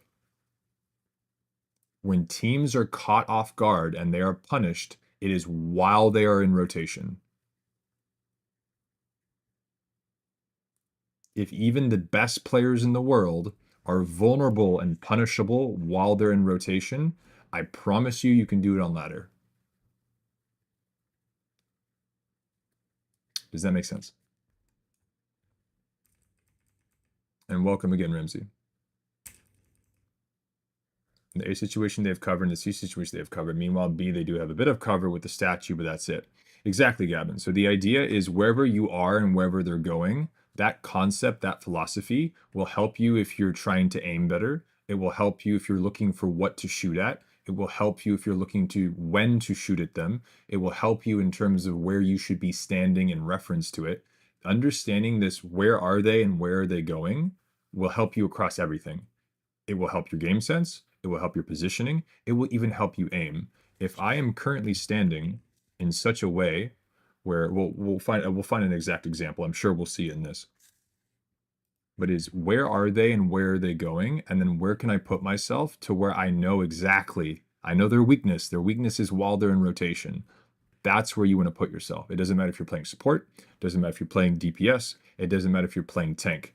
Even if you're looking to be like, hey, I want to help my team by healing them. Okay, where is that teammate? Where are they going? And then the highest likelihood of me saving them when they're the most vulnerable, it's still B. It's while they're in rotation. So like if you're playing Kiriko and you want to know when to cleanse something, well, when are they the most vulnerable? When are they the most likely to get like hard punished? While they're in rotation. It works for your teammates as well. You can start doing damage. The enemy team is already near the C situation. Yeah, so here they're already in rotation and we've given them all of this for free. So being here, either waiting patiently, waiting for them to be in rotation and then applying pressure, or at the very minimum applying a pressure early to stall out their push, both are valuable. But here waiting for something to happen to where they've already gotten to C, that becomes kind of tricky. Because even if you look at it from a smaller sense, if they are here, and let's say they just want to go to here. They want to go to statue first, okay? A to C, this is your B. This is while they're in rotation. Okay, but once they get here, mission accomplished. This is now their new A, and let's say they want to go over here, or they even want to go here. Whichever one it is, B is still going to be while they're in rotation. That's awesome, Sleepy. I'm glad to hear that. Hell yeah. So why is our whole team playing back point and not up at the entrance? He's the Sojourn. That's a very, very mucho good question. Very, very mucho good question, Ramsey. But if you and your duo here, this is where I tell you guys, if y'all want to duo, I tell you to find someone that is also actively trying to improve. Not just someone that, oh, they already play at the same rank you're at, because that's not the same. If you have a diamond player that is stuck diamond because they think they've figured everything out versus a diamond player that's actively trying to improve, if you queue those two diamond players together, you're going to hold them back. The person that is actively trying to improve, you just now chain something to your leg. No offense to the friends, but you find someone that is also actively trying to improve and you guys work together. Otherwise, it's just you trying to pull them with you. Does that make sense? It's like two people trying to lift up a couch, but one of the people decides to sit on the damn thing. It's a lot freaking harder to lift up the couch when one of you assholes is sitting on it, going, get up, help me move the couch. But if you guys both work together, the couch moves really, really easy. That's the beauty of it. But yeah, Gavin, what you talked about is exactly right. If they take statue, A to C is here, they've taken it, cool. A to C is now changed. B still becomes the new thing. And all of this that they're taking for free, because nothing's contesting them, that's not the tank's fault, that's not the team's fault. What are you doing about it? At least do something. That's the idea. This is where free space gets given way, way, way, way, way too much.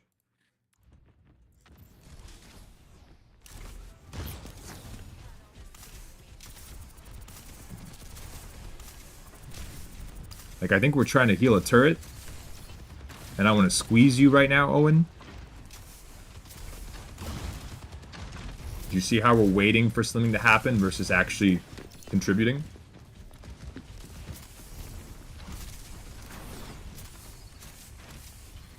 Wait, Sleepy, are you... Oh, so Sleepy is the Sojourn? Oh, okay, cool. So Sleepy is the Sojourn, Ramsey's the Torb, and then Owen, you're the Moira. Oh, we have a little 3-stack action going on. Right on. Nice, nice, nice.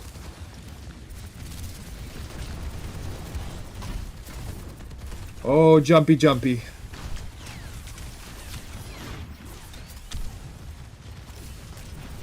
Top right, top right, top right. Help your Sojourn. Help your Sojourn. No, no, no. Help your Sojourn. Help your Sojourn. Sojourn.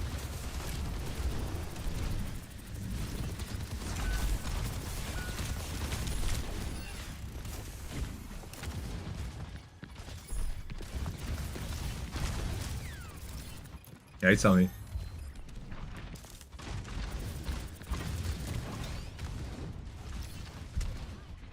Mm-hmm.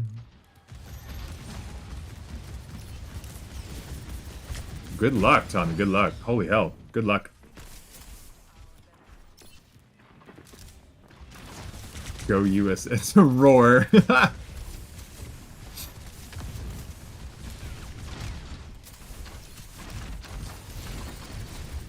Okay, same as before. Owen, we are only standing main. We are next to our tank. We are frontlining. And do we notice how underwhelmingly amount of influence we have? A healthy Sojourn is a happy Sojourn. Yeah. So where do you think you could go in terms of where are they? Where are they going? How do we apply pressure to where they're the most vulnerable? Is it going to be right in front of their faces, or do we take an off angle? In front of their faces or an off angle? Which one? Offie? Exactly. Now, where do you go? Left, right, high ground, pick one. Any one you want.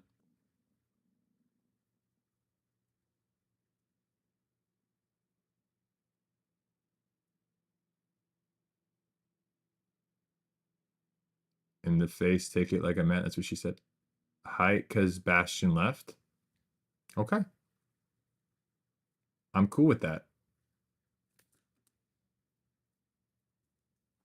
Do you already see how even in theory that would be more helpful than this right now? That's actually me twerking, Shmuel. I don't know if you know that, but that got leaked.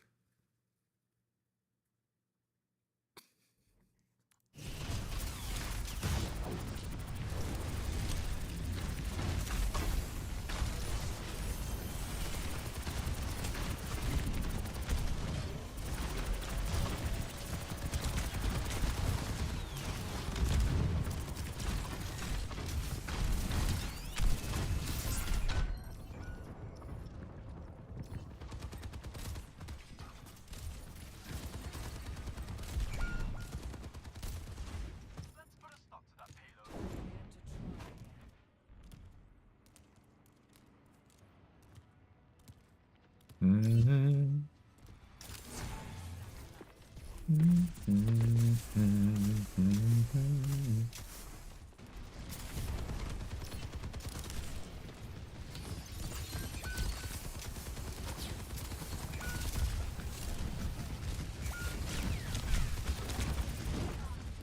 Doop doop doop doop.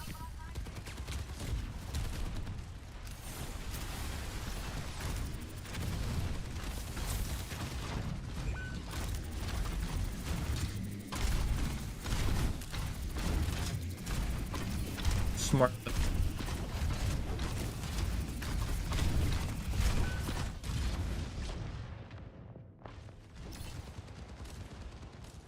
Well, that was fun. Should have dipped. After you saw the Mercy help him, yeah. Without the Mercy helping him there, I think you actually just kill him. Okay, so Owen, we went over a bunch of stuff. And hopefully, forgive me, Ramsey and Sleep got a little bit of value from there near the tail end of that.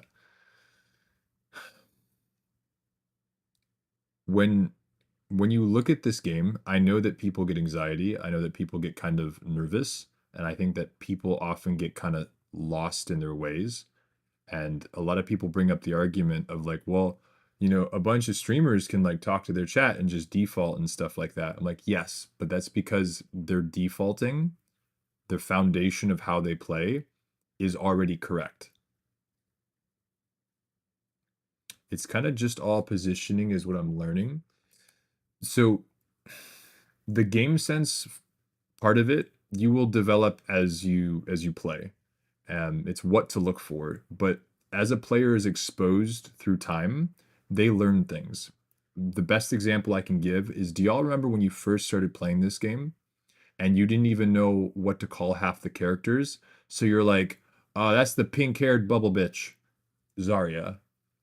Or it's like Diva. That one's easy to remember.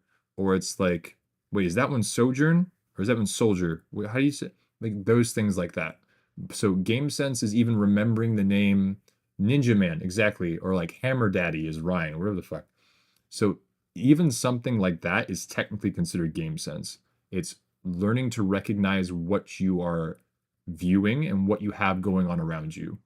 And that goes as in depth as ult tracking and cooldown tracking and stuff like that, right? So there's everything in between there. The positioning, the reason I'm so adamant on getting better at positioning, because specifically this was a support VOD, is the way I see the game personally, is if you have natural tendencies or you have natural talents, if you really had to pick one of the three, which is going to be positioning, and this is the triangle of Overwatch, it is going to be mechanics, and it is going to be game sense. If you really had to take all three and assign them or give them to different roles, game sense would be tanking, mechanics would be DPS, and positioning would be support.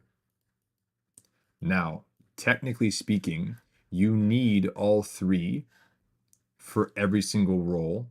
And yes, before someone says, "Oh, Moira doesn't take mechanics," well, Moira does take mechanics. It's how you apply her buttons, her cooldowns. Pushing a button is technically still a mechanical skill, and then knowing when to do it, that's where the mechanics start to tip over into the game sense of how and when. And then the positioning is what enables you of going where you can put yourself to where you get the most effect out of the mechanic that you're applying. You know, Widowmaker, people are like, oh, Widowmaker's all aim. I'm like, okay, well, we have a player within our community who I had the pleasure of coaching for many months, but there's someone that was a Masters 4, like they were hard stuck low Masters. I did one coaching session with them where I showed him how to play Widow while keeping your positioning in mind. Peaked top 50. He's a 17-year-old kid. And he went from a low Masters player just because his aim was cracked, turned him into a top 50 player. I didn't make him shoot better. I showed him how to look at the game differently.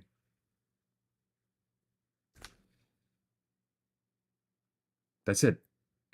His mechanics were already where they needed to be. That was Intox real.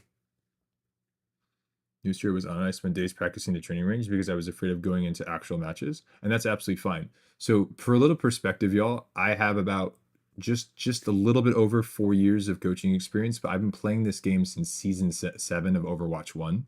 I was a Hanzo one trick.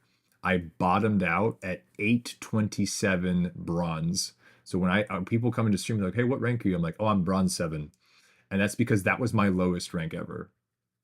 I'm more interested in where you're starting and then how much we can help you grow as opposed to what your peak rank was at some point. Because if your peak rank was, let's say, diamond, but you haven't been diamond since, I don't consider you a diamond player. Wherever you're able to sit and maintain, that's where you are. And that's absolutely okay. That's absolutely fine. I treat everyone the same. I don't care if you're a silver player or you're a GM player. I don't give a shit. I'm more curious on how you play the game and seeing if I can help you improve. Ricky, I have you beat at 493. That sounded like so much of a flex a second ago. Y'all are wild. I've been playing since season 1 Overwatch 1. My goal is to make smarter players. I will never tell you guys to just aim good or get better. If some of y'all are having difficulty with aiming, I do have an aim program to help you find a comfortable sense. And we also help you look at your aim slightly differently because most people, what they do is they actively aim versus actually aim. And what that basically looks like is if you've ever noticed where you have something on your screen and you're trying to constantly keep up with it as it moves around the screen. That's called active aim, and that is very difficult. Versus actually correctly aiming is you actually use a lot more brain power than you think, and then your hand goes to where your brain tells you. So, for example, point A to point C, if there is a wall and you are aiming, let's say there's a bit of cover right here, and a Cassidy walks away from the wall and ends up right here. If I am aiming and I shoot at the cast, let's say I get one shot off at the Cassidy, and then now their only option is this. There's another bit of cover over here. They are at point A, and the highest likelihood of where they're going to go is point C or way over here. So all I have to do while aiming, instead of actively trying to aim them, I look at where they're going. A to C. I put my crosshair here. Why? Because this is B. This is while they are in rotation, they are the most vulnerable. That is the exact same concept we just showed regarding an entire team on a whole map. And the exact same concept applies if you're dueling someone in front of you. A single person on a small scale, it's still the same thing. Point A to point C, B is where they're most vulnerable. I don't have to have the craziest aim in the world. All I have to do is recognize, oh, Cassidy stepped away from cover. I'm going to shoot him. And so either A, he goes back towards C and I click and kill him, or I put my crosshair in between where he is and where cover is, and I slowly move my crosshair over until where he's stuck, and boom, I get him anyway. But swinging your mouse back and forth, going, where is he going? Where is he going? Take a second. You know where he's going. He's going right back to the wall. And that's where you... seconds in actual gameplay, because yeah, if you break it down, it's obvious. The challenge is doing that within the match's time frame. Absolutely, Gavin, but that's where proficiency comes in. You know, or you can install some very legit skill boosters. Next, it actually should be, I think, Shmuel and then Sleeper. Thank you, Sleeper. We get super in depth with these, and sometimes we lose track of time. But hopefully that makes sense, chat. My job is not to make you guys perfect overnight. A lot of the stuff that I will do with y'all, it has a bunch of really fast improvement rates for you guys. We have like an 80, I think it's 88% or 86 point something percent success rate on people improving in terms of rank. But right now, like, I'm very proud of that number. And the only people that I've had some issues with, they're people that either have physical limitations to where they are, they can't like get in front of the game and actually apply it and play more. Like, we'll have a lesson and then they won't touch the game for like 3 months, and so it's a little bit rough.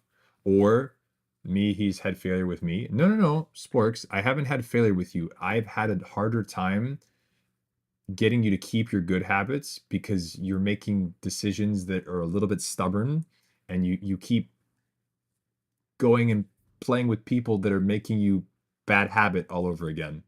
And I don't want to tell you not to play with your friends, but you should know that there's a difference between playing for funsies versus playing with people that will bring your bad habits out again. Gino, I'm not talking about Gino plays Apex and he cave dives. Like he doesn't play Overwatch as much. On my alt account, just not my main. Sporks, you remember the first session I did with you and you were like, honestly, I didn't think that this was going to go that well, but holy shit, that was like a lot of really eye-opening stuff. And that was the first session. And then I had you. I was like, oh, I got you. And just one session, 1 hour, you started playing the game different than you have for the last 4 years. One session. That's all it took. And you were like, holy shit. It was huge. All right. Thank you very much for the VOD. We're going to move on to the next person. Bum. Let's see what we have here. It should be Shmuel and then Sleeper. So Shmuel, what do we have for our VOD, big doggy? Is it in the Discord? I've been Bronze 5 for 11 months. Atlas, I'm waiting to do more VODs with you, big dog. It's in the Discord. And the aim analysis is 100% worth it. So much more consistent. The aim analysis is really nice. Shorty actually helped us with that formula. Shorty's helped a lot, chat. He came into this stream. He didn't even speak English. He started learning speaking English. He's helped us with emotes. He's helped us. I'm sorry. He's helped us with the notifications. He's helped us with the aim analysis program. Like he's really helping a lot with the community. He helps get you guys VOD tokens. He gives subs.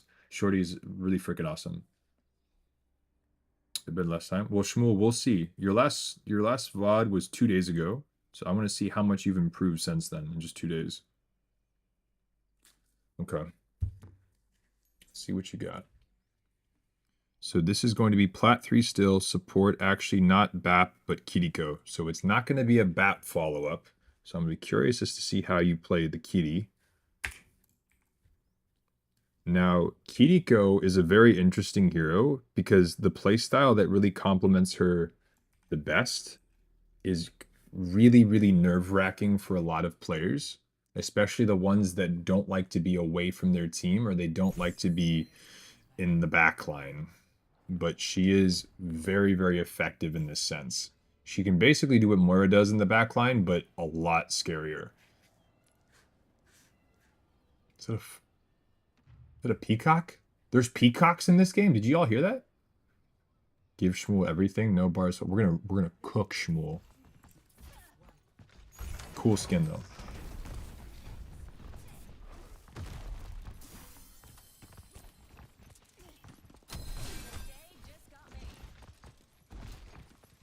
Yeah, if someone's being an idiot, mute the Baba.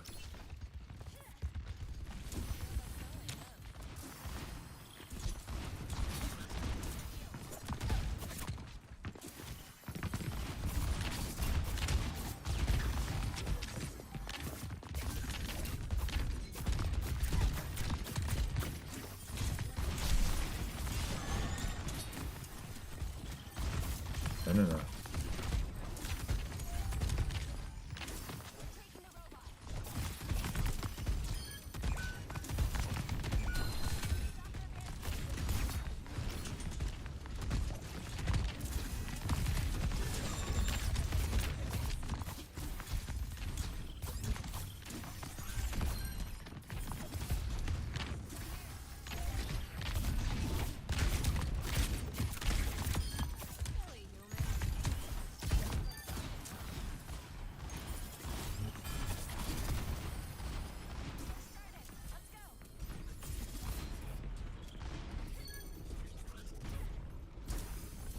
Good luck, Sporks. Okay. Shmuel, something I want to remind you of with this character, and this is why a lot of people in high elo get frustrated with it, is this character can overextend as much as you freaking want to because you have a button that you can just turn back at your team and push it, and you go right back to safety. You can take aggressive, overextended, quote unquote, pushes with no risk whatsoever. None. There's no risk. Nothing. It's like breaking into a bank and you get to like take a nap inside their main vault and someone comes to open it and you just go, I'm back at home. Like you could piss on the dollar bills and get away with it. Like you just fuck them. You do whatever the hell you want. You would get out of jail free card. It's the best in the game. It's the best mobility in the game. So what I would much rather have you doing is in between these fights. Shmuel, that probably wasn't the prettiest analogy, but you get what I'm saying. So what I would rather have you doing is in between these fights is I would rather have you scouting for information, getting closer, looking for a tickle, poke in between. You know where they are. They're back at spawn. So here you could be scouting. You could be doing something. I do not want you being a payload princess. I don't care if your Mercy wants to sit on cart. I don't care if your tank wants to sit on cart. That ain't you. Yeah, I do a VOD review here. Kitty, I touch the spawn. This is a character. This is a support DPS. Yeah. That's the best way I can put it. I don't want you standing on the payload waiting for it to happen. I'm not saying full ints into their team every single fight, but you could be getting information. You could be looking for some pre-poke, maybe forcing a cooldown. Maybe you force a deflect so they don't have it at the beginning of the fight. Maybe you force a guardian angel. Maybe you force a sonar. You have options.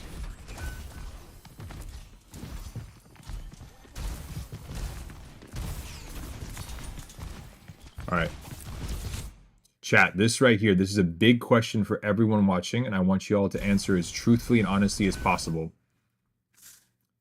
If a fight is happening, are you on the payload if it means you're taking yourself out of the fight? If you answer this question correctly, congratulations. You are smarter than hundreds of thousands of people that play this game. No, nothing to do with cooldowns. Nothing to do with cooldowns. If a fight is happening and you are on the payload instead of being in the fight, is that right or wrong?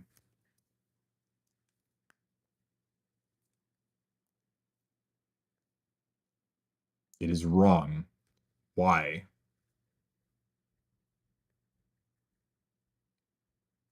This is very, very important. The amount of people that you will have in your lobbies that tell you, I have to push the cart. You play for the fight win. And I can answer it with simple, like, low IQ logic. Here's how I can answer it and prove it to you.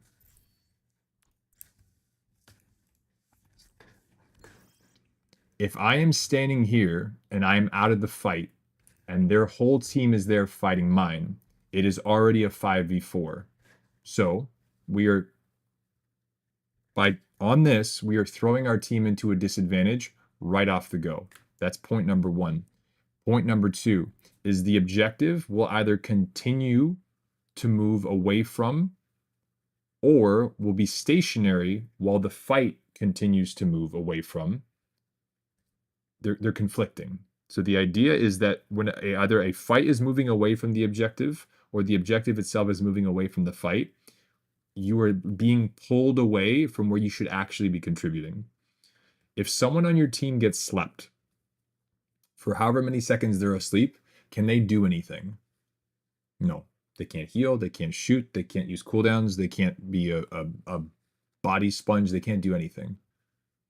So you are already pulling yourself out of the fight, and the farther that this objective goes, if you in your mind think that it is worth it to move the cart from here to here, and this is worth you losing an entire fight, which means they're just going to walk out of this room, you're all dead, they grab the cart, and now they move it at least twice the distance that you did, I think you're delusional. Play for the fight win. Because chat, what happens if the bot stops right here? If the bot stops moving right here, but you kill all of them? If you kill their entire team, what happens? Your team can now finish the fight, win, and then you can move the cart for free. It keeps going, and it goes farther than it ever would have if it was just you moving it while you let your team die. You play for the fight win. You do not play for the objective. You win the objective by winning the fight. Does that make sense? If you need to push an additional 1 meter to win and there's a fight off cart, absolutely. Overtime is another really good example. But that's what is the objective. That is how you're playing for the objective. If the objective is you don't C9 it because there's like 0.13 meters away, yeah, play for the cap. Absolutely. But that is how you secure it. Because if you cap the point there, it does not matter if you win the fight because you've already capped the point, right? But if we're not there, and in order to cap the point, we have to win the fight, that's how you play for the objective. Objective is here. It needs to go here. How do we get it there? Standing on it and hoping it all of a sudden glitches and goes super fast, or securing the fight win, and then we walk it in for free. That's all it is. Stop thinking you always need to be standing on the cart. That's the best way I can put it.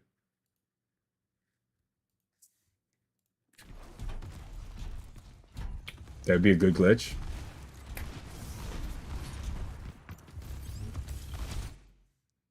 Do.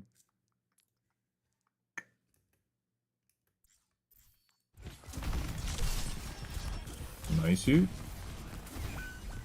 Oh, you baby back. Oh, okay.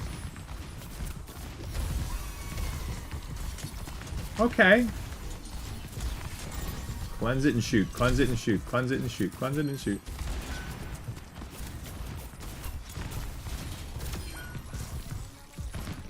No, baba. You could at least kill the Cassadilla. There was a shielding. Damn. Oh! Shmoo's a sniper. Shmoo's a sniper.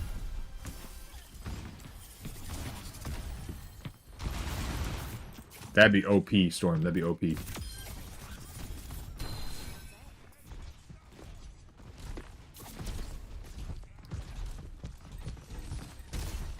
On push maps, yeah.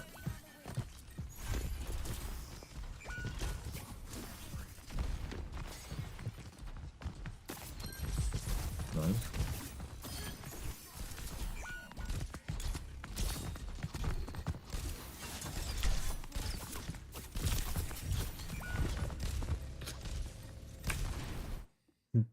Shmuel, I'm gonna shake you. Is that thing gonna die? Is that gonna die? Is that gonna die? Then why in the blue fuck are we cleansing it? You have an invulnerability ability. See that, Ana? Push that bitch and watch this. Now you push her, you get shot once, even twice, or you, let's say, you get shot once and antied, you cleanse your feet, you get 130 heal back, and then you finish the granny.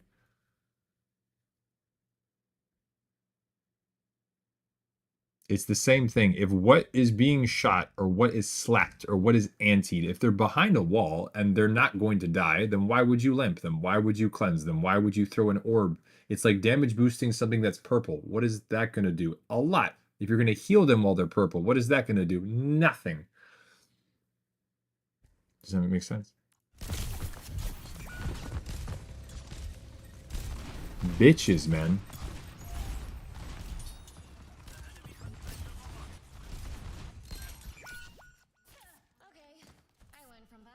That's the thing. She had already slept the Mauga, so you're fine.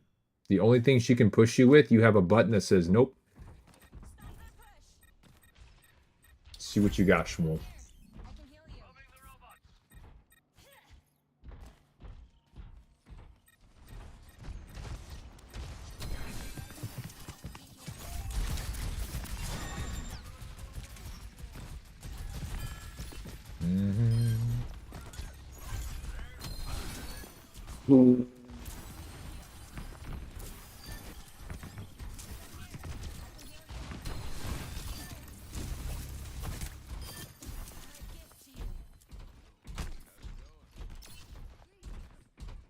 Well, you're not afraid to TP in, that's for sure.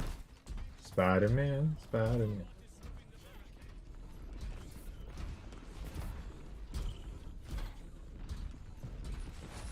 We could do some pokey. Get some informazione.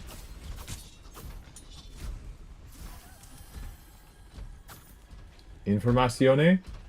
Top left, top left, top left, top left. Help your Han Jojo.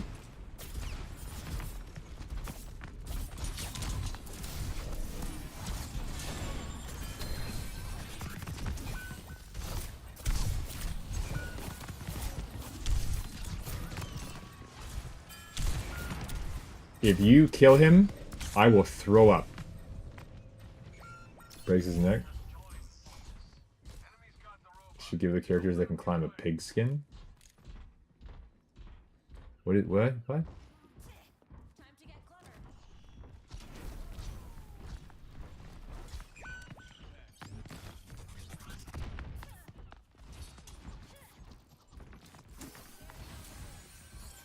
Hell yeah, knock. There you go. You're almost silver. Hell yeah. Spider pig does whatever a spider pig does.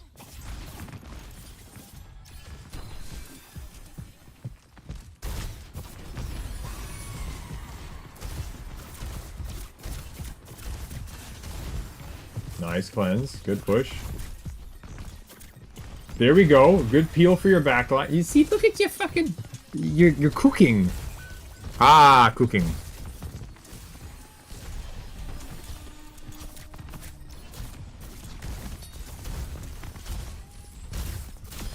Oh. Don't know if we needed that cleanse necessarily.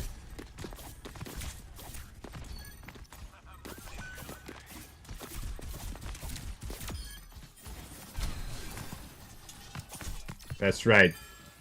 Yeet and delete.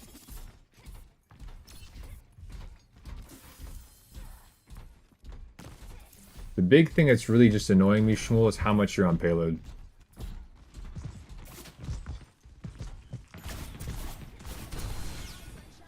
See, we can't be on payload right now. Why? Because it's scary. There's nothing wrong with getting off a payload. There's nothing wrong with it. Do not cleanse him, I swear to God.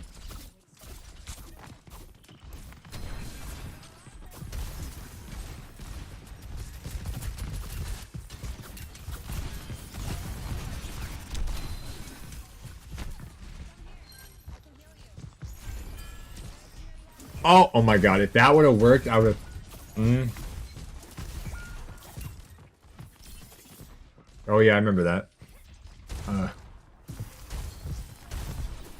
I've got gold objective time.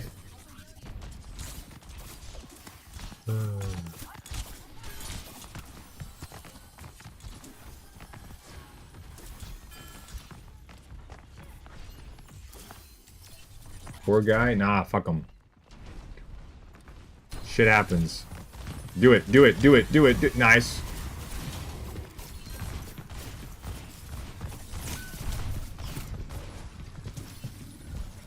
Here we're just chilling. We just need to not die. We just need to not die. We just need to not die. All we have to do is not die. All we have to do is not die. Good. You had an ult. Their tank was about to die. You had 3 people on you. Just don't die.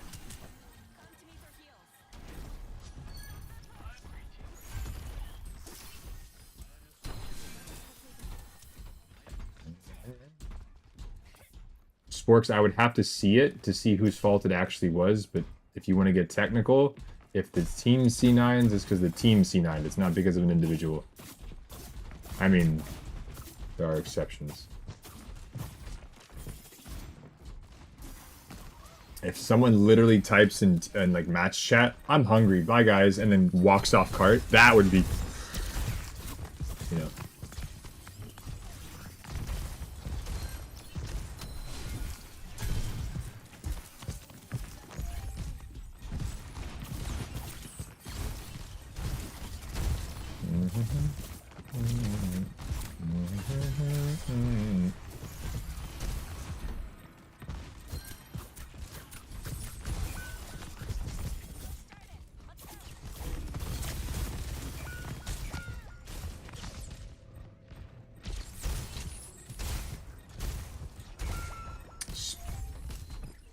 Shmuel, I'm gonna no, nothing to do with aim.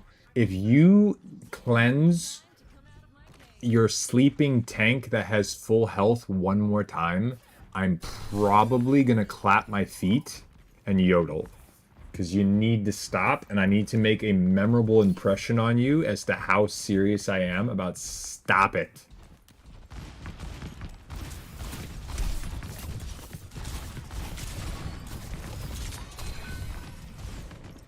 Hey, Mini J.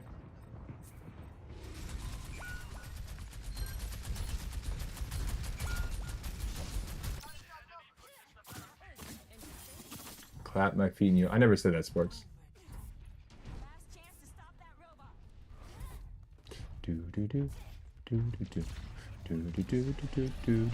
Look out! Here comes Spider Pig.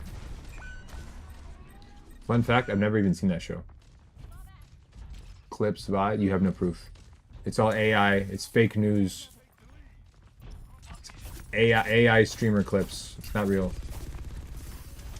Simpsons movie? Never seen it. Oh, last fight. Ready? Shit in them! Why would you put it into the payload?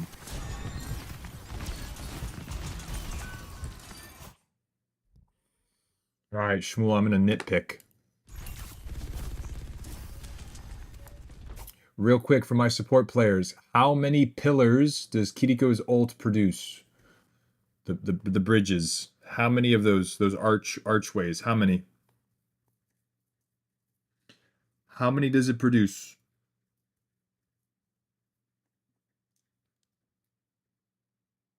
5. Let's count how many we made with our ultimate because we shot it into a wall.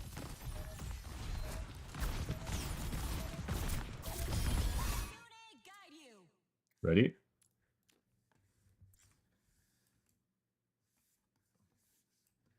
I want you to see just how much you just limited your own coverage, Shmuel. 2. This ult could have reached to here, which means their entire team would have been engulfed in it, and your team could have pushed as deep as end of LOS, and they still would have been getting benefits from the Kitsune. But instead, this is all they have to work with. If you are going to use Kitsune, your coverage needs to be better. Do you see, Shmuel, what a difference that is now? 1, 2, 3, 4, 5. It should be reaching to green. And yet it's only going to here.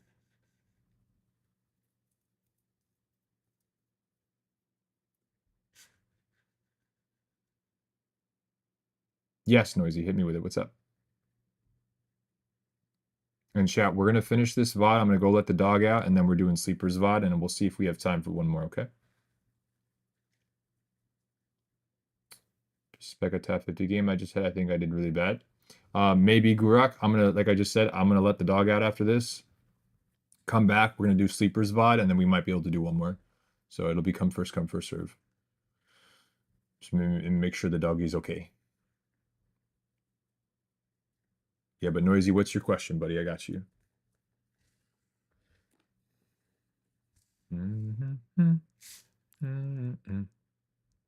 You know how Rhine Flame, as long as the cursor has LOS, if the Kitsune, the cursor went beyond the payload, would that have given the rush full range?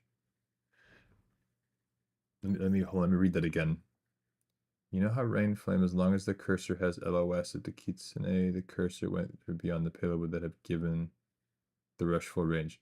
Ah, okay, so no, I do understand what you're trying to say, Noisy. So different objects react differently in this game.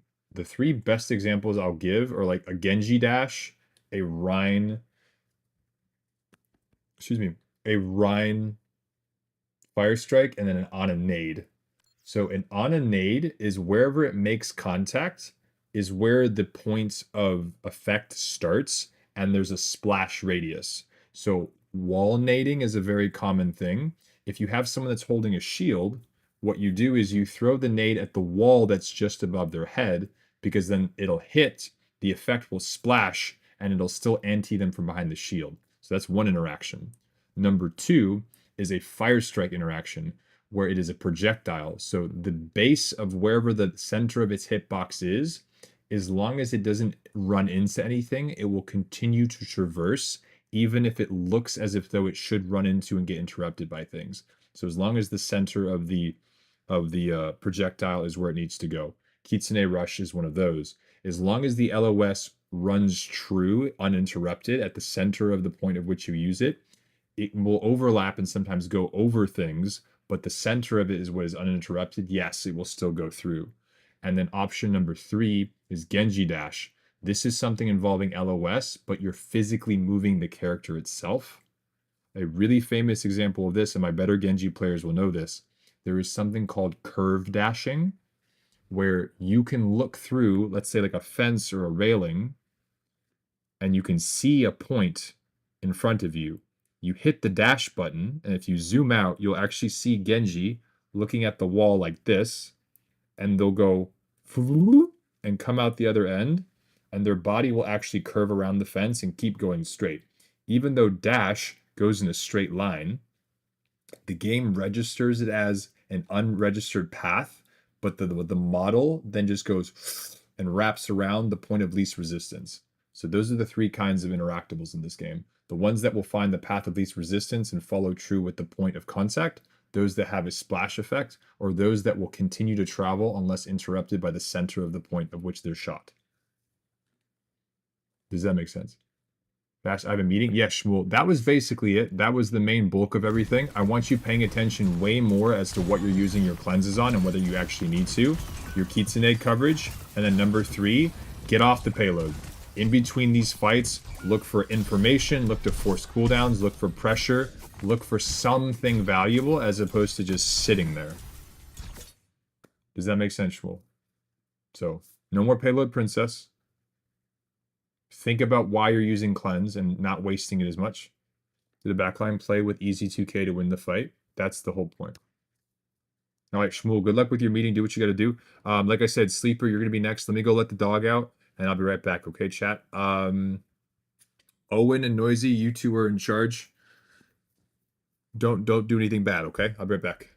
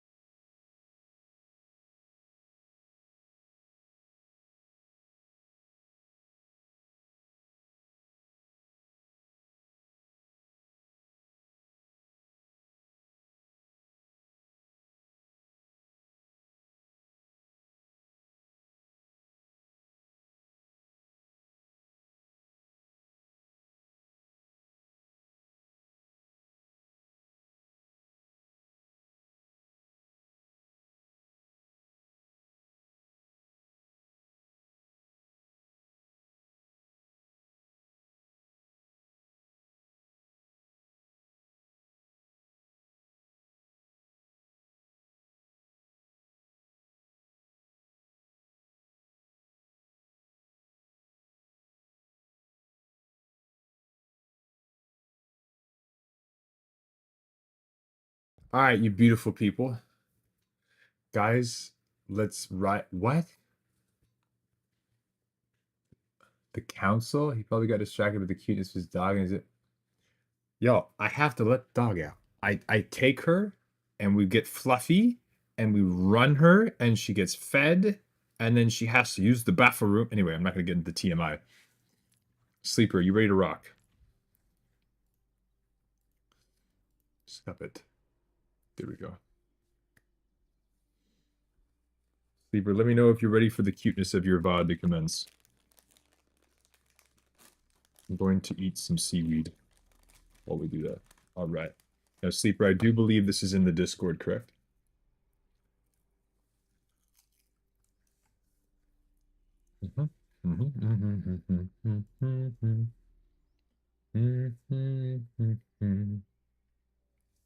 Bum, bum, bum, bum, bum.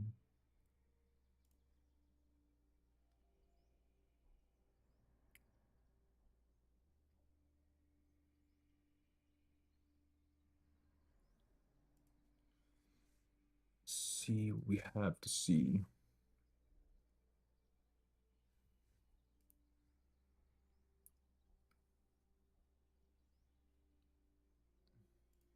VOD reviews. Sleeper. Okay, so this would be gold 4 Sojourn. Oh, okay. Now, I do believe you are pushing for plat, right, Sleeper? That is the goal on DPS. If I'm not mistaken.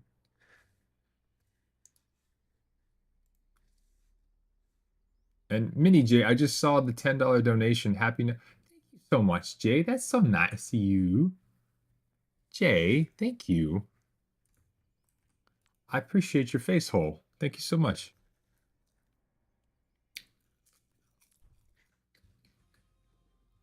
All right, Sleeper. We got to pop off for Jay. Let's do this. Let's see what we got. Oh, and I see an LB. Okay, you got your duo there, Sleeper. I see you two.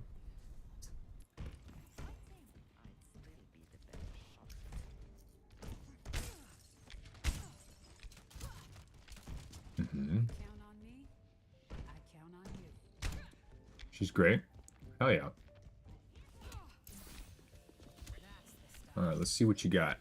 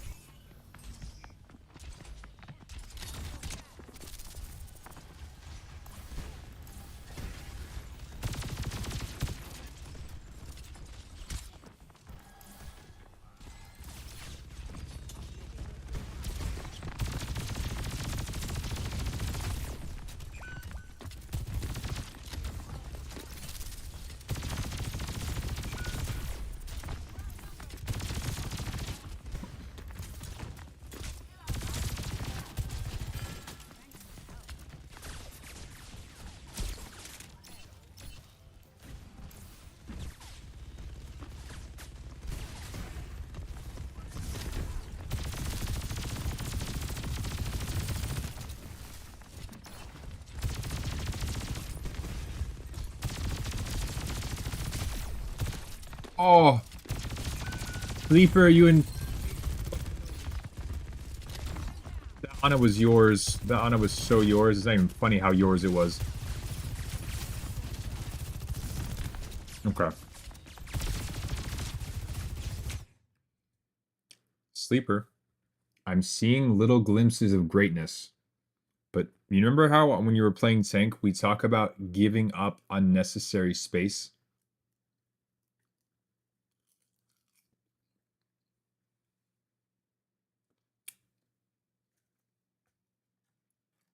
I'm going to show you something that's unbelievably going to blow your mind. Watch this. This is, you're going to, when you see this. Okay. 197 health. I know you can't see it because my big ass head is in the way, but you. 197 health. You see that? Watch this. Watch this.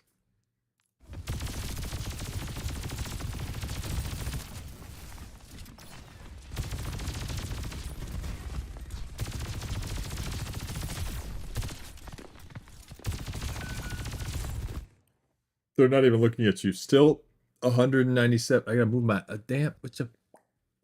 There you go. 197 health. What if I told you that instead of falling back completely and giving up your 55 energy, instead of going backwards, you could go that way?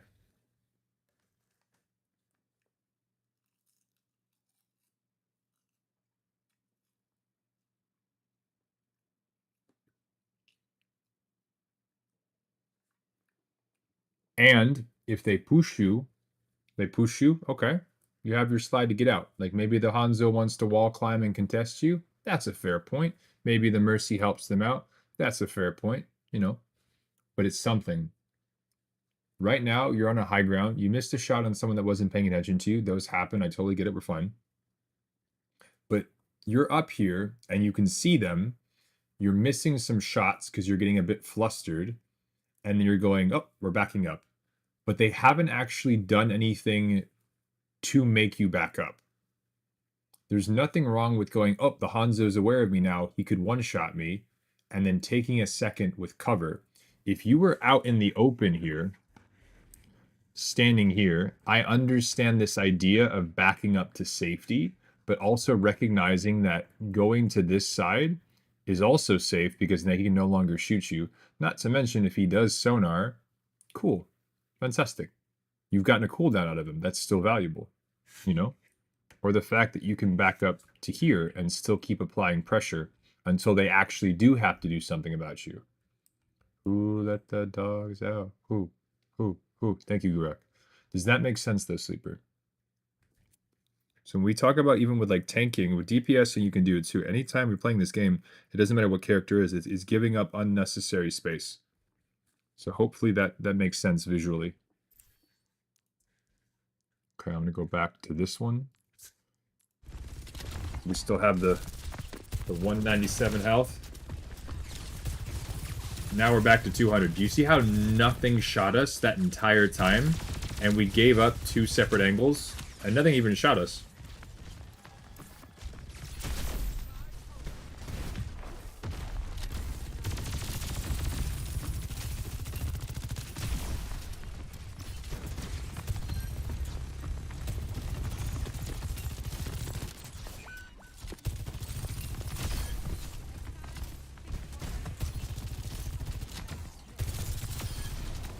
You're better.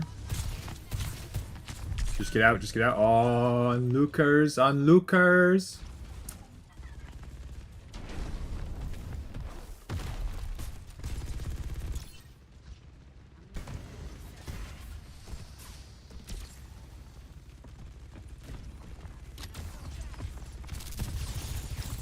Oh, they have a very scary Mauga-sama.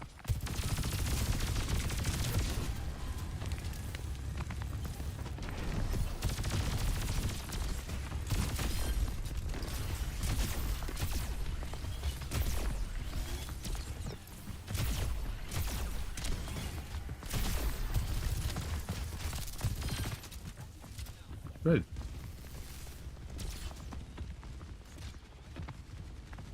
Hi-yi.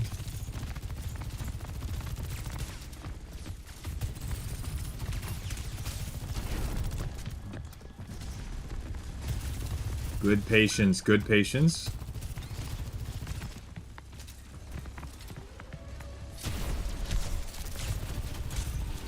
Look at you with the big brain. Hug the right. Your Mercy's about to respawn. She'll be here in 3, 2, 1. There she is. Good. Yes, I'm a genius.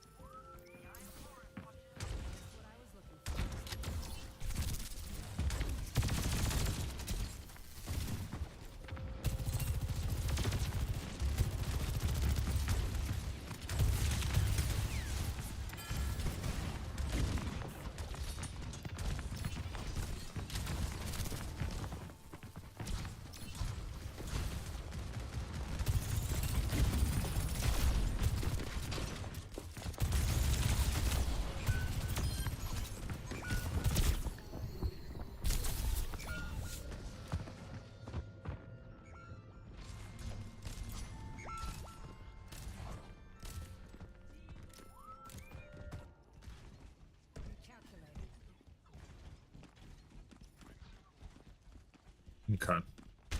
So, Sleeper, I'm going to ask you a question. If you have, and I'd like the other support players to kind of come and chime in as well. If you were talking purely as if though LB is not your duo, and LB is a Mercy player that is looking to amplify as much damage that's possibly possible,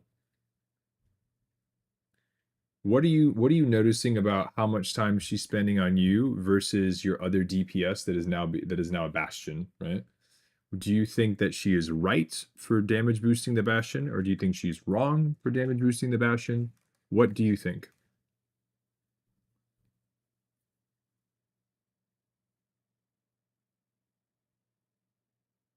And this is a difficult question because in tank form, right? Otherwise me. Okay. And you could make an argument for this. So what I want you to recognize is this, and this may sound very simple, but a lot of people make this mistake because they have a Mercy that they duo with, and psychologically they go into the match going, I'm going to have a pocket the entire time.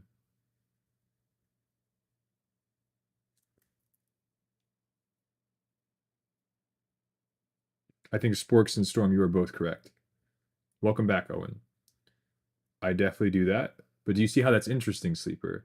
Is that it's face value of you're a Sojourn player that's a Mercy player, and the simple way that the human brain works is it goes, this is what I'm going to expect.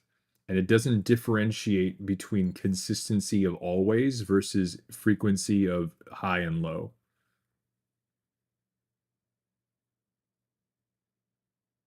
Is that interesting? That's not how the human brain works. Even though they tell us, oh, don't speak in absolutes, subconsciously, our brains, we work in absolutes. Like if I tell you don't think about an elephant, that it's not how that it doesn't work that way. So the best way we can kind of rewire this, Sleeper, is to still remember the same exact rule, which is we either have the resources or we don't have the resources. I want you to treat LB as if though, do you have your slide or do you not have your slide? Do you have your pocket or do you not have your pocket? That's it. Hey, Gloom. Good to see you. Sporks definitely missed you. You keep calling me a 50-year-old, so I'm like, whatever.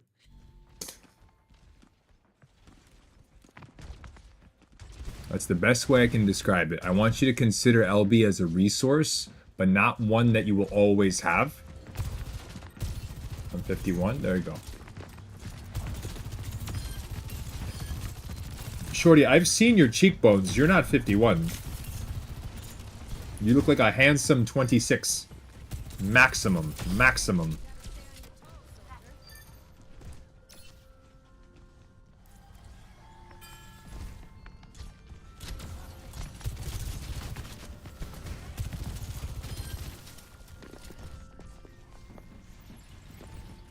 I'm 72.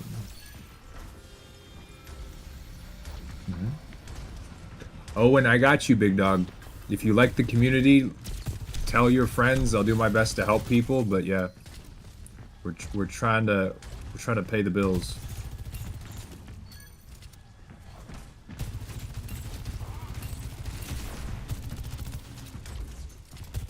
And Ramsey switched to support.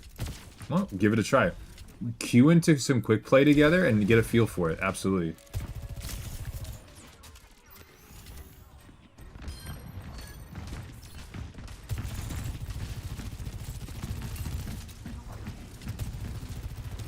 We won 3 comps with that so far. We were just playing. Hell yeah.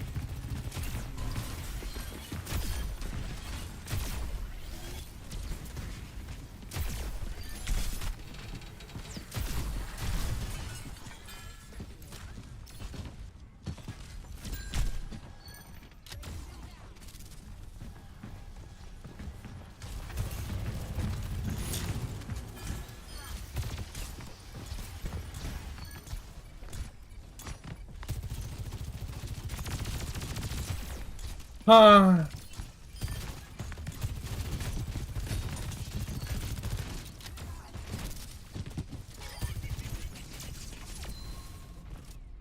You cheeky bugger. Alright, Sleeper. Sleeper. Sleeper. Look at me. Look at me. Look at me. Okay, but here's the, I know there's a little bit of panic, but look at me. Look at me.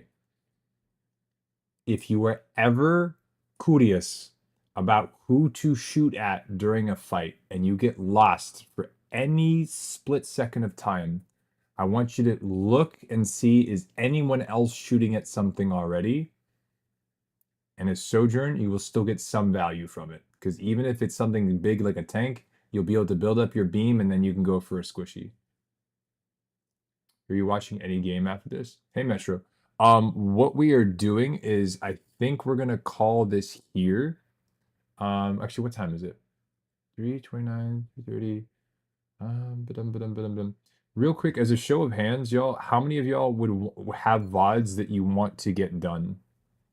Because what we might do is we might do a Saturday stream because we're doing the analysis for Boo Boo for the GM coaching for Tank, and then afterwards we might do a couple of VODs.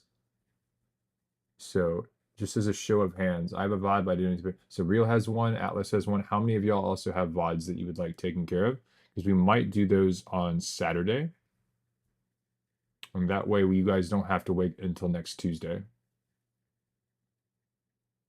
I think this got one. Me, so Storm is another one. Metro, did you have one? Next, I think came through one time. His game sense is his strong suit, so he's gonna play tank now. Oh yeah, I remember Maddox Owen. Yeah.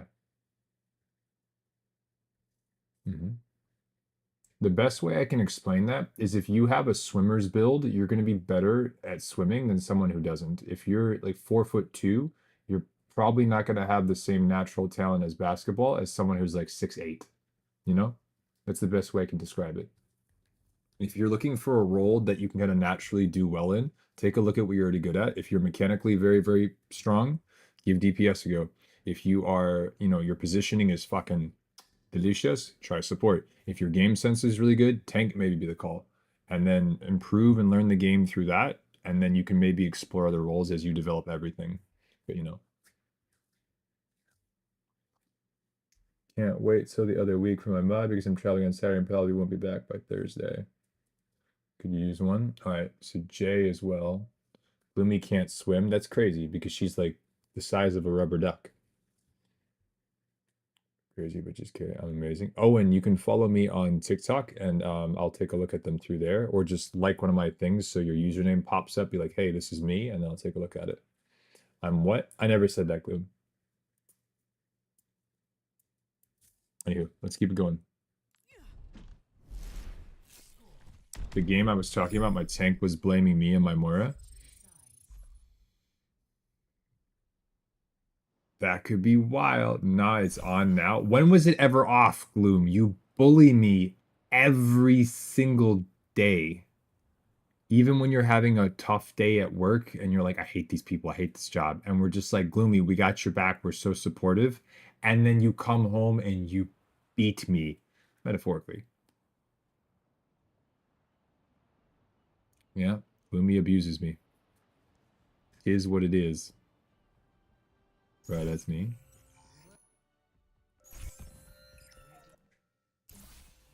Okay, let's see what you got. I mean, it's a 7-minute game. We got rolled. I'll let chat decide. Do we watch the top 50 console lobby for Gurok? I'll let chat decide. 7 minutes and it's a top 50 game.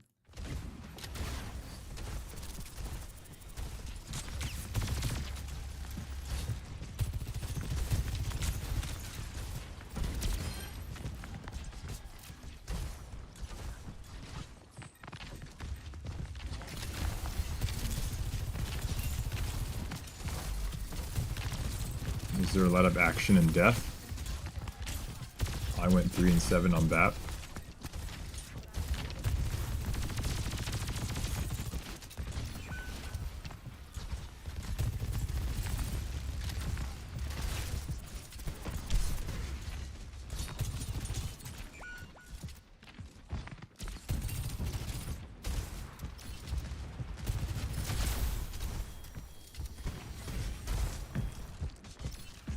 Okay.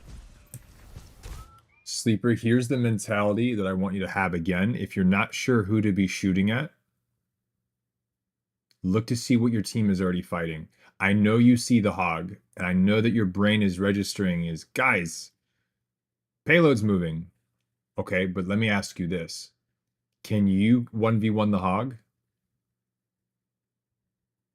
No. Can your team help you with the hog? Yes. Is there something perhaps keeping them from doing so? Help them finish that fight. You got plenty of time. Help the Ana clear out the Genji and the Bastion, and then bring her with you, and now all of a sudden she can help you with the hog. Does that make sense?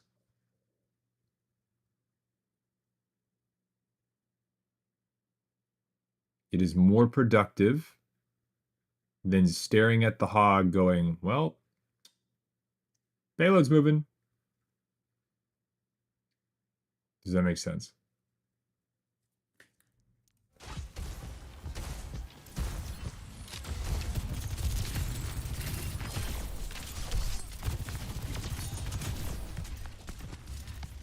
All right. Owen says yes. Metro says yes. Gloomy says yes. All right, Gurak, get your code ready. If you could put it in the Discord for me, please.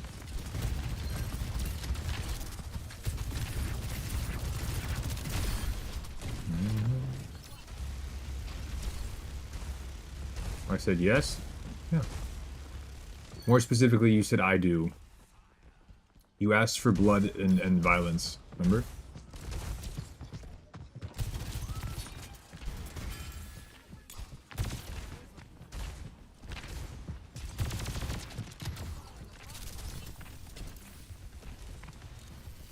Bastion on your right. No!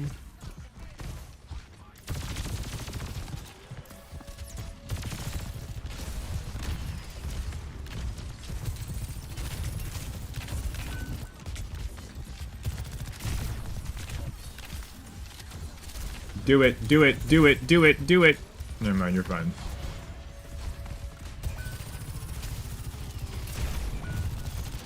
Do it! You're better! Good patience. Good patience. Shit! Patience. You look very, very, very anxious right now, Sleeper. I think the fact that the payload was moving and you're like, fuck, where's my tank? I think it's getting to you. I think mentally you're like, right now, because it's like, tank, where are you? Am I wrong?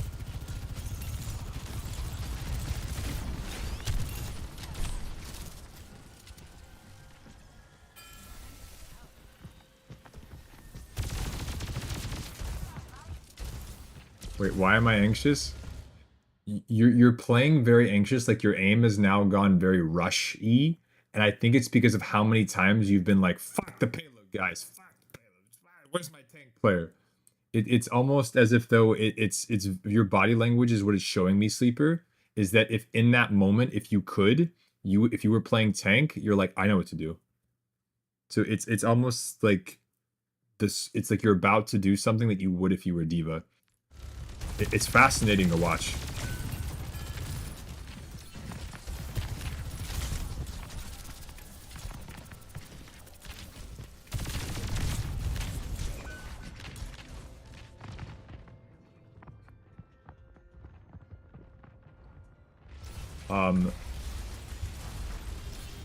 It's going to be under the one. VOD reviews text channel on the left.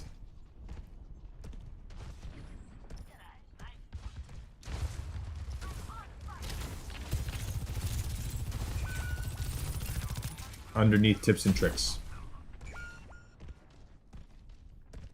Gloomy, you're fired. Yo, I made Gloomy a VIP and all she does is talk shit. That's crazy.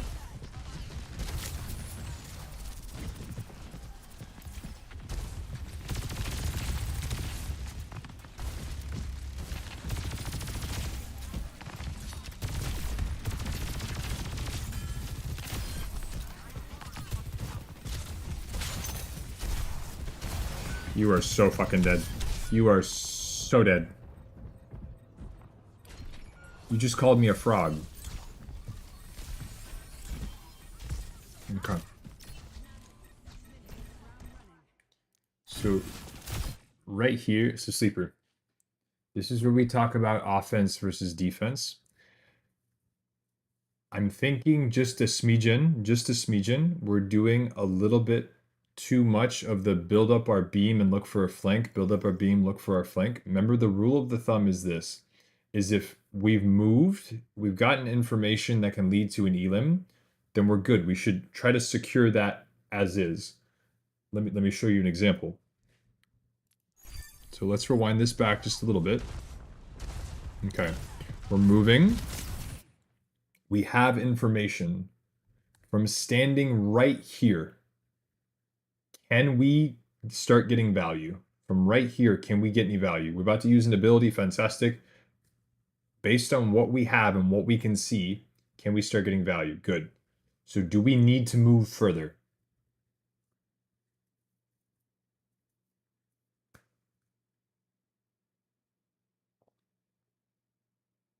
Maybe a little bit to the left with cover. Positioning? Yeah, of course. Maybe a little bit to... That's fair. That's why I'm asking. We can go a little bit more to the left to get some cover.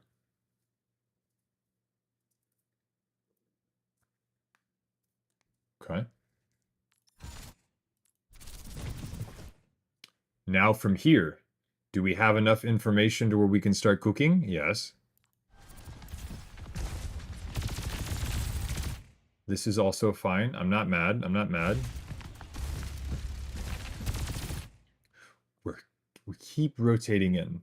But what do we hear? We know the Hogwarts is right there on the other side of the wall. If, as things are happening, we want to keep some of that pressure not just away from us, but away from the rest of the team. Doesn't matter if you're playing support, doesn't matter if you're playing DPS, doesn't matter if you're playing tank. The Bastion's in turret form. If you pull aggro from the Bastion, cool, fantastic, awesome. But you're still going to be a threat. But you have a pocket with you. If you have a pocket with you, you need to be looking for trades that are greater than a one-on-one. Let me explain. If the Bastion is also getting pocketed, and you are getting pocketed, and you pull aggro of the Bastion, that is 2 for 2, right? You plus pocket, then plus pocket. However, if you and the pocket are pulling just aggro of Bastion, who is actually getting value there? You are getting rid of one person and a cooldown, but they are pulling 2 people from the fight. So does it make sense that the Bastion is actually getting the better end of that deal? Does that make sense?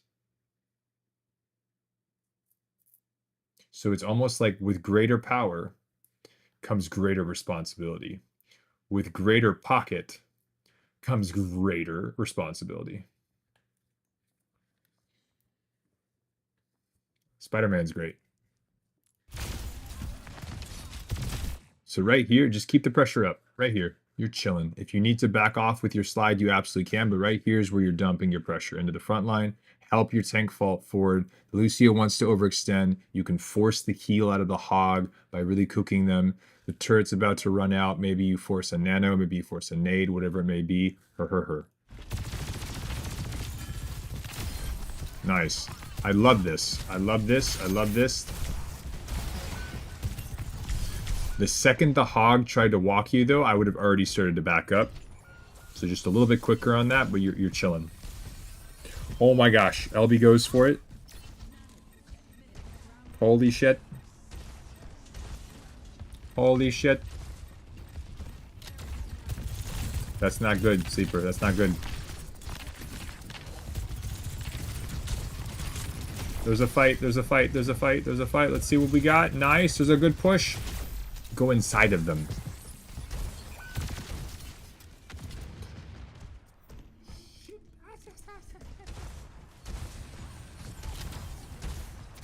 Okay. I would have swung left. Not like that, Jay.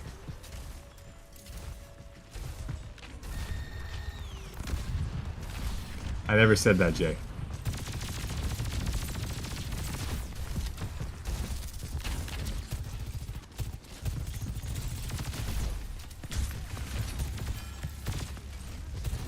Hiya, Uncle Roger. Oh, you just used ult when all you can see is the Ana. Sleeper.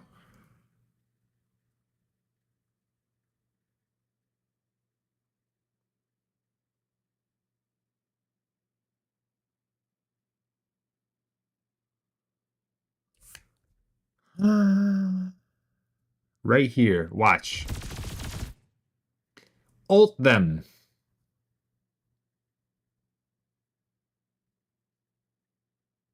Ult them.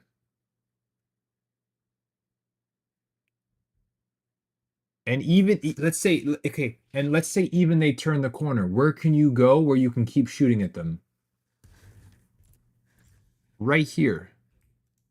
Slide here and keep shooting. And if you need to, you can drop. But the difference is now that the hog is alone and they can walk the hog, like, slide here and keep pew-pewing. Wait, you can stand there? Yes, I know. Our streamer is a Sussy Baka. I've never been a Sussy Baka in my life. Wait, you can stand there? Guys, if Shorty wants to help with the VODs, he absolutely can. But just remember, Shorty has a full-time job. He's got wife. He's got kids. You know, let's make sure if it's okay. I don't know how to coach. Yeah.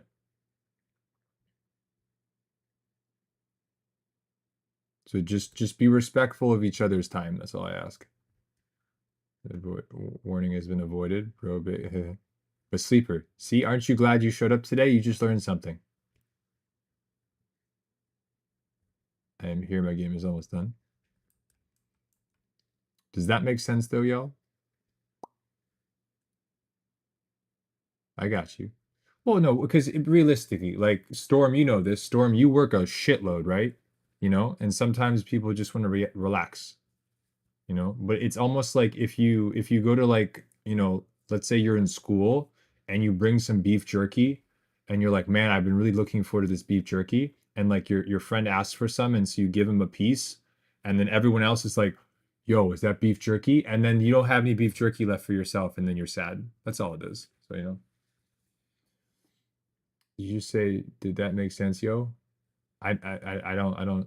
Skylar White, that's my middle name, yo. If that makes sense, yo. Anyway, but yeah. So right here, this is where we want to ults, because we can catch them and you can also stop them. Now, Sleeper, I'm about to blow your mind. Ready? Where are they and where are they trying to go? They're here and they're trying to go here, so you would catch them halfway through. So you're going to catch them in rotation. They're there and they want to go there, so you're going to catch them in between. This coaching, yes, that makes. Well, my husband is Walter White, yo, because you cooking with this. Y'all are wild.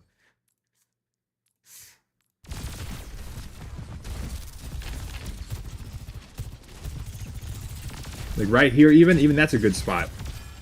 No, you had pocket and full health.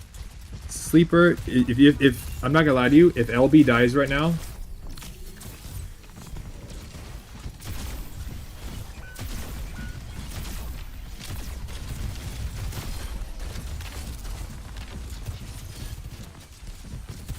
Ana.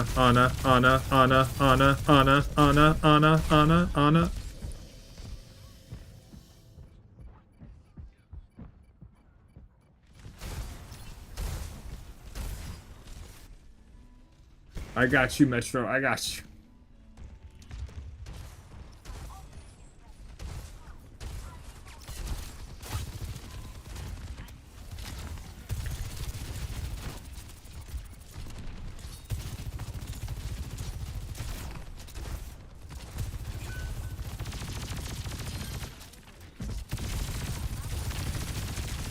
We did a Sojourn 5 game this morning, Metro.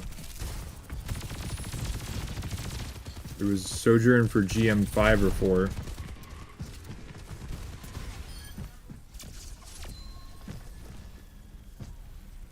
This shit's about to be crazy. And the cool thing about Gurok is because he's so high elo, I get to roast the shit out of him. Right, Gurok? I'm out of tea.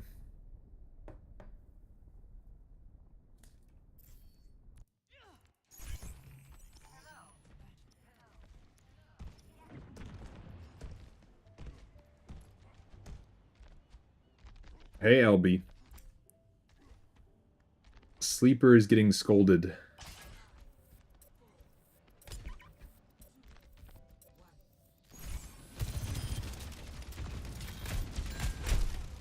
Merry Easter.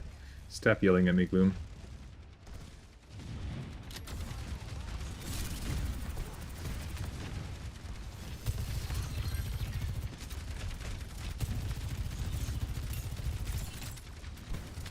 Lucille. Nice. You got time. You got time. Leave the car. Leave the car. You have time. You have time. You have time. Kick them in the face hole. Nice. Secure the face hole. Nah.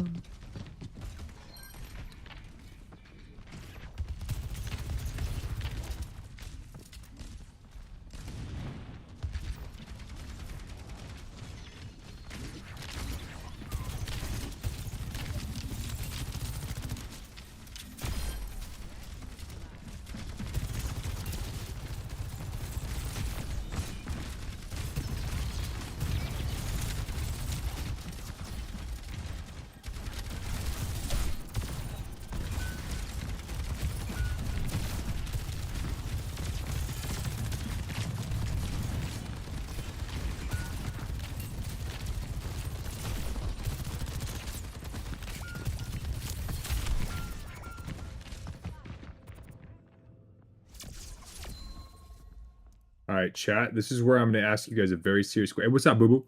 I'm going to ask you a very serious question. Actually, Boo Boo, I'm going to put you on the spot. Ready? You're one of my GM players. Actually, Shorty, you're also a GM player. Of the two of you, looking at the composition that we currently have between the Ana, the Monkey, the Pharah, the Mercy, and the Sojourn, which character should be on payload moving it forward?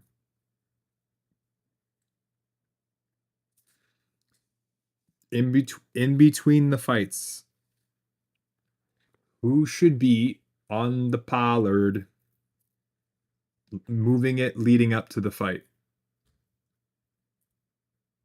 Sleeper, I'll give you a hint. That is incorrect. Sojourn and Ana? Nope. Not Sojourn, not Ana.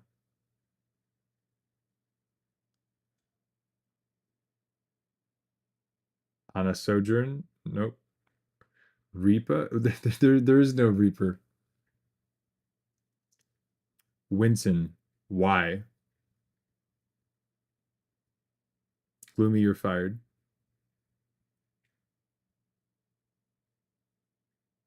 Why is it Winston?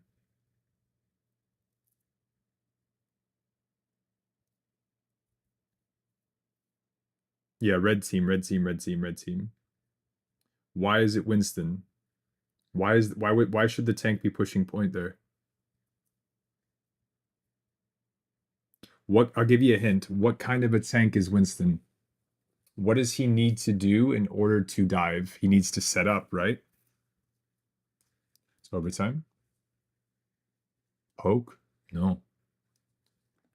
If the Winston moves cart, the Ana can get an angle to set up a nade. If the Winston moves cart, the Mercy and the Pharah and the Sojourn can move forward and start applying pressure. Pre-poking with damage boost, building charge, building ult, looking for burst damage, actually securing kills, promoting a stagger.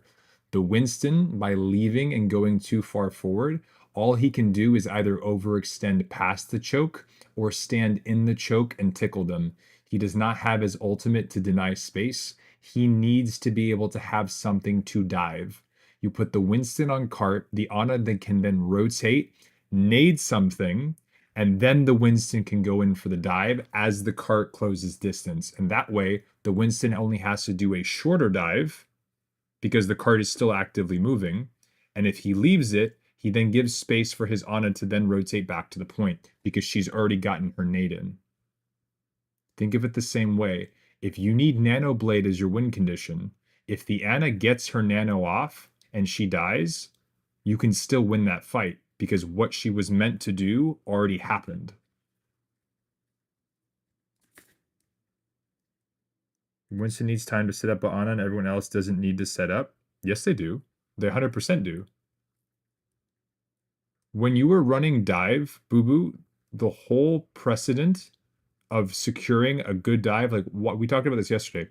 Why is Ana Briggs so good with a dive comp? How does that work? If you're playing in a composition, what dictates that a dive is ready to be like min-max to the highest value? It's not when the tank is in position, it's when the support is in position. If you have an Ana player and a Winston player that are queued together, what makes the dive more likely to be stronger and have success is that the Ana is set up to respond to where the dive is going to happen. If Ana is standing here and the Winston is here, and the Winston wants to go this way, the second he turns the corner, Ana can no longer see them. So you walk the Ana to a new angle to where then she can either nade where the Winston's going to land or nade where the things that the Winston has dive is going to force them down off of. And that's how you do the dive. So Winston waiting for a nade so he actually has something to jump on, that's the answer. But this is not perfect pure team play.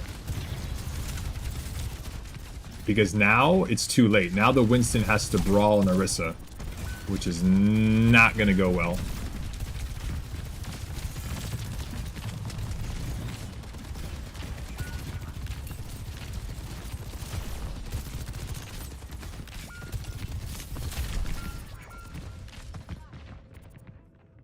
This is complicated.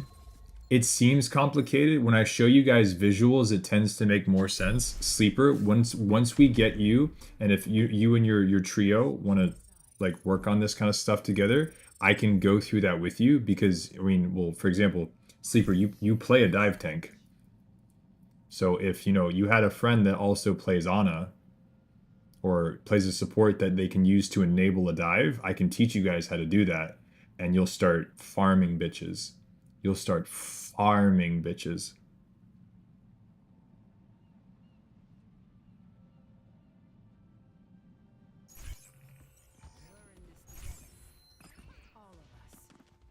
Yeah.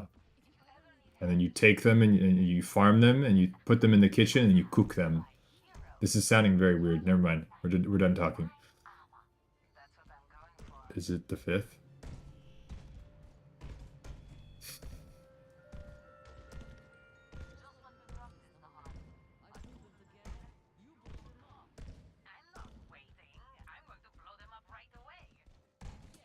It is. What did you say? I didn't say anything. The 5th is tomorrow, Gloom. I think you guys win because of some silly shit. I was gonna run the high ground. Is it Stefan? No, you're right, Boo Boo. Then you are correct. Hey, you've been working all day. I probably just misunderstood it because of lack of words. Yeah, the tank lets everyone else set up, so then he can then, yeah.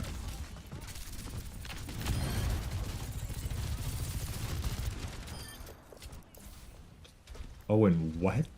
You're wild. So everything got just yeeted and deleted.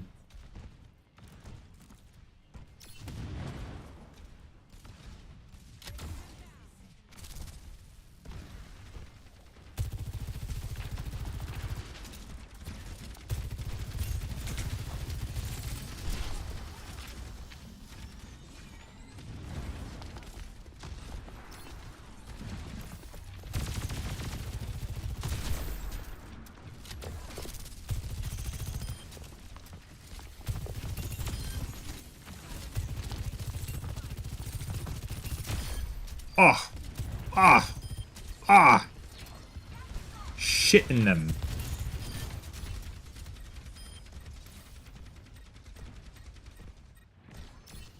If she dies in the next 3 seconds, there's no next. Yep, there it is. There's no more fight. They don't have another fight. That's crazy.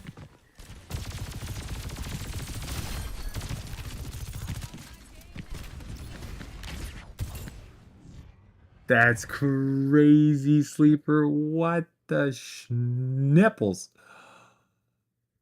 Oh. What?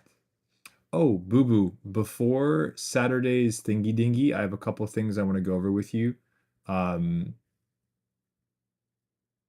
yeah, well, we can go over it before. It's basically has to do with the payment for the session because I'm having trouble locating it in my um PayPal. So I don't know if you've paid for it or not. I really genuinely don't remember, so I will trust you on that. Two, I wanted to go over that third layer that you had questions about.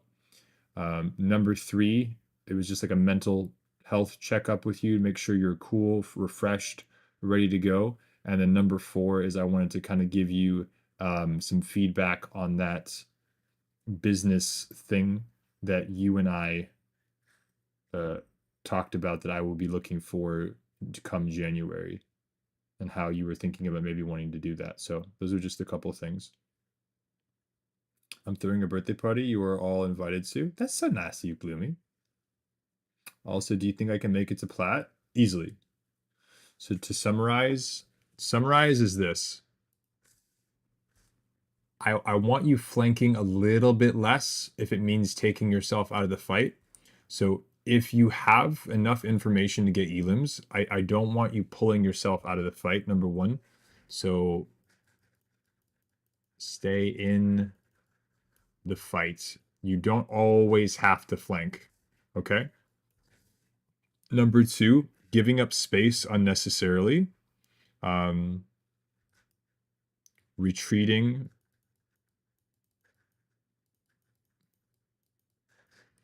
backwards is a bad habit. You don't always have to go back. And then number three, that's the big one. Think about what you're doing in terms of pulling aggro. If you have one person pulling aggro of 1 to 2 people, that can be very valuable, right? But if you have LB as a pocket, the aggro that you go for trades needs to be equivalent to at least 2. With great pocket comes great responsibility. With great power comes great responsibility. Does that make sense? Stay in the fight. Don't flank if it means taking you out of a fight that's already actively happening. Retreating backwards and giving up too much space is a bad habit. And if it's a 1v1 or a 1v2, if you're pulling aggro, it's worth it. However, if you have 2, because you have a pocket, you have to minimally trade for 2 or 3 or 4 or 5. Does that make sense? Off angles rather than flanks, yes. Soldier is definitely more flanky because his damage is more consistent and he has his own form of self-sustain. But you really benefit of being able to charge value off of big bodies and then being able to help your front line. That's the difference. Sojourn is going to play a lot more front line as opposed to Soldier is going to play a lot more tanky or a lot more flanky. Runs what? Knock, that is going to be the last VOD for today, except you guys wanted to see Gurox, so we're going to do a quick little 7-minute one for a top 50 lobby where I think, Gurok, you said the tank was flaming or some shit? That was helpful. Thank you, sir. Sleeper, I appreciate your face and good luck. And I'm glad to see you have a duo. That's freaking awesome. LB, I'm looking forward to maybe doing a VOD for you at some point as well. 23 is when the money, 12, 18, 23 is when the money left my account. Boo Boo, I appreciate your face. Also, are you still having questions about that third layer? If so, I can message you after stream if you want. Just you rest if you need to. You just got back from like a long day of work. Then, get some food, take a nap if you need to. But if you're still having problems with the third layer, then we can talk after stream. Make sure that you're okay first, though.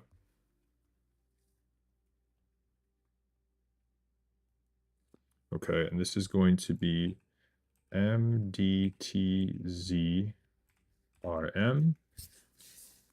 I can write cursive. It's been a while. You could. I've still got it. Gloomy's hacking again. Maybe. Yeah, it's up to you, LB. There's no pressure for it. Do you got it? I'm still at work. Oh shit, boo boo. Then yeah, just take it easy. Do what you got to do. And this is going to be Gurak on. You said this was a top 50 lobby. GM1 top 500, top 50. See what you got.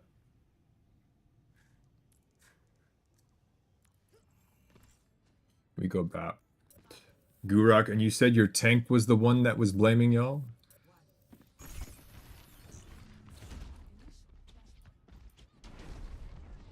Gloomy what?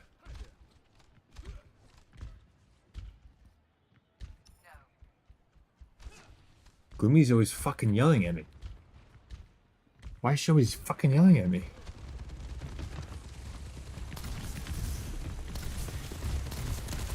Me and Moria.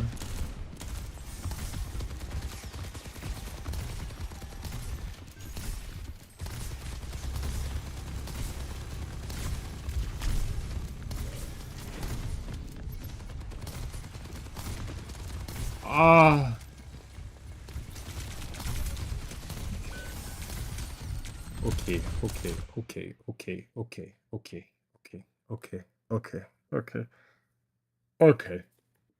Okay. So,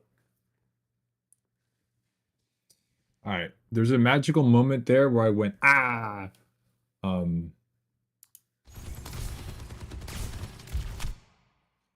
Gurak. And this is where I'm going to be a little bit tougher on you guys. A little bit tougher. Just a little bit tougher because this is higher elo and I need you guys to be better. So why did I just go, ah? If you can hear me, Gurak.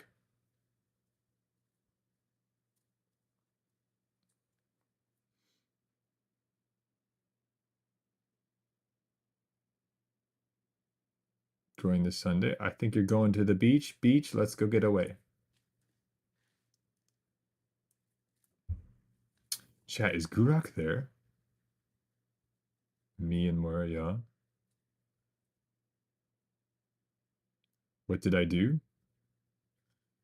Wait, hold on. Wait, is Metro Gurak? Or is Gurak I'm so confused. Metro, are you also Gurak and it's just a different account? I'm very, very confused right now.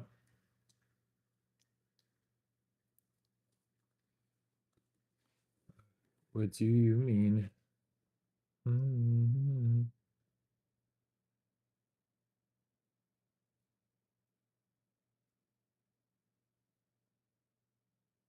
I'm so confused. Because Metro is talking as if though they... Metro, are you in this game as well? I'm back? Okay, welcome back, Gurak. I'm so confused. Metro Washed, are you a different person than Gurak? I'm just trying to figure out what's going on. I'm in a comp game? Ah, okay. I see the problem. Okay. Gurak, how many minutes left do you have? He's my duo. Okay, well, perfect. Metro, I'm gonna give feedback to you, and then you can be the one to yell at Gurak. Does that sound good? Perfect. Okay, Metro is the soldier. Oh, fantastic. Okay, so now I understand. So Metro, you are the soldier, and then you are the BAP. Okay, fantastic. Beautiful. So I'm gonna roast Gurak, Metro, and then you get to yell at your friend. This is gonna be perfect. Okay, so the reason I say ah is this. Right now, if we're just talking about the composition raw, what is the highest form of sustain for your front line? Metro, help me out here. What is the highest form of sustain for your front line?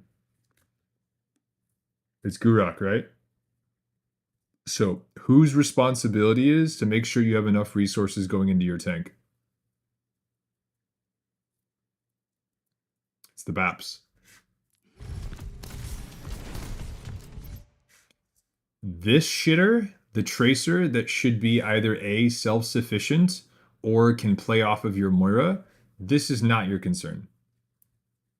100% not. This is a troll. If you can shoot one in her direction and top her off a little bit, cool, but you need to keep tabs on your front line. BAP is unbelievably good at playing off of your front line. Not just healing the tank, but also making plays off of them to keep damage numbers as high as possible. But your pivot point of terms of like what you should be helping maintain and control is 110% your front line. You have mass healing potential. You have ways of completely stopping hard pushes from fights with your lamp. And the amount of damage that you can outdo, your number one priority is how can I make pivot plays off of your Malga? This is troll as fuck. If your Tracer dies right now, you are not losing the fight. If your Malga dies right now, you are losing the fight.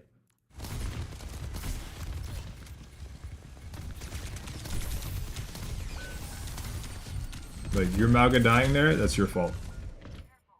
The Malga did get a little bit aggressive, a little bit, but you could have saved him. So I think we trolled looking for the Tracer.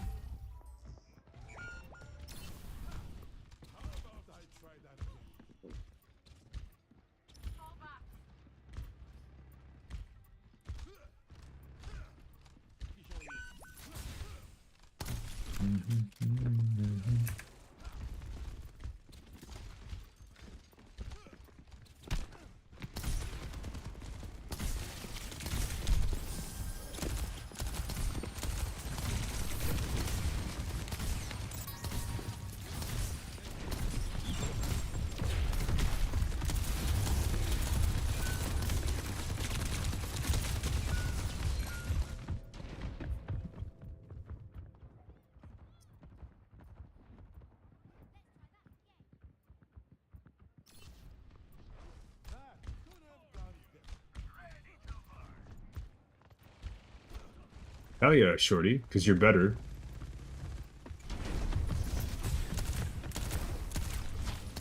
Good. Nice, nice, nice. Good, good, good, good, good. Yes, yes, yes, yes, yes, yes. Play for it. Ah. Oh, it starts off so good. Gurak, it started off so beautifully. I was about to be so proud of you. I was about to be so proud of you.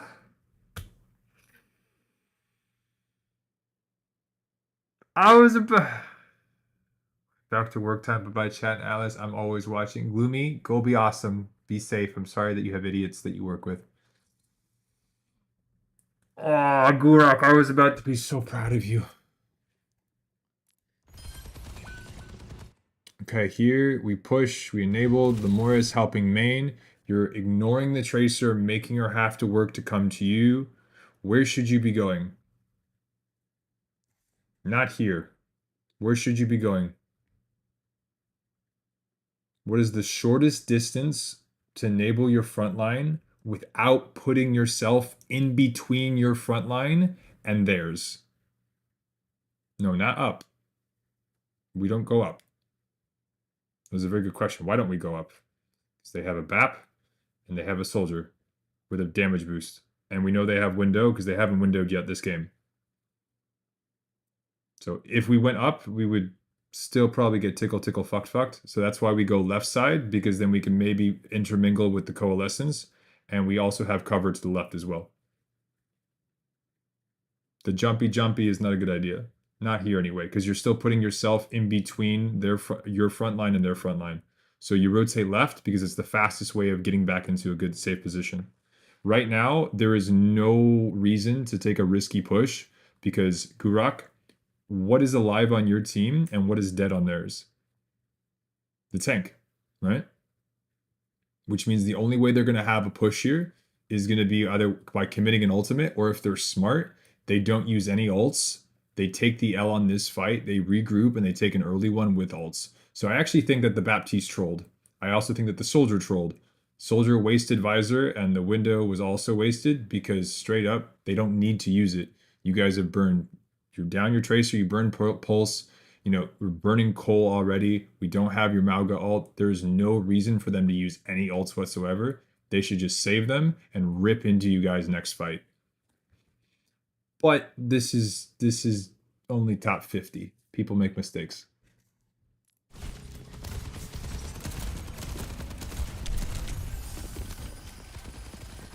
Now you're pinned in a corner because now they have time to pressure you. So left side here, this is where you're going. As soon as you make it through that crossway, you need to put yourself, have your front line be the front line. Do not put yourself in between because either A, you walk forward and you get stuck, or you're now trapped into the corner. The rest of your team is about to explode and you have no way of helping them whatsoever.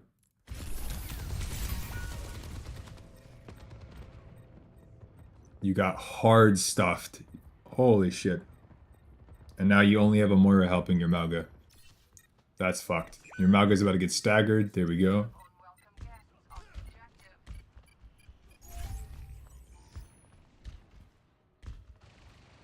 Now, chat, for people watching, obviously I'm being a little bit more tough, but this is what I do for my higher elo players is because they need to hear this. They're already showing me that they're competitive enough to climb to the highest point, and the only thing that separates them from anyone else in their lobbies is their consistency. If I'm not tough on them, they are not going to learn, and they are not going to hold themselves more consistently accountable. I don't care if you're bronze 5 or rank 5, you make mistakes. My job is to help you guys make less of them, especially at this elo. You have the potential of being perfect. I just have to be tougher on you.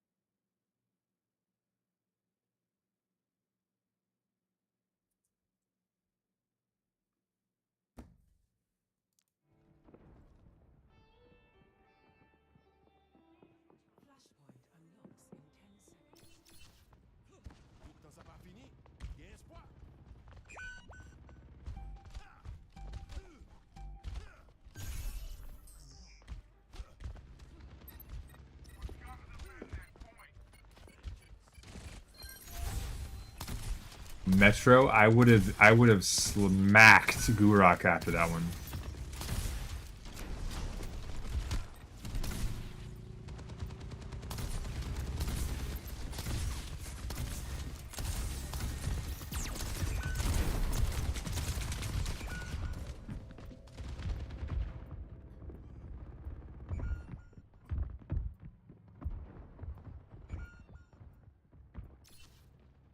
It's not even unlucky. He did worse than me? Well, if Metro's cool with it, we'll watch his POV after this as well. Because now I'm curious.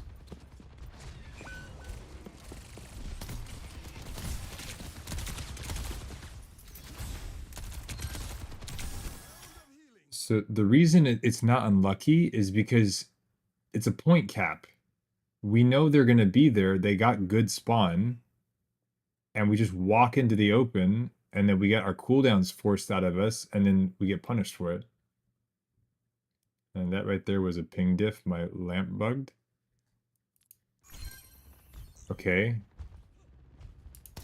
Well, what I'm talking about that is not a ping diff was walking to the open and getting schlonged for it. And then this.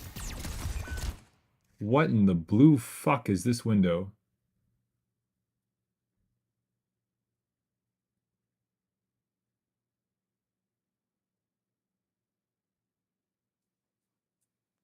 Gurok, you're better than this. You're better than this. You know you are. You absolutely know you are.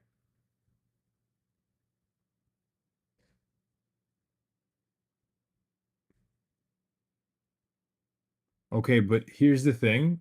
Even if the tank pushes, what is he walking into? How does this enable a push? You're enabling a what if that still ends up walking into a corner. You just saw your Mauga have to reset and pin out. So he can walk, cool. But their Mauga has pin, your Mauga doesn't. So he could easily disengage. And then your Mauga is shooting at nothing, and now she's gone in. And my Mora was up. Okay, true. But she's on point with no fade. She's already dead. Even if I rewind it back, well, she died here, but even before. Like, watch. You're down 1. There's your Tracer. We help this forward. Your Mora goes in. Right here, wait for it.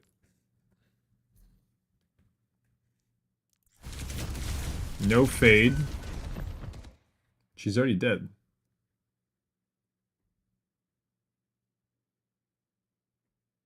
The issue is that your tank had no cooldowns and everyone is high ground. So yeah, you're already down 1. Your Mora ints in. So this is where it kind of snowballs. And again, this happens in high elo as well. But you guys, you had every right to get your shit pushed in. Your Tracer inted before the fight, dead. Your Moira Insin wasting cooldowns, dead. Your Baptiste, which is you, Insin wasting ults, dead. I think just for shits and giggles, I feel like your Hanzo and your Mauga should both just jump in and die too, just to make it a full 5 kill. just for fun at this point. But you had 3 people all just int in and throw and die. Your Tracer went in solo, your Mora went in solo, now you're trying to go in solo, and they still have their full 5. We haven't even traded with ults. That's what's crazy. It's just like a trickle throw. There's your Hanzo, and then they're gonna push your tank. Your Tracer dies again, twice in one fight. Holy shit.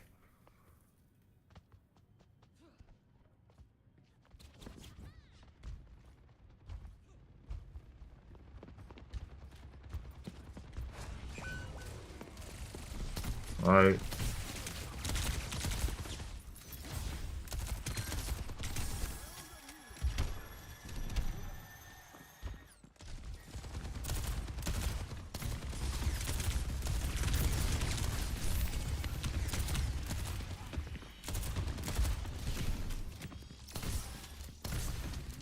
Okay.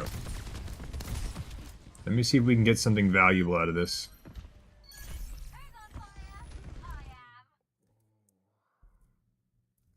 Gurok, where's your tank?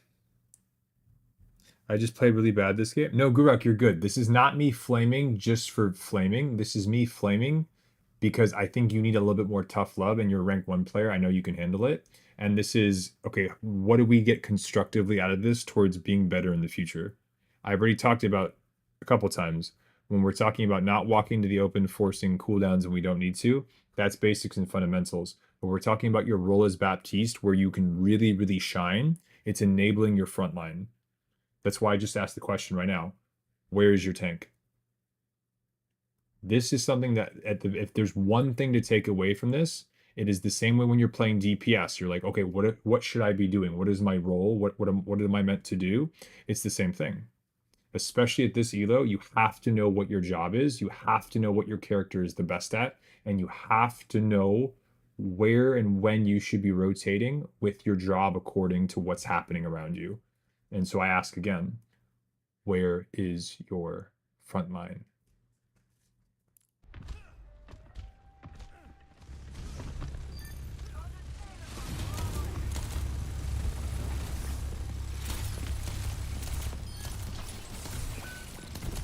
That is 174% your fault. That is 174% your fault that he just died there. That is 174% that you are now down your tank for the Rita. Oh my god, you. Gurak, I'm gonna squeeze you.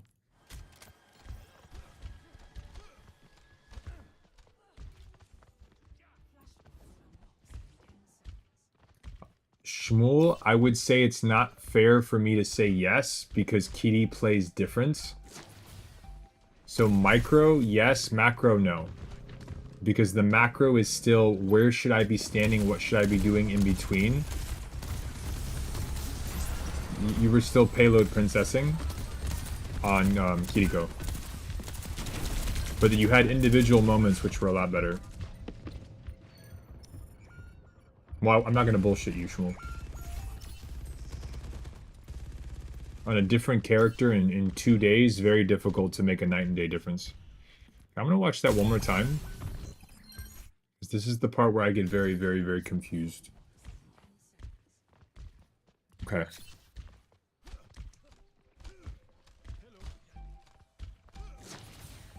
Okay. Okay. When you're playing support, it's no different than playing DPS or you're playing tank in terms of a pathing perspective. So let me ask you this, and Metro, you might be able to help out as well. Where Gurok is about to go, if he gets pushed, where are his options? No, they're here. He's in the blue team, boo boo. So if Gurok gets pushed right now, where is his pathing out of the fight, out of danger? Where does he go?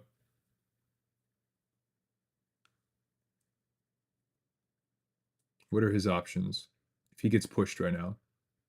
If they walk onto point and they push his team,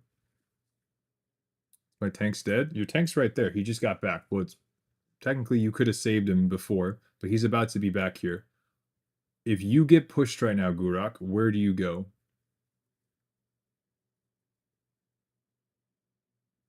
Back, that's it, exactly. Being pushed back, does that take you out of the fight? Hey, Marco, this is currently a top 50 lobby. No, after, and you move slower, backing up. What I'm getting at is this. A good, amazing rule of thumb that you should always consider, and this is what differentiates support versus DPS or tank, because it's that much more important for support, is if you're ever asking yourself, am I standing in the right spot? You need to be able to see your team as well as keep tabs on the enemy team. If you are playing support and you can only see their team, you're doing it wrong. If you are playing support and you can only see your team, you are doing it wrong. You need to have yourself in such a location to where you can keep tabs on both. If that means playing off of this to where you can see incoming team for information, as well as keeping tabs on your own, this is where you play. You can pad backwards and still keep tabs of people pushing the objective as well as people on the objective, i.e. your team as well. This right here, the only padding this offers you in case shit goes terribly is back away from the fight, in which case you might as well be dead because now you're unable to contribute, and you also aren't able to contest with any of the pressure that's about to end up on point itself. That's why this is bad. Your options are very, very, very limited. You want to put yourself into a position where you have options to contest the people that are about to show up and the people that are going to be helping you to defend the point. Does that make sense, Gurok? You want to put yourself in a place where you have options. I'm very sorry to hear that, Atlas. Good luck. Just, yeah. I'm very sorry to hear that, but I hope you and your family are okay. With years of coaching, never had the terms of seeing both teams as good positioning. What do you mean, Storm? You've never heard that before?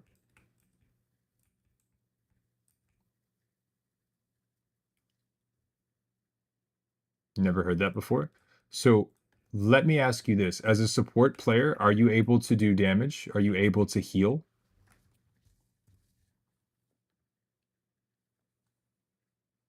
You're able to do both, right?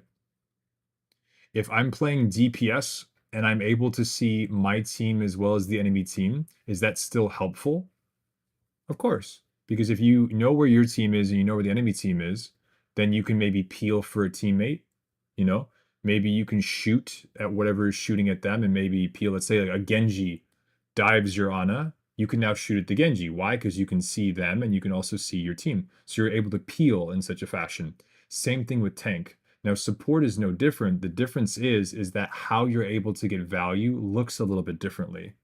A DPS or a tank player being able to keep an eye on their team as well as the enemy team has options as to what they're able to kind of play off of. A support is no different. The difference is this though, is if a support is in a position where they're able to apply pressure and aid the offensive side of their team, as well as peel, heal, and do other things of that manner for the defensive aspect of the fight, they also get way more benefit because they are directly saving and enabling a teammate whilst also getting value by applying pressure and getting ult charge. If I'm a DPS hero or a tank player and I try to shoot at something that's hurting my team, I can either trade with them or stop them by doing damage. As a support character, I have characters, the kit, and abilities that can almost guarantee a save, help the person being attacked get ult charge, while I'm also getting ult charge. So it is just baseline, objectively more potentially valuable. Was always told to look for damage, but now I see both your team and enemy's good positioning, never been told. Well, Storm, what happens if there's nothing else to shoot? Then it's good to be able to see your team because maybe you can heal them. But what happens if you're healing your team and none of them are missing health? You're also standing there. You don't have anything to do, right? Your options are gone. So the reason you position to do both is because you have options. You can now damage and heal and damage and heal and damage and heal. If you can only see your team, all you can do is heal. And if there's no healing left, you're not doing anything. If you can only see their team and you're doing damage, but it's not enough to kill anything and they leave, well, you're not doing anything. So you put yourself in a spot where you have options. Look, Alice, I'm going to show you a good BAP game tomorrow, and I would love if you compare it to this game. Gurak, we're not doing VODs tomorrow, but Saturday we might be able to do some, and I'm looking forward to that. I like the challenge. Gurak, it doesn't matter what character you submit to me. If you show me a top ELO lobby and you want a VOD review, I'll give you one, and I'll help you be the best you can possibly be. That's the rule.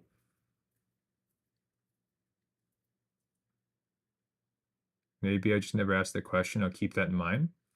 You know? But Storm, the beauty of it is where if you're standing here, you can do damage, but you can also heal. You can get ult charge, you can peel for your team, you can stay in the fight, you can keep moving, you have options.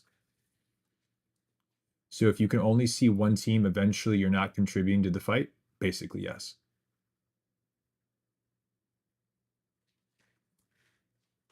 Basically.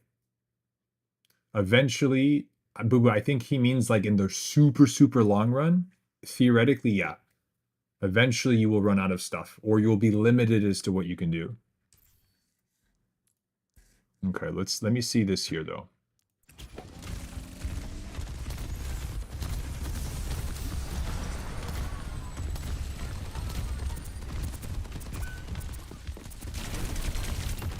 Woo! We just got touched.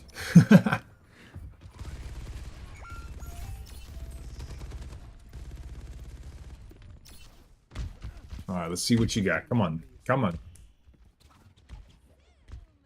And Metro, if you can hear me, say the word and I'll switch to your perspective and we'll see what you're doing.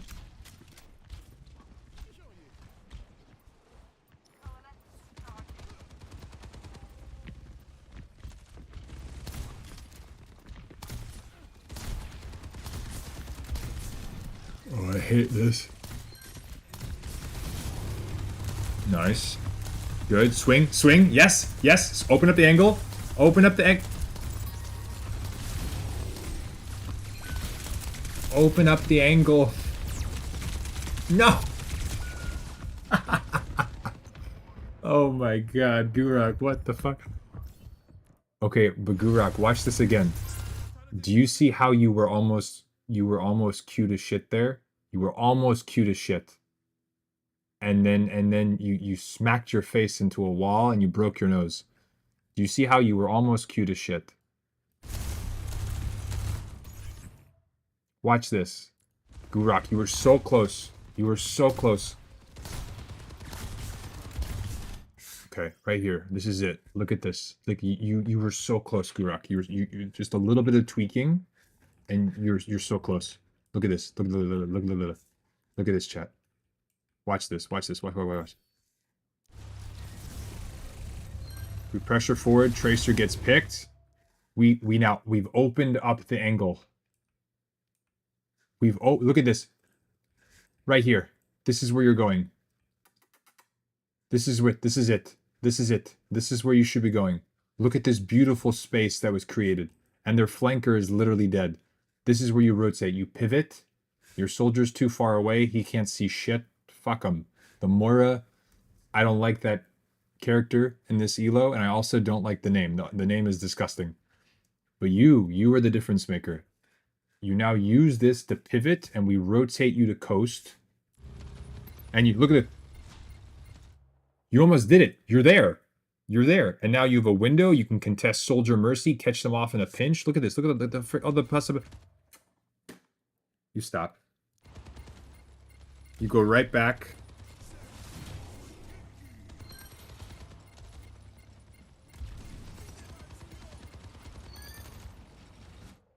I'm so sad.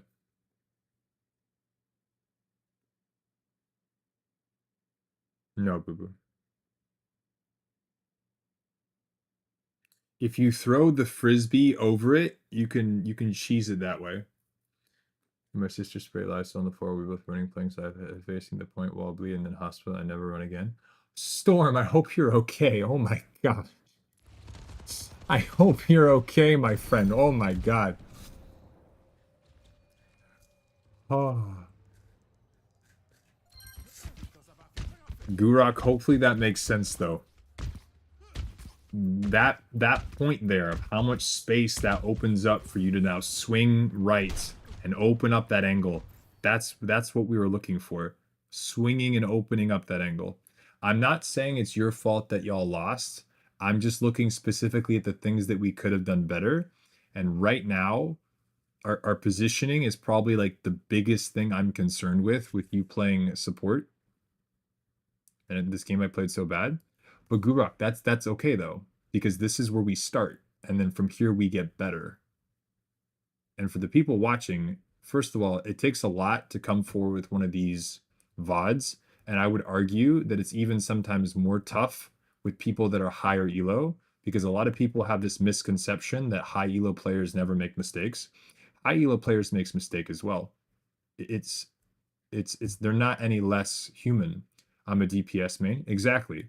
So you're a DPS player and you're now learning fundamentally how much more impactful this is. That little triangle I showed you guys earlier, that's no joke.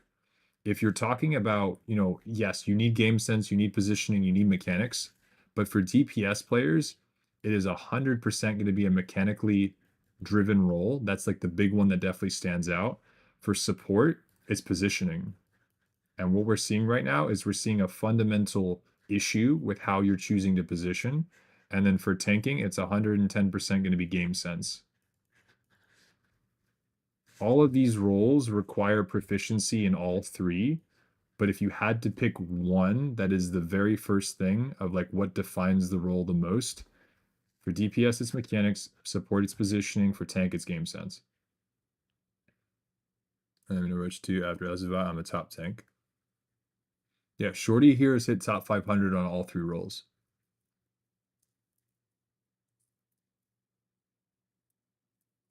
Storm, we were tough when we were kids. Less mistakes and make decisions faster. Yes and no, Shmuel. I think that high elo players make different mistakes.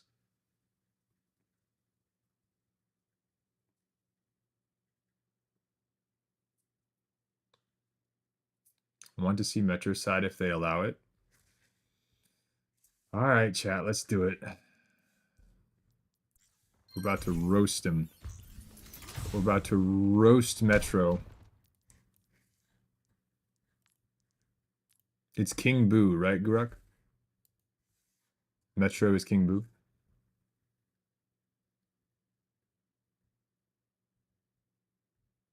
The worst part in GM, that's normal.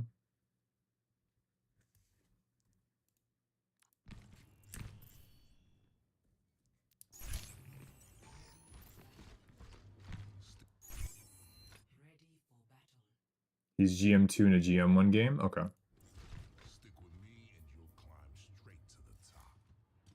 Let's see what he's got. Now, chat, Metro did not submit a VOD review, so I'm going to be respectful and not VOD review it. But if he's comfortable with it, I will make a summary at the end.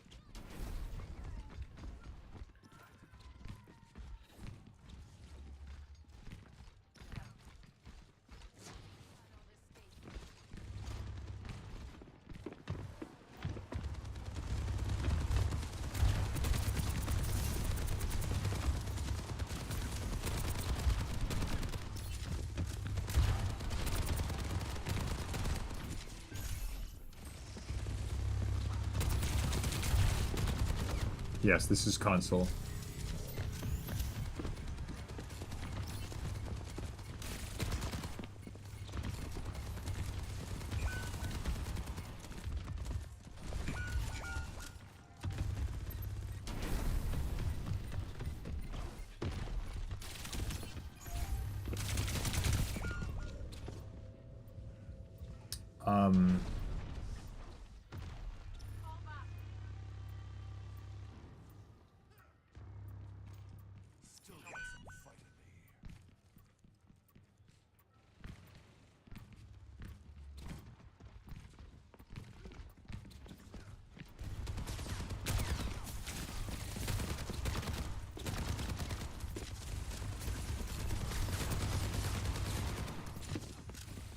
I told you he was my thrower.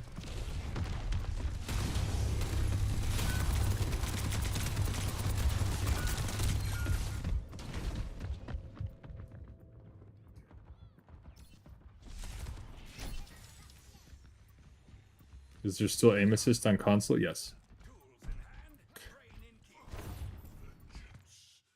I'm not, you know what? If Metro comes back in the chat, I will ask them if they feel comfortable with my opinion. But this must have been a very, very, very off game for both of you. But let me watch the whole VOD. Let me watch the whole VOD.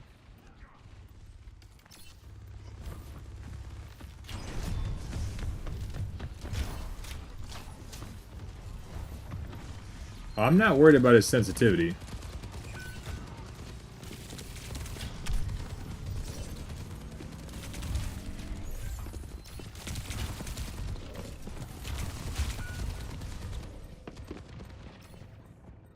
He doesn't know how to play into dive at all. I'd be willing to bet if we Guruk, if we looked at Metro's win rate versus like poke or dive comps, the dive comp win rate would be unbelievably low. Unless this is just like a weird random game where he's just like didn't have his headphones on, he does not know how to rotate out of a dive comp.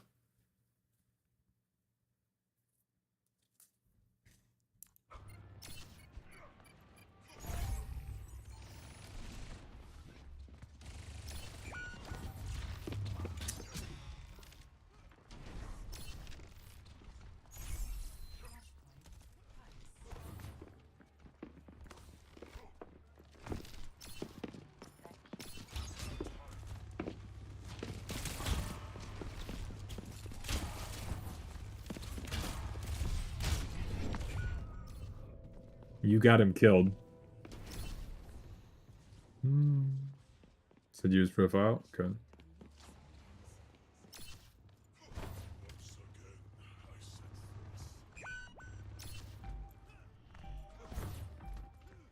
Yeah, there's some games where using controller is actually really good.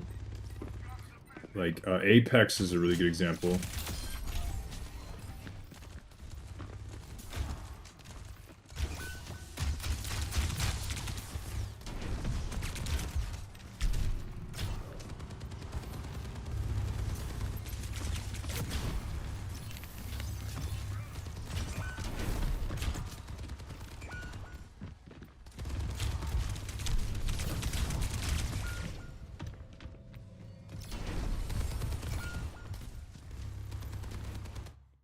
Gurak, I'm gonna ask you a question, and you don't have to respond in chat if you don't feel comfortable with it. You can message me on the side. Um, is this their account?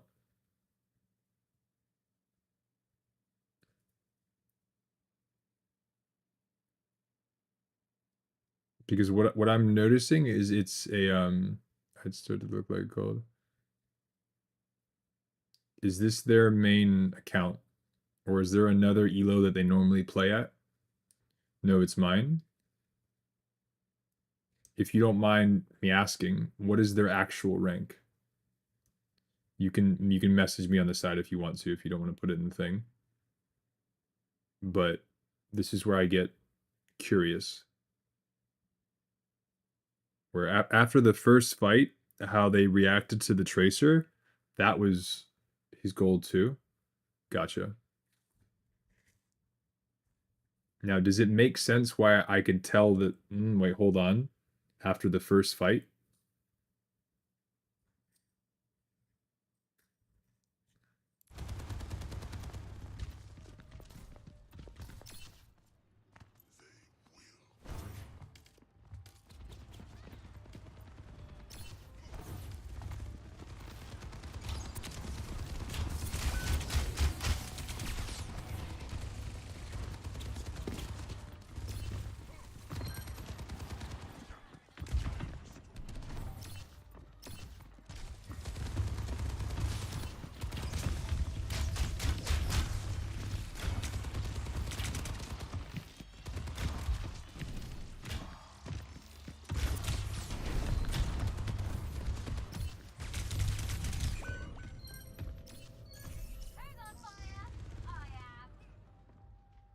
you wanted to play with me, and that's fine. Gurok, here's the thing: I have no issue with people playing with their friends.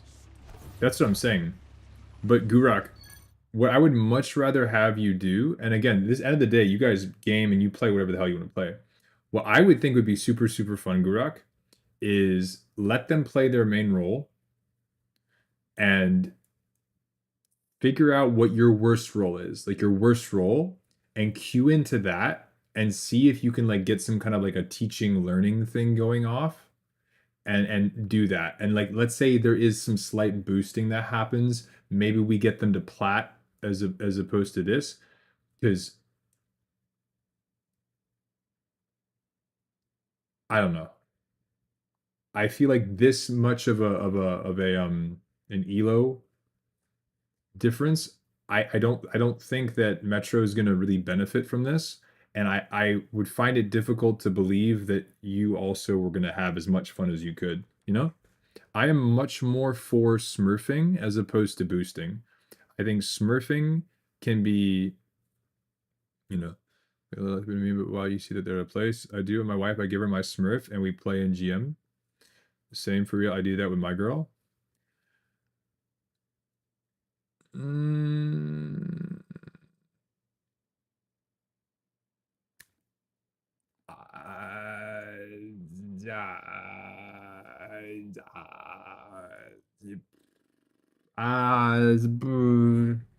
I don't know. I still stand by it. I think that smurfing is a lot better than boosting. I think boosting is just it doesn't help anybody.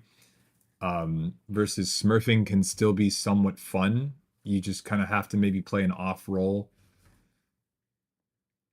I let friends play on my account sometime. Atlas. I know we did your we did the support thing, and that's fine. What I'm saying is this, is that is this meant to be you're trying to help Metro, or was this just for shits and giggles?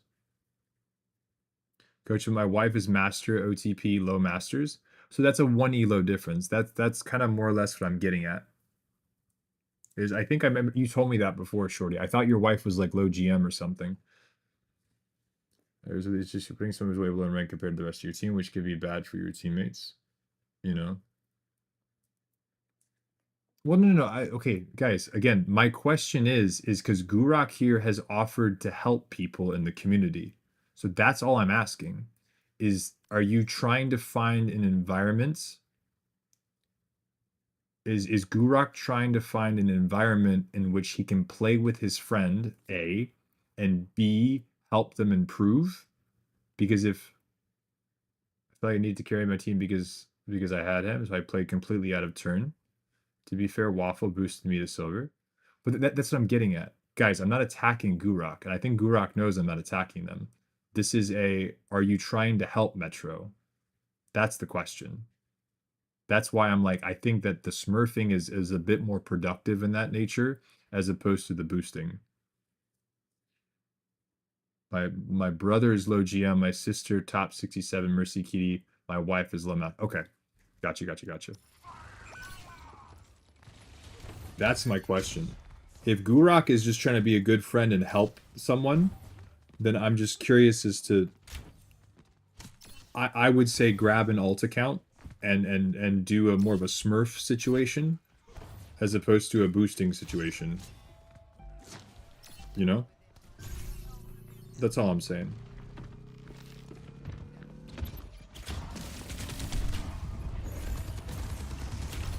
Good dragon. Okay. Good dragon.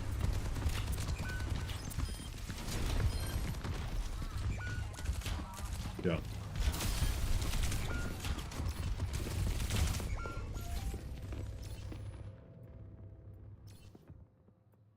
Okay. And Gurok, this is console, right? You guys are both console, or are you guys playing on PC with controller?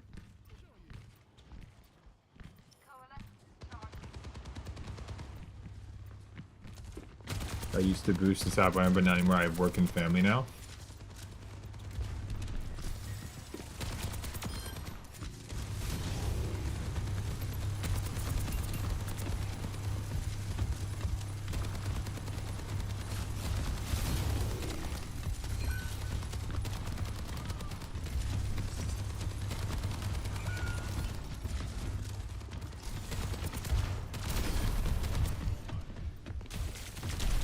You are so dead. You are so dead. You are so dead. You know, this is console, but he's playing on a Wii remote. Is he really? That is hilarious. No. No, he's not. How is he able to do the vertical and the horizontal at the same time? Is he diagging it? But to say maybe he's diagging the. I'm kidding. I was gonna say because like, I mean I feel like some people might actually try. There may have been a way of doing that, but I think getting the diag movement would be way too different, too difficult. It's serious to notice the difference in Skona.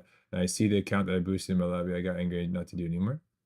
But to say, Gurok, I made my little notes about how to go about playing support a little bit differently in terms of keeping in mind what is your job, what is your role, what should you be doing as BAP, number one, especially with the comp that you guys are running. And then really start to think about that whole, if you can see the enemy team, you can do damage. If you can see your team, you can see heal. If you can see both, it means you have way more options.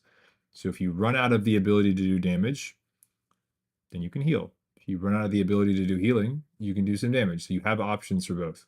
And for my support players, that goes for any elo. Give yourself options to be able to kind of contribute in different ways. But Gurok, if you do go out of your way of helping Metro, if the two of you need any help, or if Metro is a little bit on the fence about the coaching and stuff like that, maybe you can help them build up all right, yeah, I can trust Atlas. Because Gurok, you seem to trust me now. I'll send you both of the account profiles this season. You're good, Gurok. You do what you got to do. I was just curious as to what the goal of that was. Are you trying to help this person, or you just wanted to play with them? So either way, like I said, chat, my stance is this: I'm more for the smurfing. I'm not really for the boosting because I think it doesn't do any good to do the boosting, personally. Anywho, GG's, nice VOD. All right, y'all. With that being said, what I'm gonna do is we're gonna call it there. That was a hell of a stream. Easy 5.5 hours. He wanted to see what GM looks like. Okay, well, that's not bad, because now we know what we work towards. Because, GM is just different mistakes get made, and if you make a mistake, they notice, and then they start pushing you and pushing you and pushing you until they milk you. Anyway, with that being said, y'all, that is going to be it for today. Hopefully, y'all enjoyed some of our live coaching VODs here in the channel. We do these every Tuesday and Thursday, and then we do live action gameplay Monday, Wednesday, Friday. We do occasional community days, and then Saturdays are meant for live, more in-depth coaching sessions that are sponsored by individuals within the community, and or we do some variety, or sometimes I just need a break because my head hurts. Saturday, we do have our live tank coaching seminar, which is going to be January 6th for our very own Boo Boo. And that will be it'll be like probably about a two-hour session about. Any more than that, it starts to become kind of difficult to process new information. So I'll kind of keep an eye on Boo Boo and see how he's doing, if he's not too burnt out. But that usually goes for about an hour to 2 hours. So we'll kind of go from there. We might do some more variety on Saturday. I was thinking about finishing up The Wolf Among Us with y'all, but we might end up doing some more VOD reviews because a couple of y'all still want to do VODs. And that's about it. We have a couple of videos that need to go out this week. We have Gurok's reaction video, which still needs to be finished and edited. I have my stance on cheating in Overwatch and gaming in general. I'm going to kind of redo that one because I don't like how the first script went out. It was a while ago. It was on Sunday, Shmuel. It was on Sunday. It was like 4 days ago. And then what else? Keep an eye on the Discord for the VIPs. We'll have stuff going out there. New graphics coming to the channel. We hit our sub goal for emotes, so we're going to have new emotes coming to the channel as well. I have to reach out to my artist about that. There's just a bunch of stuff happening right now, chat. So new videos. We have a couple of TikToks that need to go up. We have new emotes that I have to schedule. We have the seminar on Saturday. So a bunch of fun stuff. And then Sporks, you and I have to now schedule a coaching session with Brig. So anyway, with that being said, y'all, thank you so much for the support. I appreciate it more than you realize. But with that being said, before I go, as always, please remember, be kind, be humble, and as always, GG's, and I'll see y'all in the next one. I'm going to go eat some soup. Good luck, y'all. Yeah, Storm, I like the emote. All right, y'all.